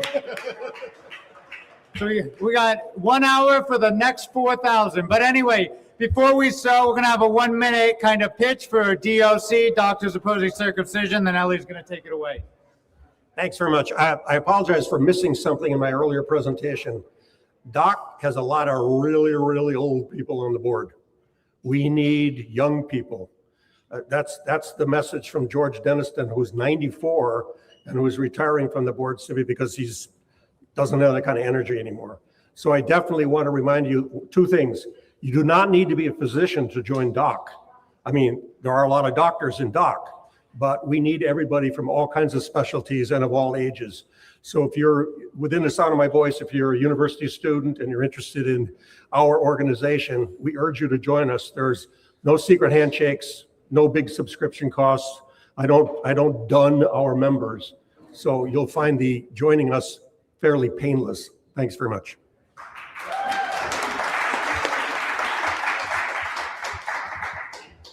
Well, thank you, John. So our next speaker has set a very high bar in the past, and he has been phenomenal at capturing all of our great speakers before as the videographer.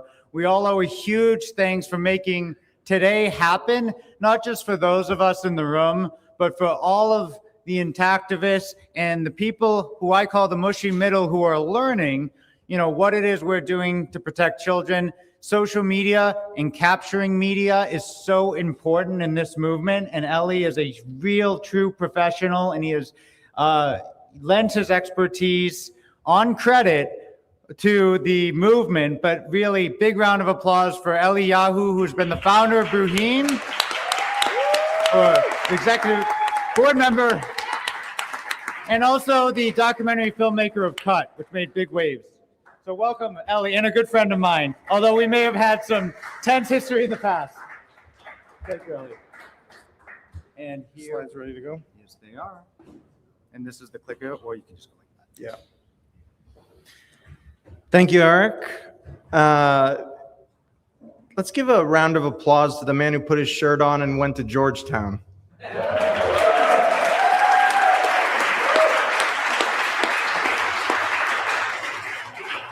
My name is Eliyahu Unger Sargon, another Jew.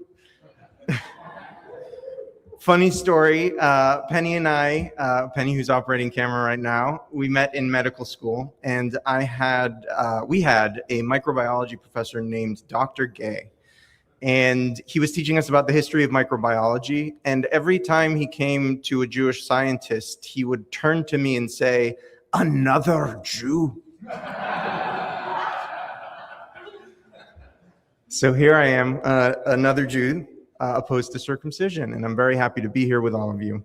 For those of you who don't know me, my name is Eliyahu Unger Sargon. I am an independent documentary filmmaker, and my first feature-length film was called Cut, Slicing Through the Myths of Circumcision, which came out in 2007. So I've been at this for a long time. I'm going to run through some of my greatest hits after that, and then get to the presentation. I also took on one of the strongest philosophers who supports circumcision and wrote a paper in 2013 criticizing a paper that he had written in the Journal of Medical Ethics. In 2018, Dan Strangerd asked us to come to Iceland to be part of the conversation in that country about banning circumcision, and we did that, and we had a very successful screening there. I co-founded Bruheen, which is a Jewish organization that focuses on welcoming Jewish families who have chosen not to circumcise their children. And a few years after that, Tim Hammond and Ryan McAllister, he of the Elephant in the Hospital video, approached me with the concern that there was rising expressions of anti-Semitism in the genital autonomy movement, and they asked me if I would help to lead a task force to write a statement opposing anti-Semitism in the genital autonomy movement, which we did, and many of you signed on to that, and I think it was a very important moment. And here I am today to talk to you about where we are and my impressions of what the challenges ahead are. So my talk is called The Peculiar Persistence of American Circumcision. I think I may be in slight disagreement with some of the views expressed here. I know that I'm in agreement with what Georgianne was saying earlier, that sadly, I think some of the recent statistics showing a decline in circumcision are overstated. And I am a big believer in a clear vision of what is going on and what the challenges are. So the question I'm going to try and answer today is why does American circumcision persist despite all of our best efforts? I'm sure some of you have seen these sorts of heat maps before. We'd all like to see the United States be a different shade, but unfortunately it is still orange. And to start, I want to talk about anti-Semitism. Not really. I want to talk about this quote about anti-Semitism, which is that anti-Semitism is the socialism of fools. This is a quote that comes out of 19th century Germany, where there was all kinds of political upheaval going on. And the meaning of this is coming from socialists, right? So August Bebel was a socialist, and he was competing with anti-Semites for the hearts and minds of his fellow Germans. And the idea of anti-Semitism is the socialism of fools is that the anti-Semites are noticing a problem in their society, and they're attributing that problem to Jews, right? So it's this, they have it right that there's a problem in their society, but from the socialist perspective, the problem wasn't the Jews, it was capitalism. But because blaming a people group is easier than understanding the intricacies of capitalism, they were blaming Jews. So that's where we have this idea of anti-Semitism being the socialism of fools comes from. But I think this idea is sort of more broadly applicable to all of the work that we do, in the sense that I think sometimes we have this idea that, you know, the sort of most vocal and visible opponents to our work are what's causing the problem, right? Because it's easier to latch on to something like that. And so you have, whether it's Jewish interest groups or, right, the profit motive in the insurance industry or the American Academy of Pediatrics, right? And it's not that these institutions aren't posing problems. I just think that we have a deeper problem that we need to think about. And that problem comes down to American culture, actually. So this is very broad strokes, what I'm giving you here. And I'm sorry that the slide doesn't seem to have cooperated with email or something. Oh, the next slide also seems to be jumbled. Okay, I will try to walk you through it without the visual aid. So I think of the adoption of circumcision in the United States in three phases, right? We have the introduction, which is coming from, you know, Victorian ideas about sexuality. This is where your anti-masturbation and some of the sort of more exotic, you know, neuroses theories are coming, and that's sort of its introduction. And that's from about 1870 till about 1910 or so. From 1910 to 1940 is what I call the advocacy period. This is where, you know, our colleague, our recently departed colleague, Leonard Glick, talks about the prominence of certain Jewish physicians. I think maybe he overstates the case a little bit, but there were definitely Jewish physicians that were part of this advocacy and non-Jewish physicians. And there were people who were advocating for circumcision for various health reasons that I don't have to remind you of. Then, and this is where the work of a scholar named Elizabeth Reese comes into play, we have the institutionalization of circumcision in the United States. This coincides with a move from home births to hospital births.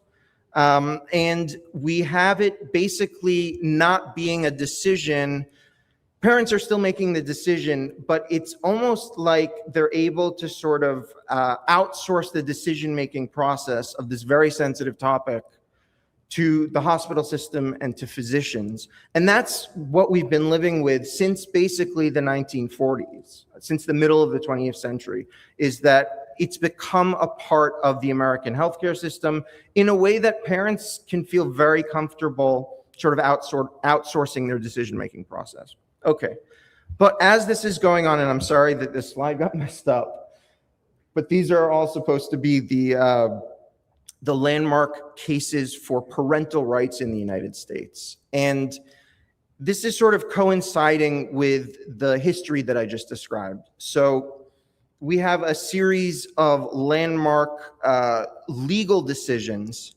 where parental rights are enshrined in American law. And we don't really have the same kind of tradition in American legal history. I know there are a lot of legal minds in this room, and I'm going to open to Q&A in a little bit here. So feel free to correct me if I'm wrong, but my colleague at Bruchim, Rebecca Wald, assures me that what I'm about to summarize is basically correct, that there's a much stronger tradition in American legal history for parental rights than there is for the concept of children's rights. It's not that there's no such thing as children's rights in American legal history. It's that it's a much weaker, more scattershot set of norms and legal decisions, whereas parental rights is a very, very sort of clear-cut and protected set of ideas in the law. And what that leads us to, oh good, the slide worked out. What this leads us to is, if we zoom out from circumcision for a moment, and people like Janet Heimlich have done this in her book, Breaking Their Wills, and recently the philosopher Claire Chambers did it in her book, Intact. And you zoom out and contextualize circumcision and other kinds of decisions that parents are allowed to make for their children, in particular in the United States, we have a situation where this concept of parental rights extends well into many different areas. So we have ear piercing here, we have orthodontics, we have parents not giving their children vaccines for vaccine preventable illnesses, including in situations where we have pandemics. We have corporal punishment, which is basically legal in this country. I was watching Bill Maher's show about a month ago, and he had a whole panel on, and he basically just came out and said, I'm in favor of spanking children, and the whole panel applauded, and the whole audience in his studio applauded. There was a round of applause for corporal punishment, right? That's still something that's tolerated in the law. American football in high school. My father brought this to my attention. My father's a neurologist, okay? And this was even before, this was when we were going around with CUT back in like 2011. And this was before CTE was a big thing. But my father, as a neurologist, was telling me that he sees many, many patients who are suffering from injuries that they sustained in football. So they have some kind of a break, some kind of an orthopedic situation, and then there's long-term neurological damage as a result of that. And he was bringing it up as sort of another example of it's a cultural institution. Football in some parts of this country it's like a religion. And it's tolerated, and high school students are encouraged to do it. So again, culturally accepted, and again, under the concept of parental rights. And of course, we all know about circumcision. So this is all very depressing. I recognize that. And I don't want you to be depressed. I want you to be clear-eyed about the challenges ahead, because I think we have a tendency as activists sometimes to sort of desperately seek positive information, and we sometimes lose sight of the actual challenge and what we're up against. I think we're up against something massive. I think it's not just about circumcision. I think it's about American culture and the concept of parental rights overriding children's rights. And I don't think that's something that's easy to tackle. And I don't think it's something that's going to be over in 10 years or even 20 years.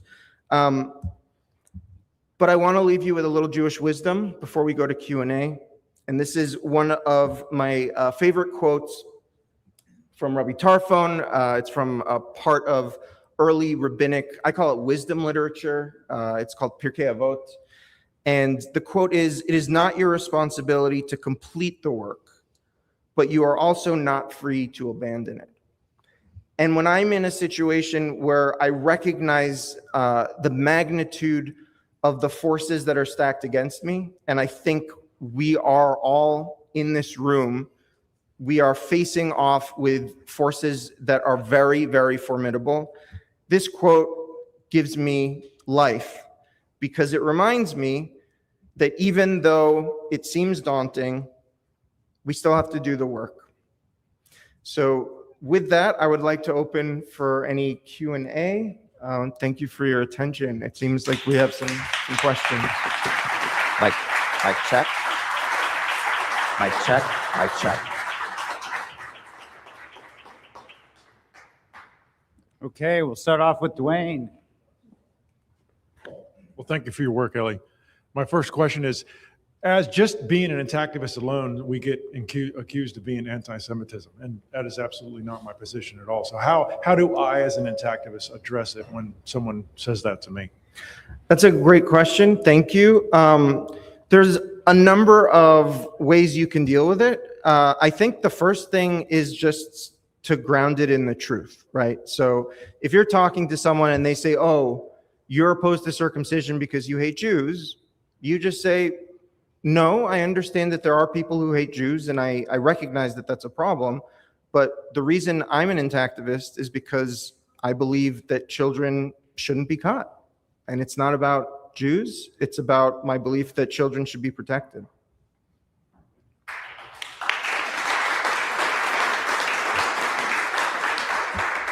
Ellie, I'd be interested in your, is this on? Be interested in your thoughts of framing not as parental rights versus child rights, but parental rights in deciding for the child versus the state power to decide for the child. Can you, I'm sorry, I just need a little more follow-up to understand the question. Oh, okay, well, the tension may be between parents deciding what they're going to do with the child versus the state, the government deciding what will be done for the child. And so I wonder if you could riff off the tension between government being able to decide about what to do with my child versus me. I think that's exactly right. And you're articulating, I think, part of the parental rights argument, right? And the reason it resonates so deeply for Americans, which is that we very much don't want the government interfering in our lives. And one of the lines that we draw is around our family. But there are exceptions to that we all are familiar with. Female genital cutting is not a practice that's tolerated in this country. And no one says, "Oh, well, the state shouldn't be interfering to prevent someone from cutting the genitals of their girls." There's some famous landmark cases that have to do with blood transfusions in Seventh-day Adventists. And so there is a line that we do tolerate and a line where we don't tolerate. As Americans, I think you're right that that line is in a different place than it is for other parts of the world, especially Europe. But it's a tough sell.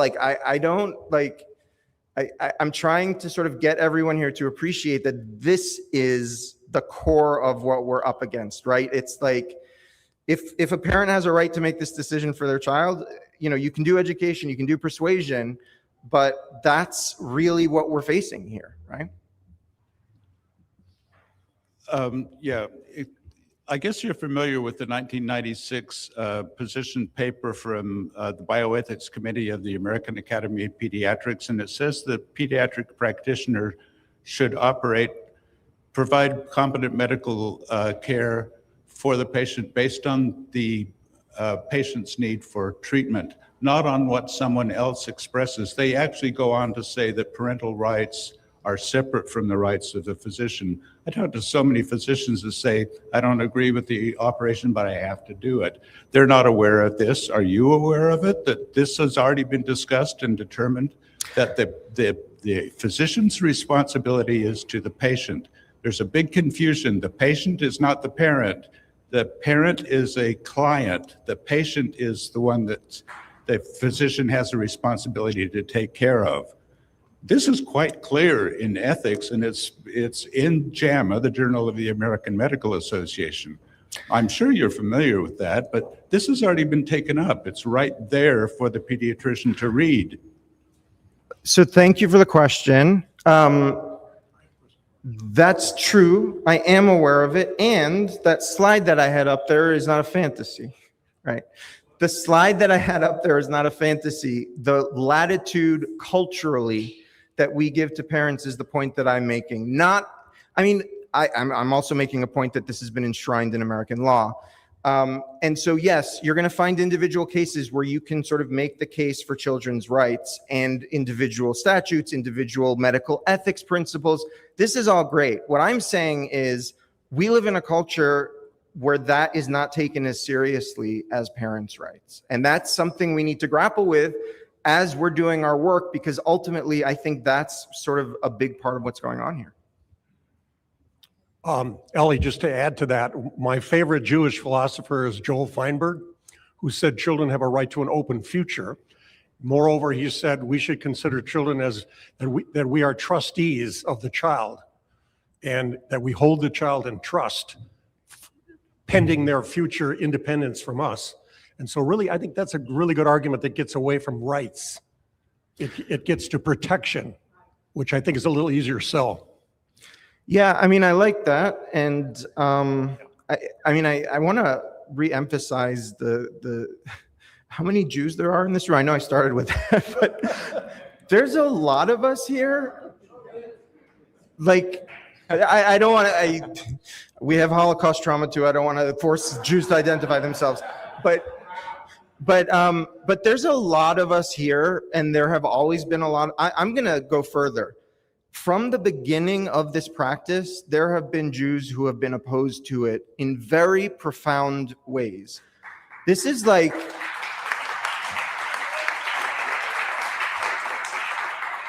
I am not like, I know sometimes it feels like, you're weird if you're a Jew as opposed to circumcision. I am not. I am familiar enough with Jewish history to state unequivocally that I am part of a long and proud tradition of Jews who oppose this practice, and we continue to be important in the movement. So I thank you for recognizing that and understanding that, and really internalize that, right? Like the next time you hear, I'm always hearing at these conferences, the judge was a Jewish judge, and it's like, internalize the fact that that doesn't mean anything, right? Understand that the fact that a judge is Jewish doesn't tell you anything about what they might think about circumcision. Well, thank you so much, Ellie. Thank you. Big round of applause. I'll give you a hug. And your mom's going to give you a hug too. Anyway, well, here, as a gift from Intact Global, just something to take with you, and the 20 hours of footage. Thank you so much. Big round of applause for Ellie.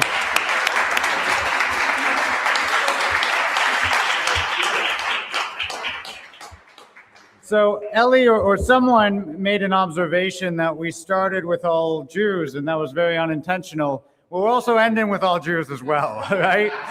So, bookending this really fantastic weekend, that I'm really grateful that you all came out here and made this happen, right? This has been a really special weekend, and it's really kicking off the future of the movement, and hopefully, the end of the movement, in that we circle the square, we protect every child, and we complete the very important and critical work that all the anti-female genital mutilation activists really successfully lobbied for 30 years ago.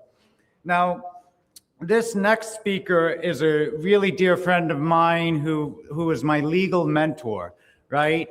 And before I introduce him, he was also the #1 fundraiser for the first openly gay candidate for office in the United States, really. And he's going to teach me a lot, maybe not right now.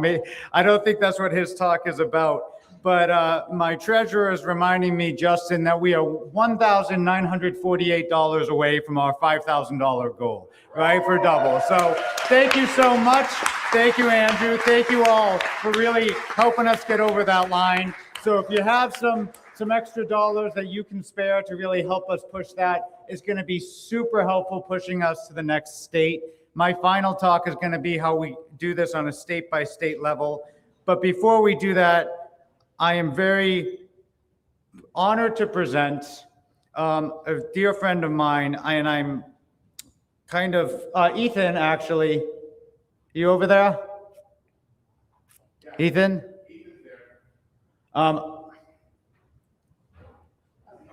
Okay.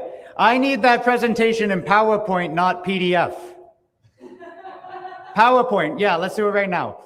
So while you do that, I'm going to give another pitch. I'll give you 2 more minutes to, scan the QR code if you get a chance. We're still planning on ending this at around 4:30 p.m., right? I won't steal your thunder, Brad, in terms of your opening joke, but I think we're going to be able to make it. And I probably shouldn't have cut off Elliot at the Q&A, but my computer's up here, so it's hard to check 2 things at once. Any questions for me before the next presentation? Nikki can help me fill in. I can show off some tricks, actually. Hey, Mountain. Touch. Sit. Yeah, round of applause. What? Yeah. And Nikki.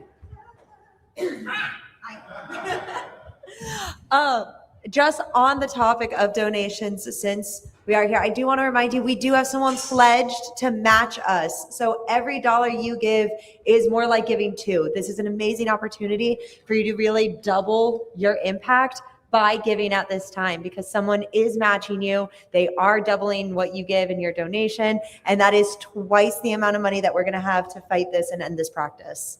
So just a reminder.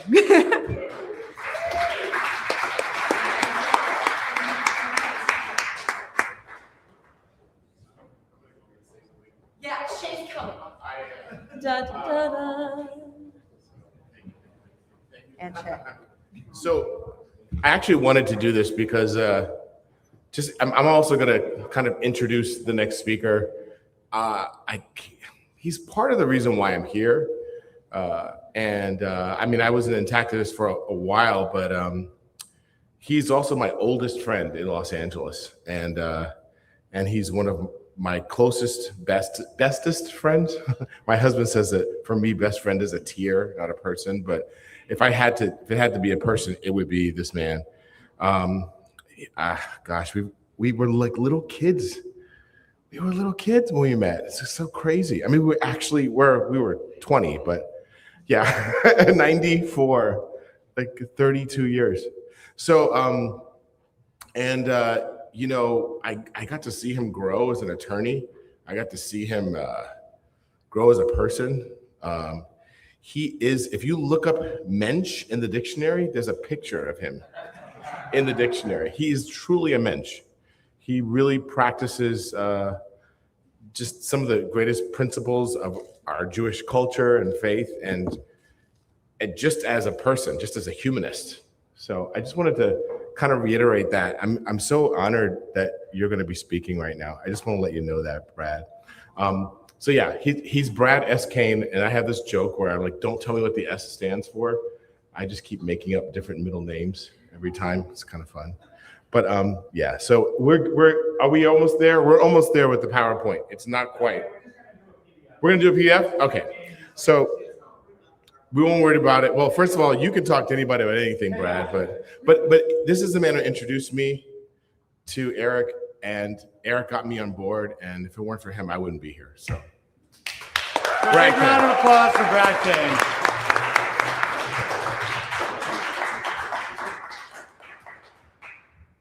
And by the way, anyone who matches the donation to get us to 5,000, I will give you my middle name, and we can have Che say what it is forever. Okay. Now, okay.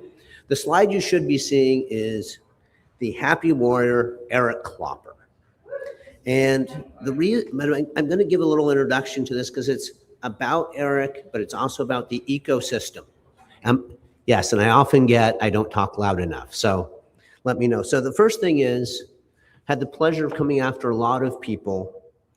And we've already talked about the number of Jews in this room. If you have 2 Jews in a room, you have at least 3 opinions.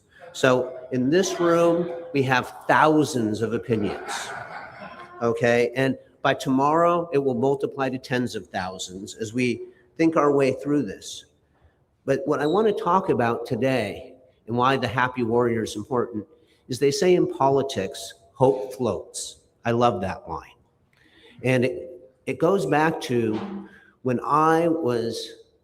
this was my original hair color. You know, it's now been restored to it. Back when it was really this color, in 2000, I was running a Senate campaign for the first openly gay statewide office holder in the country. It's actually known to be gay. And one of the things that prevented us from winning that year was the Vermont Supreme Court came out with a ruling saying that the state marriage law was unconstitutional because it didn't give equal protection to gays and lesbians. And they said, you know what? But we're going to give the legislature 6 months to write a new statute that gives the same protections. We'll call it civil unions because, my God, we can't have gay marriage. That would be difficult for people to understand. And what ended up happening was there was this incredible backlash. Everywhere we went, there were signs, take back Vermont, take back Vermont. And I understood what it meant because we would get greeted with homophobic slurs. Most people going to Vermont had no idea, and they thought it was buy more Vermont maple syrup, which tripled the sales that year. Okay? And that's when the light went on that messaging is really important. And the trouble from my perspective back in 2000 was, oh my God, how are we going to get gay marriage? I'd be happy with civil unions. And it was a tough sell because when you're thinking about other people's genitals, most people go, I want to do anything else. And, you know, but when it became love is love, why suddenly it wasn't dirty anymore. Well, your love, our love, that was great. And that's why the slogan, if it were, the boiled down essence of the movement. Yeah, you can keep going. I'm just gonna. You're gonna do that. Yeah. Is, you know, save the children. And how do I know that's effective? Because as a civil rights lawyer, I've handled many cases. In one case, went to the Court of Appeals, and I had won, and 3 lawyers had left the case. And then opposing counsel got up and said, save the children. I'm like, he's a fucking lunatic. And Court of Appeals said, you're right. I lost. And I said, I'm going to remember this. I got to use this somewhere. And, you know, the reason why this ties back to Eric is John Silla introduced me to Eric probably a year after what Harvard labeled the nude anti-Semitic rant, right? Yeah. And, right. And in reading the briefs from Harvard, because I was representing Eric, they were, you know, every other sentence was nude anti-Semitic rant, nude, and it's going, okay, that's a frame. And if you have that frame, like talking about genitals, people are not going to get past the frame. We worked really hard in that case to change the frame. And I think at that point, Eric learned that slugging people directly in the face to get their attention does not always get them to hear you, right? And, oh, absolutely. Unless you're the receiving person, then not so much. But the point of it is, you know, what we want is for people to listen. What we want is for those people who don't understand. Because like when I met Eric, I'm thinking, well, I can represent him. I'm not sure I agree with him, but I have lots of clients sometimes I don't fully agree with. And then I talked to my brother and his wife, and I found out for the first time, their 3 children, who are all boys, were not circumcised. But in my family, we didn't discuss those things because, you know, it's just a tradition. And it took me probably a good 6 months to a year to realize what I couldn't unsee, which is that it was horribly wrong.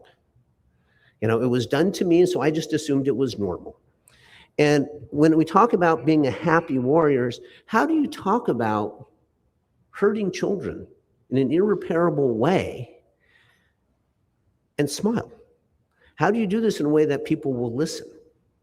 And that is, you know, it's easy to be the angry warrior and talk about the harm, the hurt, and the fear. But that's not going to get people to listen to you. And the advantage of using the law, if you look at the gay marriage, I like to draw that parallel here, is, you know, we had lawsuits in about 50 states, and each one was a little telenovela. And it was the cheapest free publicity you could get to talk about something that no one wanted to talk about. And that was what moved the people who aren't paying attention, who aren't in this room today, who are probably hoping to watch a football game later this evening or watch one this afternoon, or want to take their kids out for McDonald's or whatever it is. And so when we talk about sort of the societal impact of the happy warrior, it's a positive message, and it's also an ecosystem. And the reason why I say it's an ecosystem, and I'm not going to date myself so much as say I remember Martin Luther King and Malcolm X personally, although I did represent one of their relatives.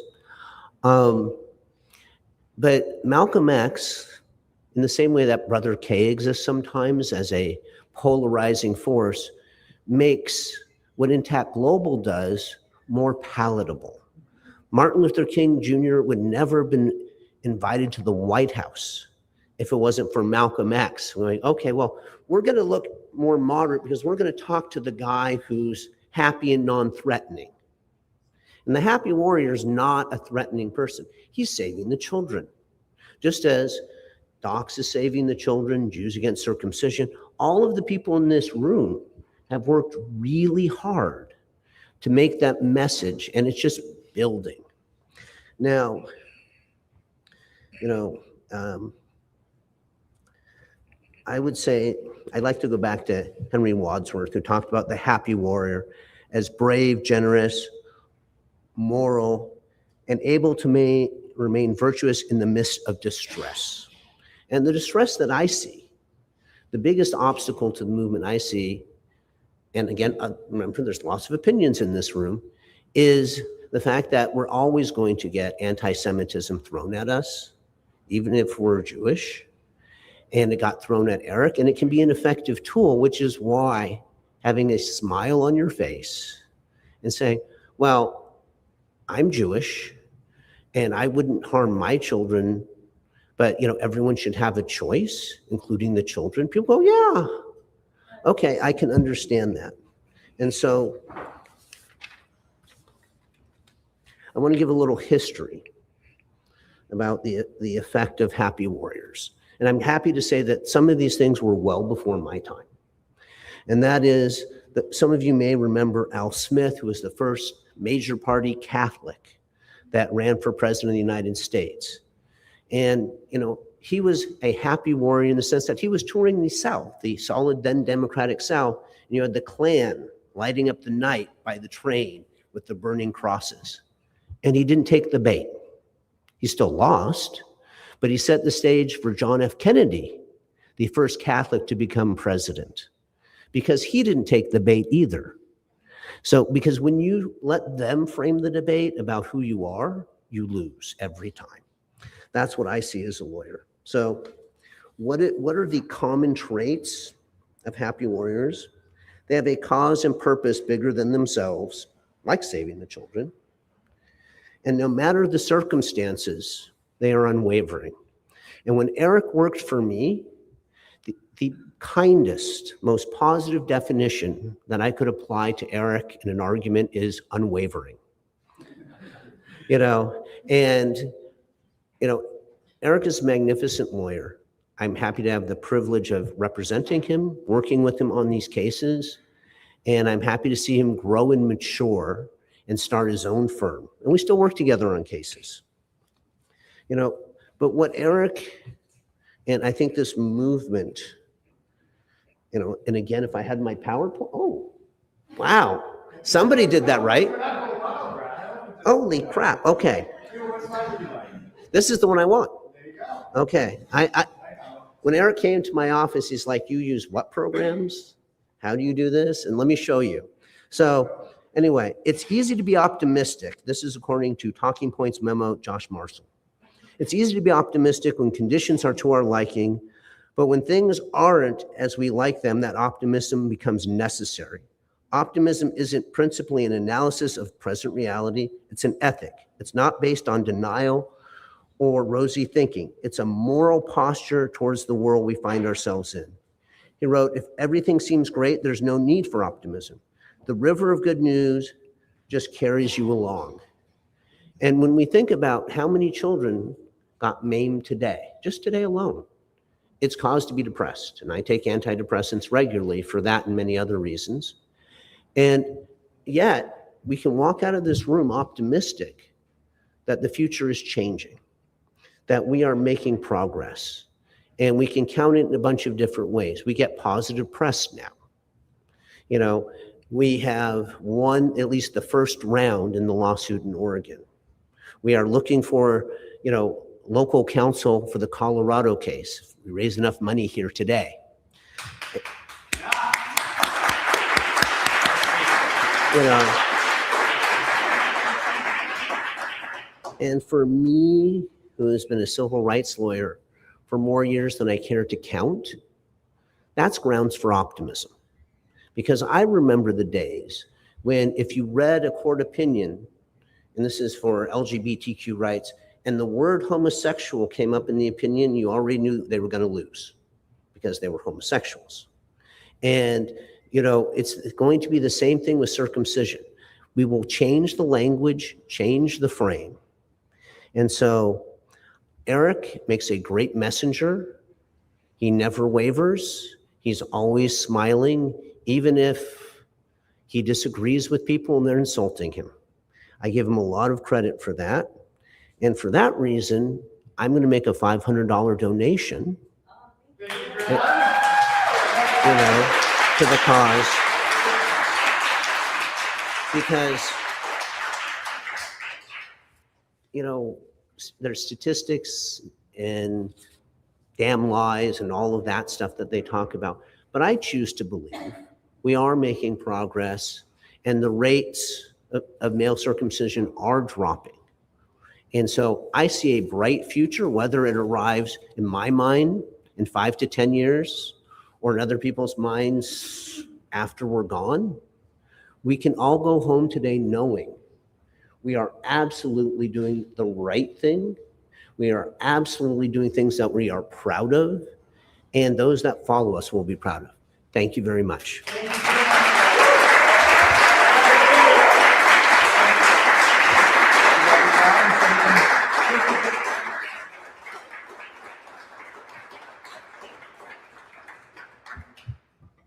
What's the final number, Justin? Can I get a drum roll?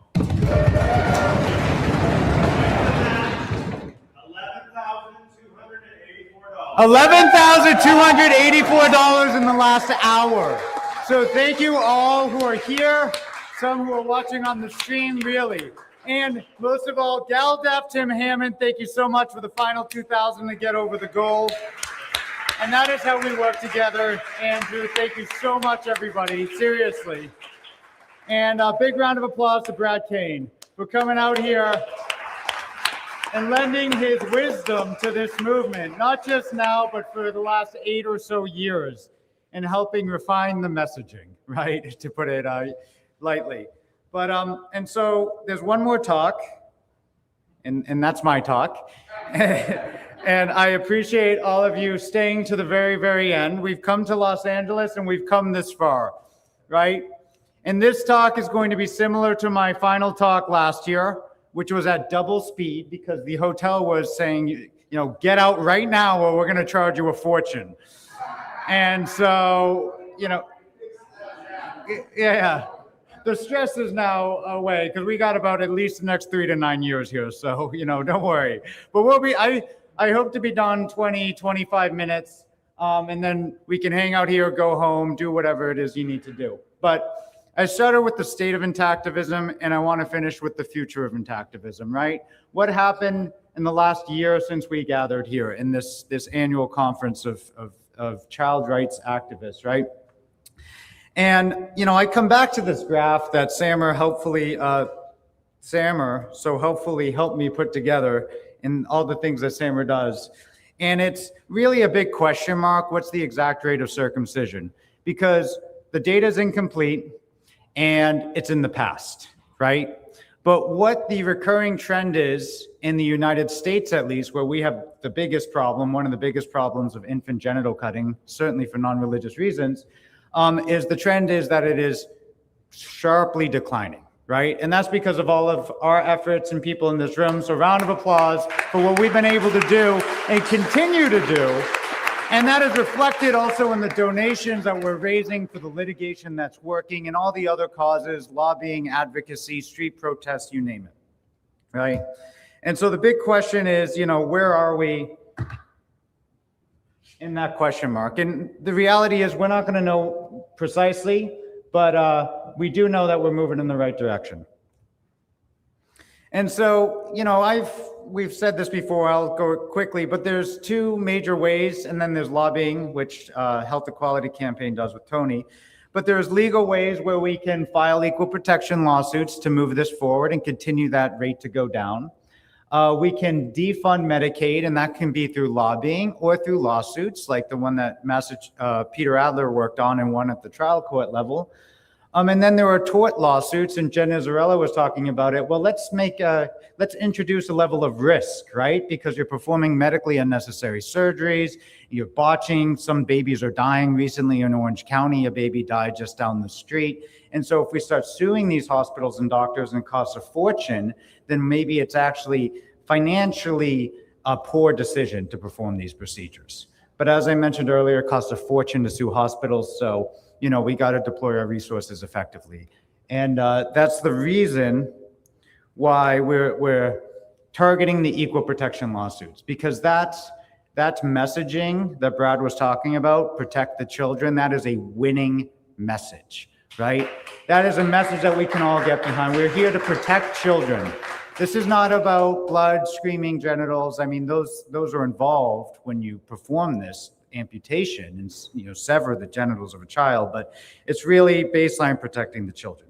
So anyway, that is the primary strategy, although grassroots is super important as well, because when you post something on social media, and we've heard this many, many times over the last 2 days, oh, my friend posted this and I looked into it and I didn't cut my children. And that the importance of that cannot be overstated.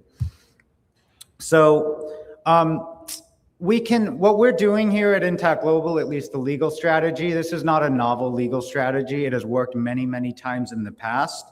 And it is working thus far. And, you know, it's not on the ground floor, but we're in step one, right? And so this graph is on the x-axis, it's time, and on the y-axis, it's how many states have adopted some progressive change over time. And a lot of the changes, let's say Loving v. Virginia, that was a case. That was a lawsuit that made interracial marriage legal. It used to be illegal to marry someone with a different skin color than you, right? And Loving changed that when he sued the state of Virginia, just like we're suing the state of Oregon, and we're about to sue the state of Colorado. So these lawsuits can change, you know, the entire landscape of human and civil rights. Now, but you'll notice that Loving v. Virginia was at the very end of a long list of these states that changed their ban on interracial marriage. It wasn't first, it was last. Just like Oregon is not the last case, but it's certainly the first one. But we always hear about the last case because that's when the movement wins, right? So, for example, Obergefell, that was the case that went up to the Supreme Court and won in 2015 and made marriage equality a constitutional right in the United States. And what I really want to focus the group on is the rate of change where that can occur. The first major victory in marriage equality and that constitutional right was 2004, which is Massachusetts, my home state, which I'm very proud of. Anyway, if you look at that rate of change, it is dramatic. That is 5-10 states a year, recognizing that love is love, right? And if we can have that same rate of change in terms of recognizing that we need to protect every child equally, we could accomplish our Obergefell in 2 to 5 years. It is really, truly possible, right? And right now, we're past the legal theory. It is working. It is working. But we need to put as much gasoline in this engine as possible. Because yes, if you look at this graph for marriage equality, we have that really tiny little bump at the front. That was Massachusetts, right? And in our case, it's going to be Oregon, right? But we're going to need to put some gasoline on this, or donors on this, so we can sue 10 states at once, 20 states at once. And it also creates a lot of media and social media and all that. So there's a lot of benefits to that. And I guess my next slides were about this, but the first case was Goodridge v. Department of Health, and that was a Massachusetts case. We had 14 plaintiffs there, all same-sex couples who sued the state, went up to the Supreme Court, and they won, and they changed the law, right? And I'm very proud of Massachusetts, but then there was 20, 30 other states who did it. Geiger v. Kitzhaber, who was the governor of Oregon, right? So it's like equivalent to suing the state of Oregon. And we have our very own Lake Paraguay, who was representing the plaintiffs there. So big round of applause to Lake for changing the constitutional rights, advancing civil rights in Oregon. And then, it finally ended with Obergefell, which consolidated a bunch of cases. And we'd like to have a bunch of cases going on at once. But again, we're here at the Goodridge case, where Massachusetts was in 2003, and the years that preceded it, to get to that Supreme Court decision. And so whether you agree with decriminalizing cannabis or not, it's the most recent movement after marriage equality, right? It's legal. It was legal in 4 states last year, and now 24 states have some type of legalized recreational use from 2014 to, I believe, 2025. And you could see that the cannabis advocates use that same strategy. This is one state that legalized it, probably Colorado or Oregon, right? Because they're all hippies. No, I'm kidding, but they're quite crunchy, right? And we shouldn't be putting people in jail anyways for using a plant, but you could see that it was going up and up and up because they were challenging various states and they were effectively organizing on a state-by-state level. Now, how does that relate to our cause? Well, Oregon, in 2025, we filed our first lawsuit, right? And if we prevail there and we get a judicial declaration that every child has to be equally protected under the law, that is what the equal protection provision means in the state constitution, then we are officially at, the first step, which we're working towards. And everything that we've done thus far is actually working, right? The judge has allowed the case to proceed to a trial on the merits, which if we can afford, we're happy to do. Right, to educate the court, to educate the public, to get people involved in the drama. Do we protect every child, or do we protect no children? Or is there some convoluted reasoning that someone can adopt to say, no, you can only protect one particular sex of child, right? So, but in Oregon is great, and that's moving forward, whether we raised our 50 grand or not, which we did, but Colorado is now moving forward as well. Right? And this is in 2026. So where we are, we're about to sue the state of Colorado. We need to identify our civil rights attorney in Colorado.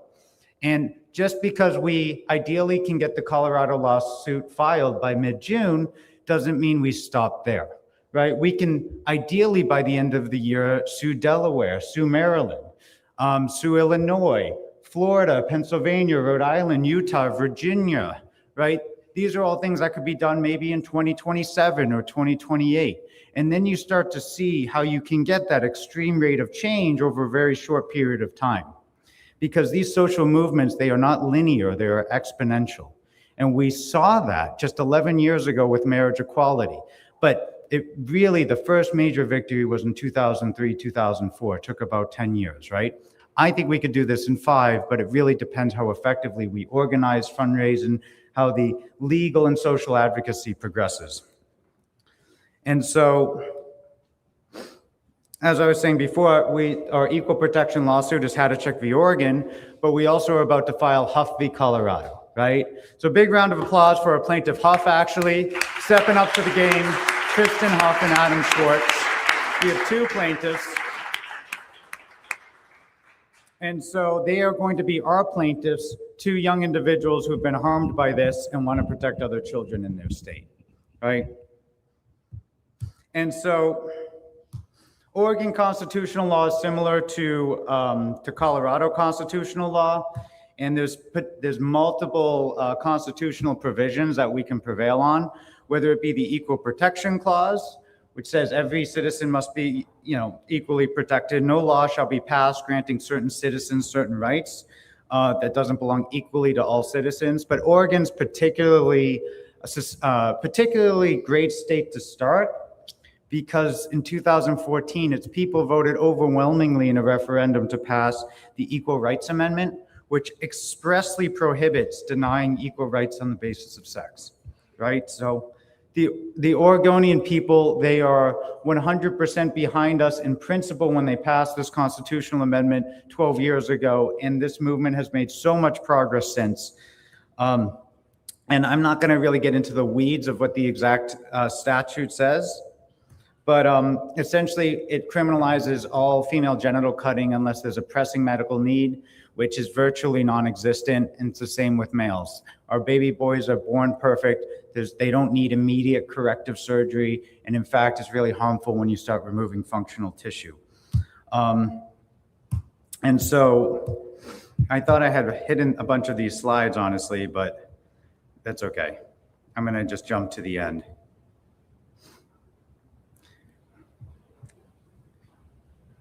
So, well, I guess it is the same theory, so we're going to get through it. Sorry, this was a lot of work putting this on, so I was like doing everything at once. But so really the constitutional theory in Oregon is the only way that you can justify a statute that discriminates on the basis of sex is if there are specific biological differences between men and women that can justify that discrimination. They have to be specific and they have to be compelling and substantial.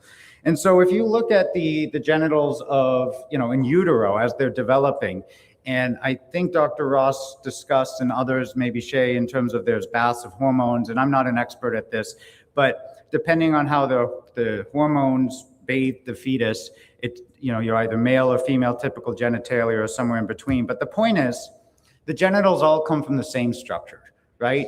And whether you be male or female, they all have very important functions that facilitate protection, they facilitate sexual intercourse, they facilitate the intended use, right? Form and function are inextricably bound. Biology 101, it is what you first learn, right?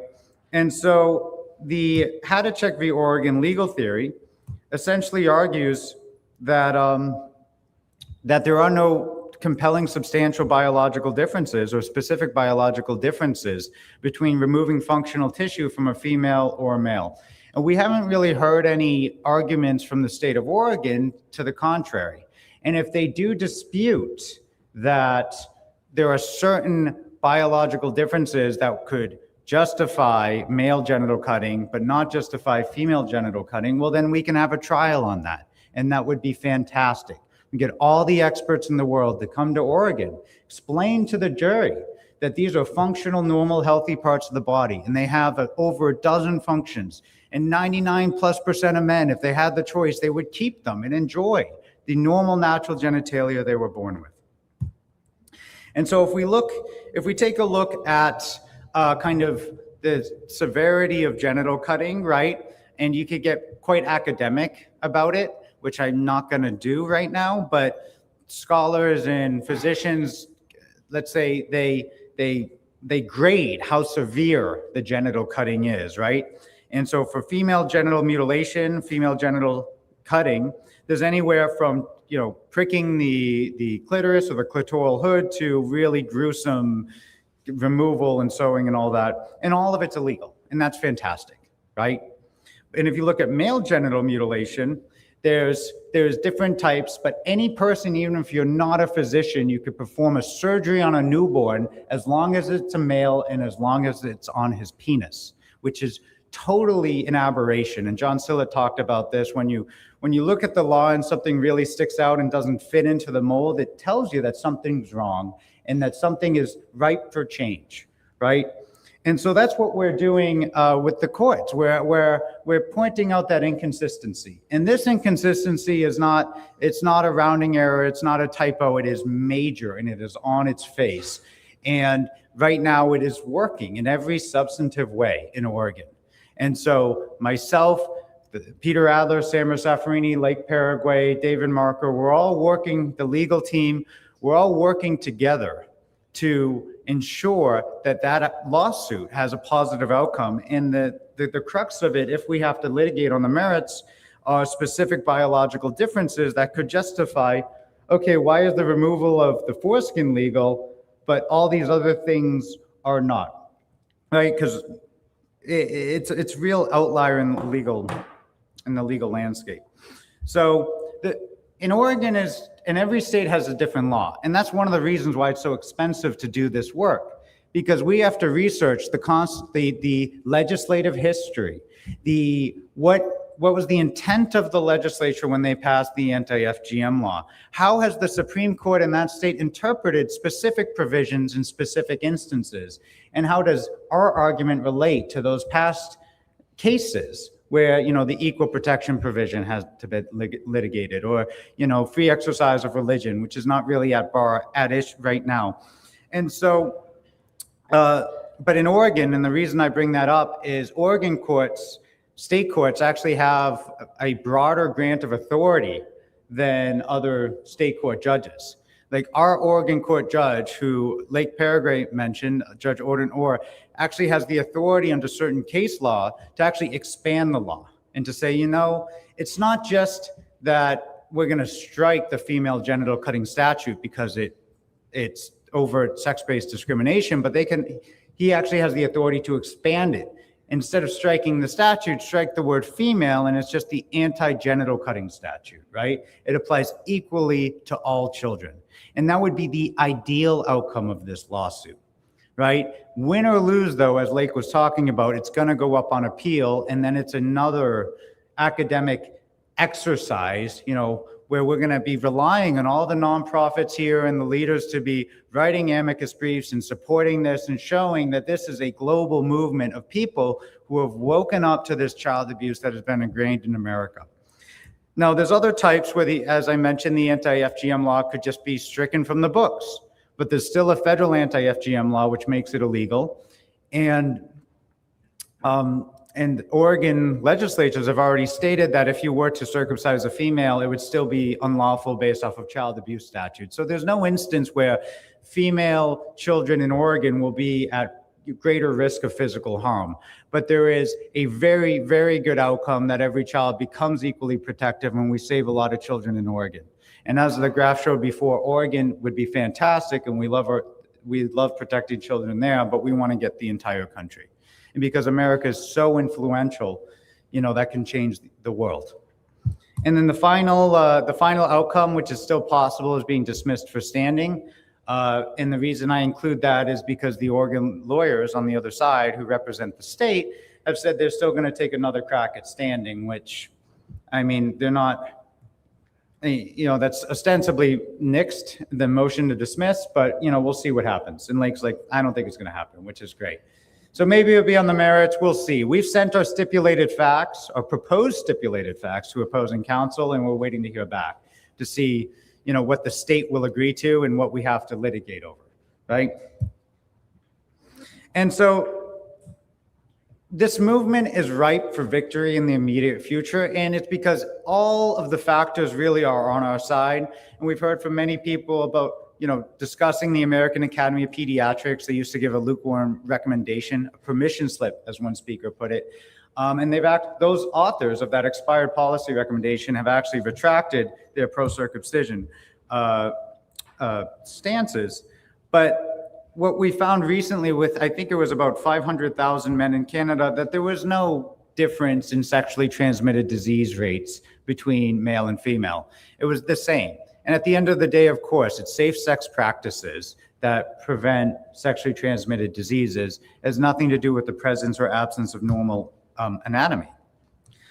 In politics, See, as Brad says, yes, a lot of great messaging. Love is love, one marriage equality. Protecting the children is going to win our movement of protecting children from genital mutilation. But as Brad always reminded me, an airplane flies with two wings, right? So wherever we are on the political spectrum, whether you be on the left, whether you be on the right, this is an issue that everybody can get behind, right?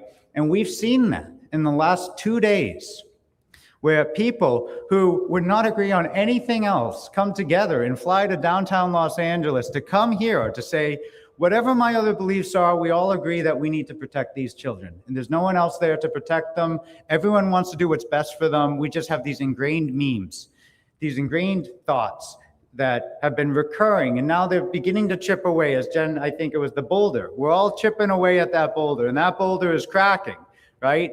And I'm hopeful, and it is much smaller than it used to be, right? And the smaller the boulder gets, the easier it is to chip away. And we have international momentum as well. Yes, some nations, have tried to ban it. Iceland, Denmark, Germany, there was a lot of international pressure on them. And a lot of it was from the United States, right? And the more the US steps away from it, the more permission these other nations have to actually pass laws to protect every child equally. But when you're a trading partner and you rely on the United States for security or other things, sometimes it is politically expedient for politicians, and we've seen this in other states, to drop the issue, to say, hey, maybe 88% of our population, like in Denmark, wants to outlaw genital cutting, but it's just not politically expedient because it's going to upset the United States, and that's going to wreak havoc on a whole bunch of other things.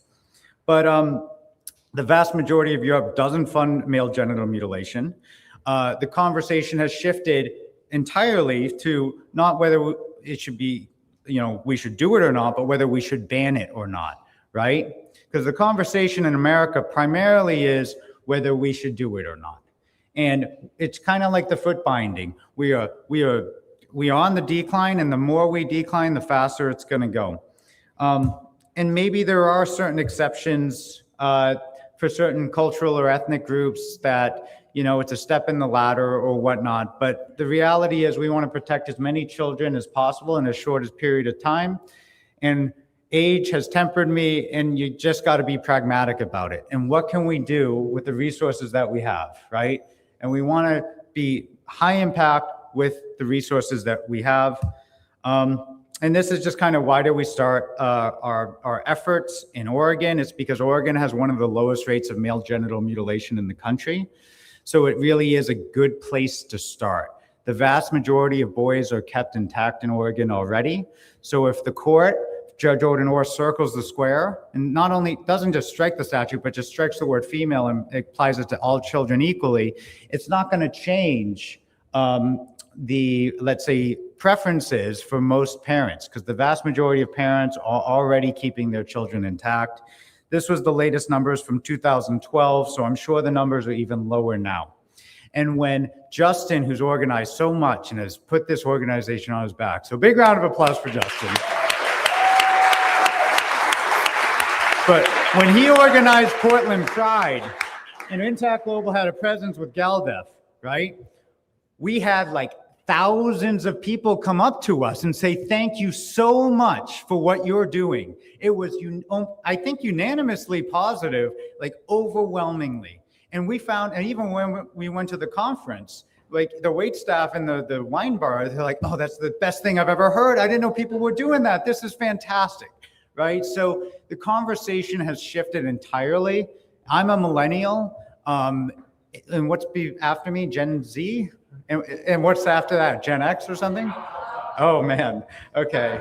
Anyway, so the point is, millennials have moved largely away from it, and certainly Gen Z, and I don't know how old alphas are, but they are the people who are having children, and we've already, I wouldn't say we've won that battle, but we are winning like dramatically. If you look at that subsection, I think we're well over the 50% mark if you're already at the 50% mark in totality, right, of circumcision. And John Stiller was talking about how, law affects culture and courts don't want to get too far in front of the law. And so that also kind of informs our legal strategy here. So yes, we've been able to raise enough money in the last 2 days to really move this forward in Colorado, which is fantastic, right? But we don't want to move, we don't want to, let's say, test states who are not ready to do this, right? Because these in red is the states with the highest rates of circumcision, mostly Midwest. So even if Illinois has a statutory scheme that might be friendly, it's still going to be tough to do. But the Pacific Northwest is fantastic, right? And Oregon is up there, and so is Colorado. California has its own problems because of the 2012 San Francisco ban that backfired, right? And so then we have to overcome health and safety code that, you know, prohibited local bans on circumcision and all that. Oh, and it's also the law in this state that circumcision has a wide array of health benefits. That is like the statute in this state. And so it's also the 5th largest economy in the world. So we want to target states that are primarily not circumcising the majority of their children already. Washington is an excellent third option. So Tony will be figuring out how we're getting to you. But yeah, this is kind of informing our strategy. And even I have a website, it's very simple. I'll probably update it soon. It says schedule a consultation. And now I'm getting a lot more of young men who are cut from various states to say, hey, can I file a lawsuit here? Or can I file a lawsuit there? And I have a folder where, you know, if we have the right statutes, the right constitutional provisions, the right plaintiffs, and then we raise the money, we're going to do that. But really the barrier, we had 2 barriers to moving to Colorado. One was money, and the other was finding our right attorney, and we raised the money this weekend. So let's go. Thank you so much. We really did that. And then Georgianne is helping, and so is Mickey and others. We have a plan to find our Colorado attorney in the immediate future. And that's why this is so important to get together, because we can help each other move things forward. So of the 2 things to move to state number 2, we've got one, and we've got a solid plan and a solid network of people doing number 2. So, and also Stephen as well, who's been sending emails and inquiries. So thank you. So we're going to find our Colorado attorney. We're going to find him or her soon, right? Or them. Oh, well, thank you, Daniel. Thank you, Daniel. Oh, yes.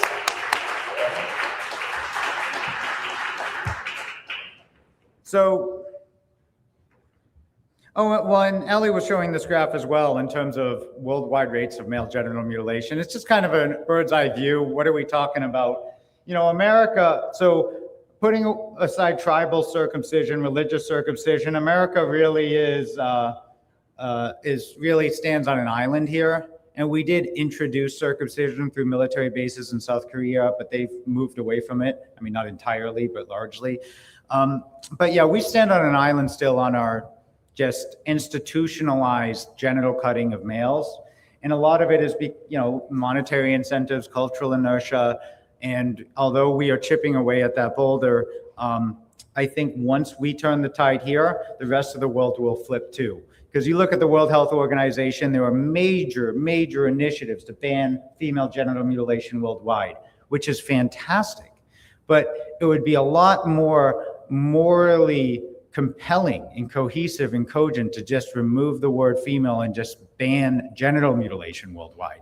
How are we supposed to come into Africa and say, hey, stop cutting your baby girls when we're doing the same thing to our baby boys, right? We're removing functional tissue, and yes, there's different grades of genital cutting, but we just shouldn't do any of it. It's the simplest argument and the easiest change to do. So there are a few future strategies, you know, pie in the sky. Let's say we raise a whole bunch of money, or, you know, I think the founder of Minecraft is anti-circumcision, a billionaire. Let's say he goes, here's $20 million. We can also address, I think it's someone who's not controversial, right?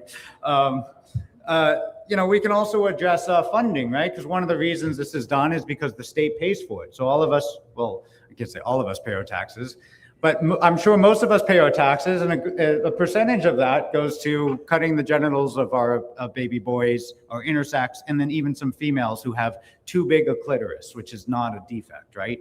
And so what this graph shows is that if you defund circumcision for Medicaid, state Medicaid, then the circumcisions go down, right? That's simple supply and demand.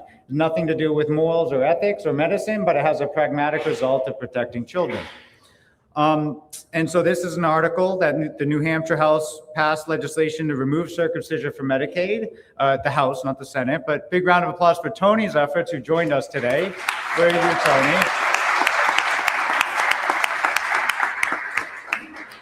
Anyway, the Senate, though, was not a fan, and that did not get passed. But that doesn't mean it won't, in the next legislative session, right? And so there's a few ways that we can prevail. One of those ways is kind of like the Obergefell, Loving v. Virginia route, and that the Supreme Court, the ultra-conservative Supreme Court, which is very unlikely, sides with us and says, you know what, infant circumcision is illegal, right? You can't just protect one sex of children if you don't protect all of them. And that would be a federal constitutional challenge. And that nuance would have gotten lost on me before I went to law school, and Lake talked about it a little. But each state has its own constitution, and then the federal government has the constitution that we all talk about and are familiar with. And it's the 14th Amendment, right, abolishing slavery, equal rights for all. That's the one that could be used to challenge the federal anti-FGM law to get a similar outcome in Oregon. But the reality is, you're not going to change the tanker of the United States of America all at once. You're going to do it by getting 1, 2, 5, 10, 20 states, just like we did with ending interracial marriage or marriage equality, right? I mean, two fundamental constitutional rights. Another option which could really change the entire landscape is that if we defund circumcision for federal Medicaid, if it just, the funding went gone. It's a snap of the fingers of Robert or RFK to say, hey, we're not going to do that anymore. It's medically unnecessary and we're going to save money. And with that, the rates would probably drop 30, 40%. And as I mentioned before, it's not linear, it's exponential. And if we're already at the 50-ish or so percent, and some people say it's more because of pediatricians, but the reality is we're about 50-50, right? With that huge drop, it would essentially vanish. Or finally, and this is what we're moving towards, but we could also, the faster we do it, the better, is it just falls out of favor. We just stop doing it. It doesn't become illegal. There's no cause of action. It's just people are educated, right? The conversation changes. The frame has changed. It's not about, torturing babies and the blood and the scream and the genitals of children, and all those elements are involved, but it's protecting the children. It's love is love. Right? It's the things that you can bring at your dinner table that everybody can get behind, and everyone can get behind protecting children, right? It is a message that is universally resonates with practically anyone, right? So beyond Oregon and Colorado, what do we want moving forward? Well, we would love more brave young, and they have to be young for statutory reasons, although Samra has a very brilliant legal theory that might circumvent that. But we want plaintiffs, right? Primarily young men who have been harmed by this. But if you're an older man who've been harmed by this, it's certainly possible. But it just introduces additional complexities for reasons that, we don't have to get into the weeds of. We need more attorneys, paralegals, young law students, you name it. And we're going to take a picture. Don't let me forget all the attorneys who came here. We're going to have a picture of the legal team. We're going to have a picture of all the doctors, and then we'll try to organize a group picture. I know it's like herding cats, but we'll do our best, right? And we need more doctors as well, and other healthcare professionals, which we had. We have more doctors, Dr. Thompson, Dr. Ross, thank you so much for coming. We have doctors opposing circumcision, Dr. Mason. And so as many doctors as we can get on board, because I've spoken to doctors, and some are at professional risk for saying, hey, I'm not going to be involved in this. And if the doctor's not involved in this, it makes the hospital look bad. It also takes money away from the hospitals because this is a profitable procedure. But we need more doctors with integrity and who have the backbone to protect these children. And then finally, we need volunteers as well, right? I mean, this weekend wouldn't have been possible without the exceptionally hard volunteer work of Che. So thank you, Deborah. Thank you so much. And of course, Justin as well. And then all of the people who've helped at a discounted rate to make it happen. So Ellie, Penny, thank you so much. And also Ina, who's not here, but she organized the event with catering and all that. And any volunteers can help. Dwayne, Alana, thank you for coming early to help set up, right?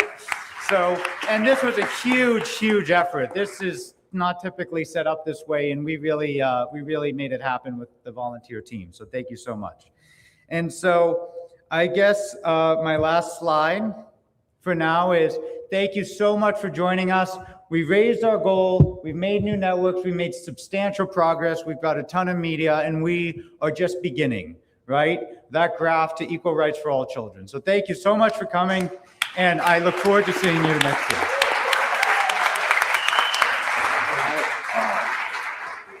Okay, so Eric, we want to actually thank one more person because I think it's important, and his name is Eric Klopper. Oh. And speaker recognition. Oh, that's so sweet. But we just want to thank you for everything. I mean, what an amazing soup to nuts vision you have, from the naked warrior to the happy warrior to the. It's really you got it all covered. I gotta say, and I just want to say we're not slowing down, we're not backing off, and we are not going to rest until every child is protected. So, and we are going to win this. We're going to win this. Absolutely. Thank you so much. On behalf of all of us, we want to thank all of you for coming. And also, I want to say to our streamers, these folks, they paid money to come here, stay at a hotel, and they gave money. So if you can do anything to help us too, that would be great. Because this community is extraordinary. I want us to all look at each other, and whether we agree with certain things or disagree with, I actually like that we disagree. I like that I'm learning so much from the people I disagree with. So I just want to thank you all. We want to thank you on behalf of everyone. We want to thank you all. And we want to thank you as well, the people watching, streaming who weren't able to be here. So thank you, everybody. Thank you. All of the lawyers, if you can come on stage, and then after that, we're going to do all of the doctors, and then everyone together, please. And thank you again to Brother K and Bloodstained Men, Brother K and Bloodstained Men. Thank you so much. Hey, come on, buddy. Sam, I guess we'll let it slide. Lawyers and law students. Yeah, that's right. Should we get rid of this? We'll stand on the sides of it. Go in front Let's of bring it. it back. Yeah, we'll just go in front of it. Yeah. Yeah.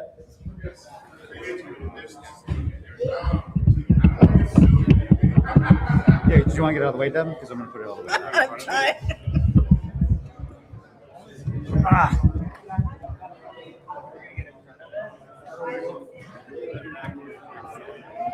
You're not that big. John's taller than I am.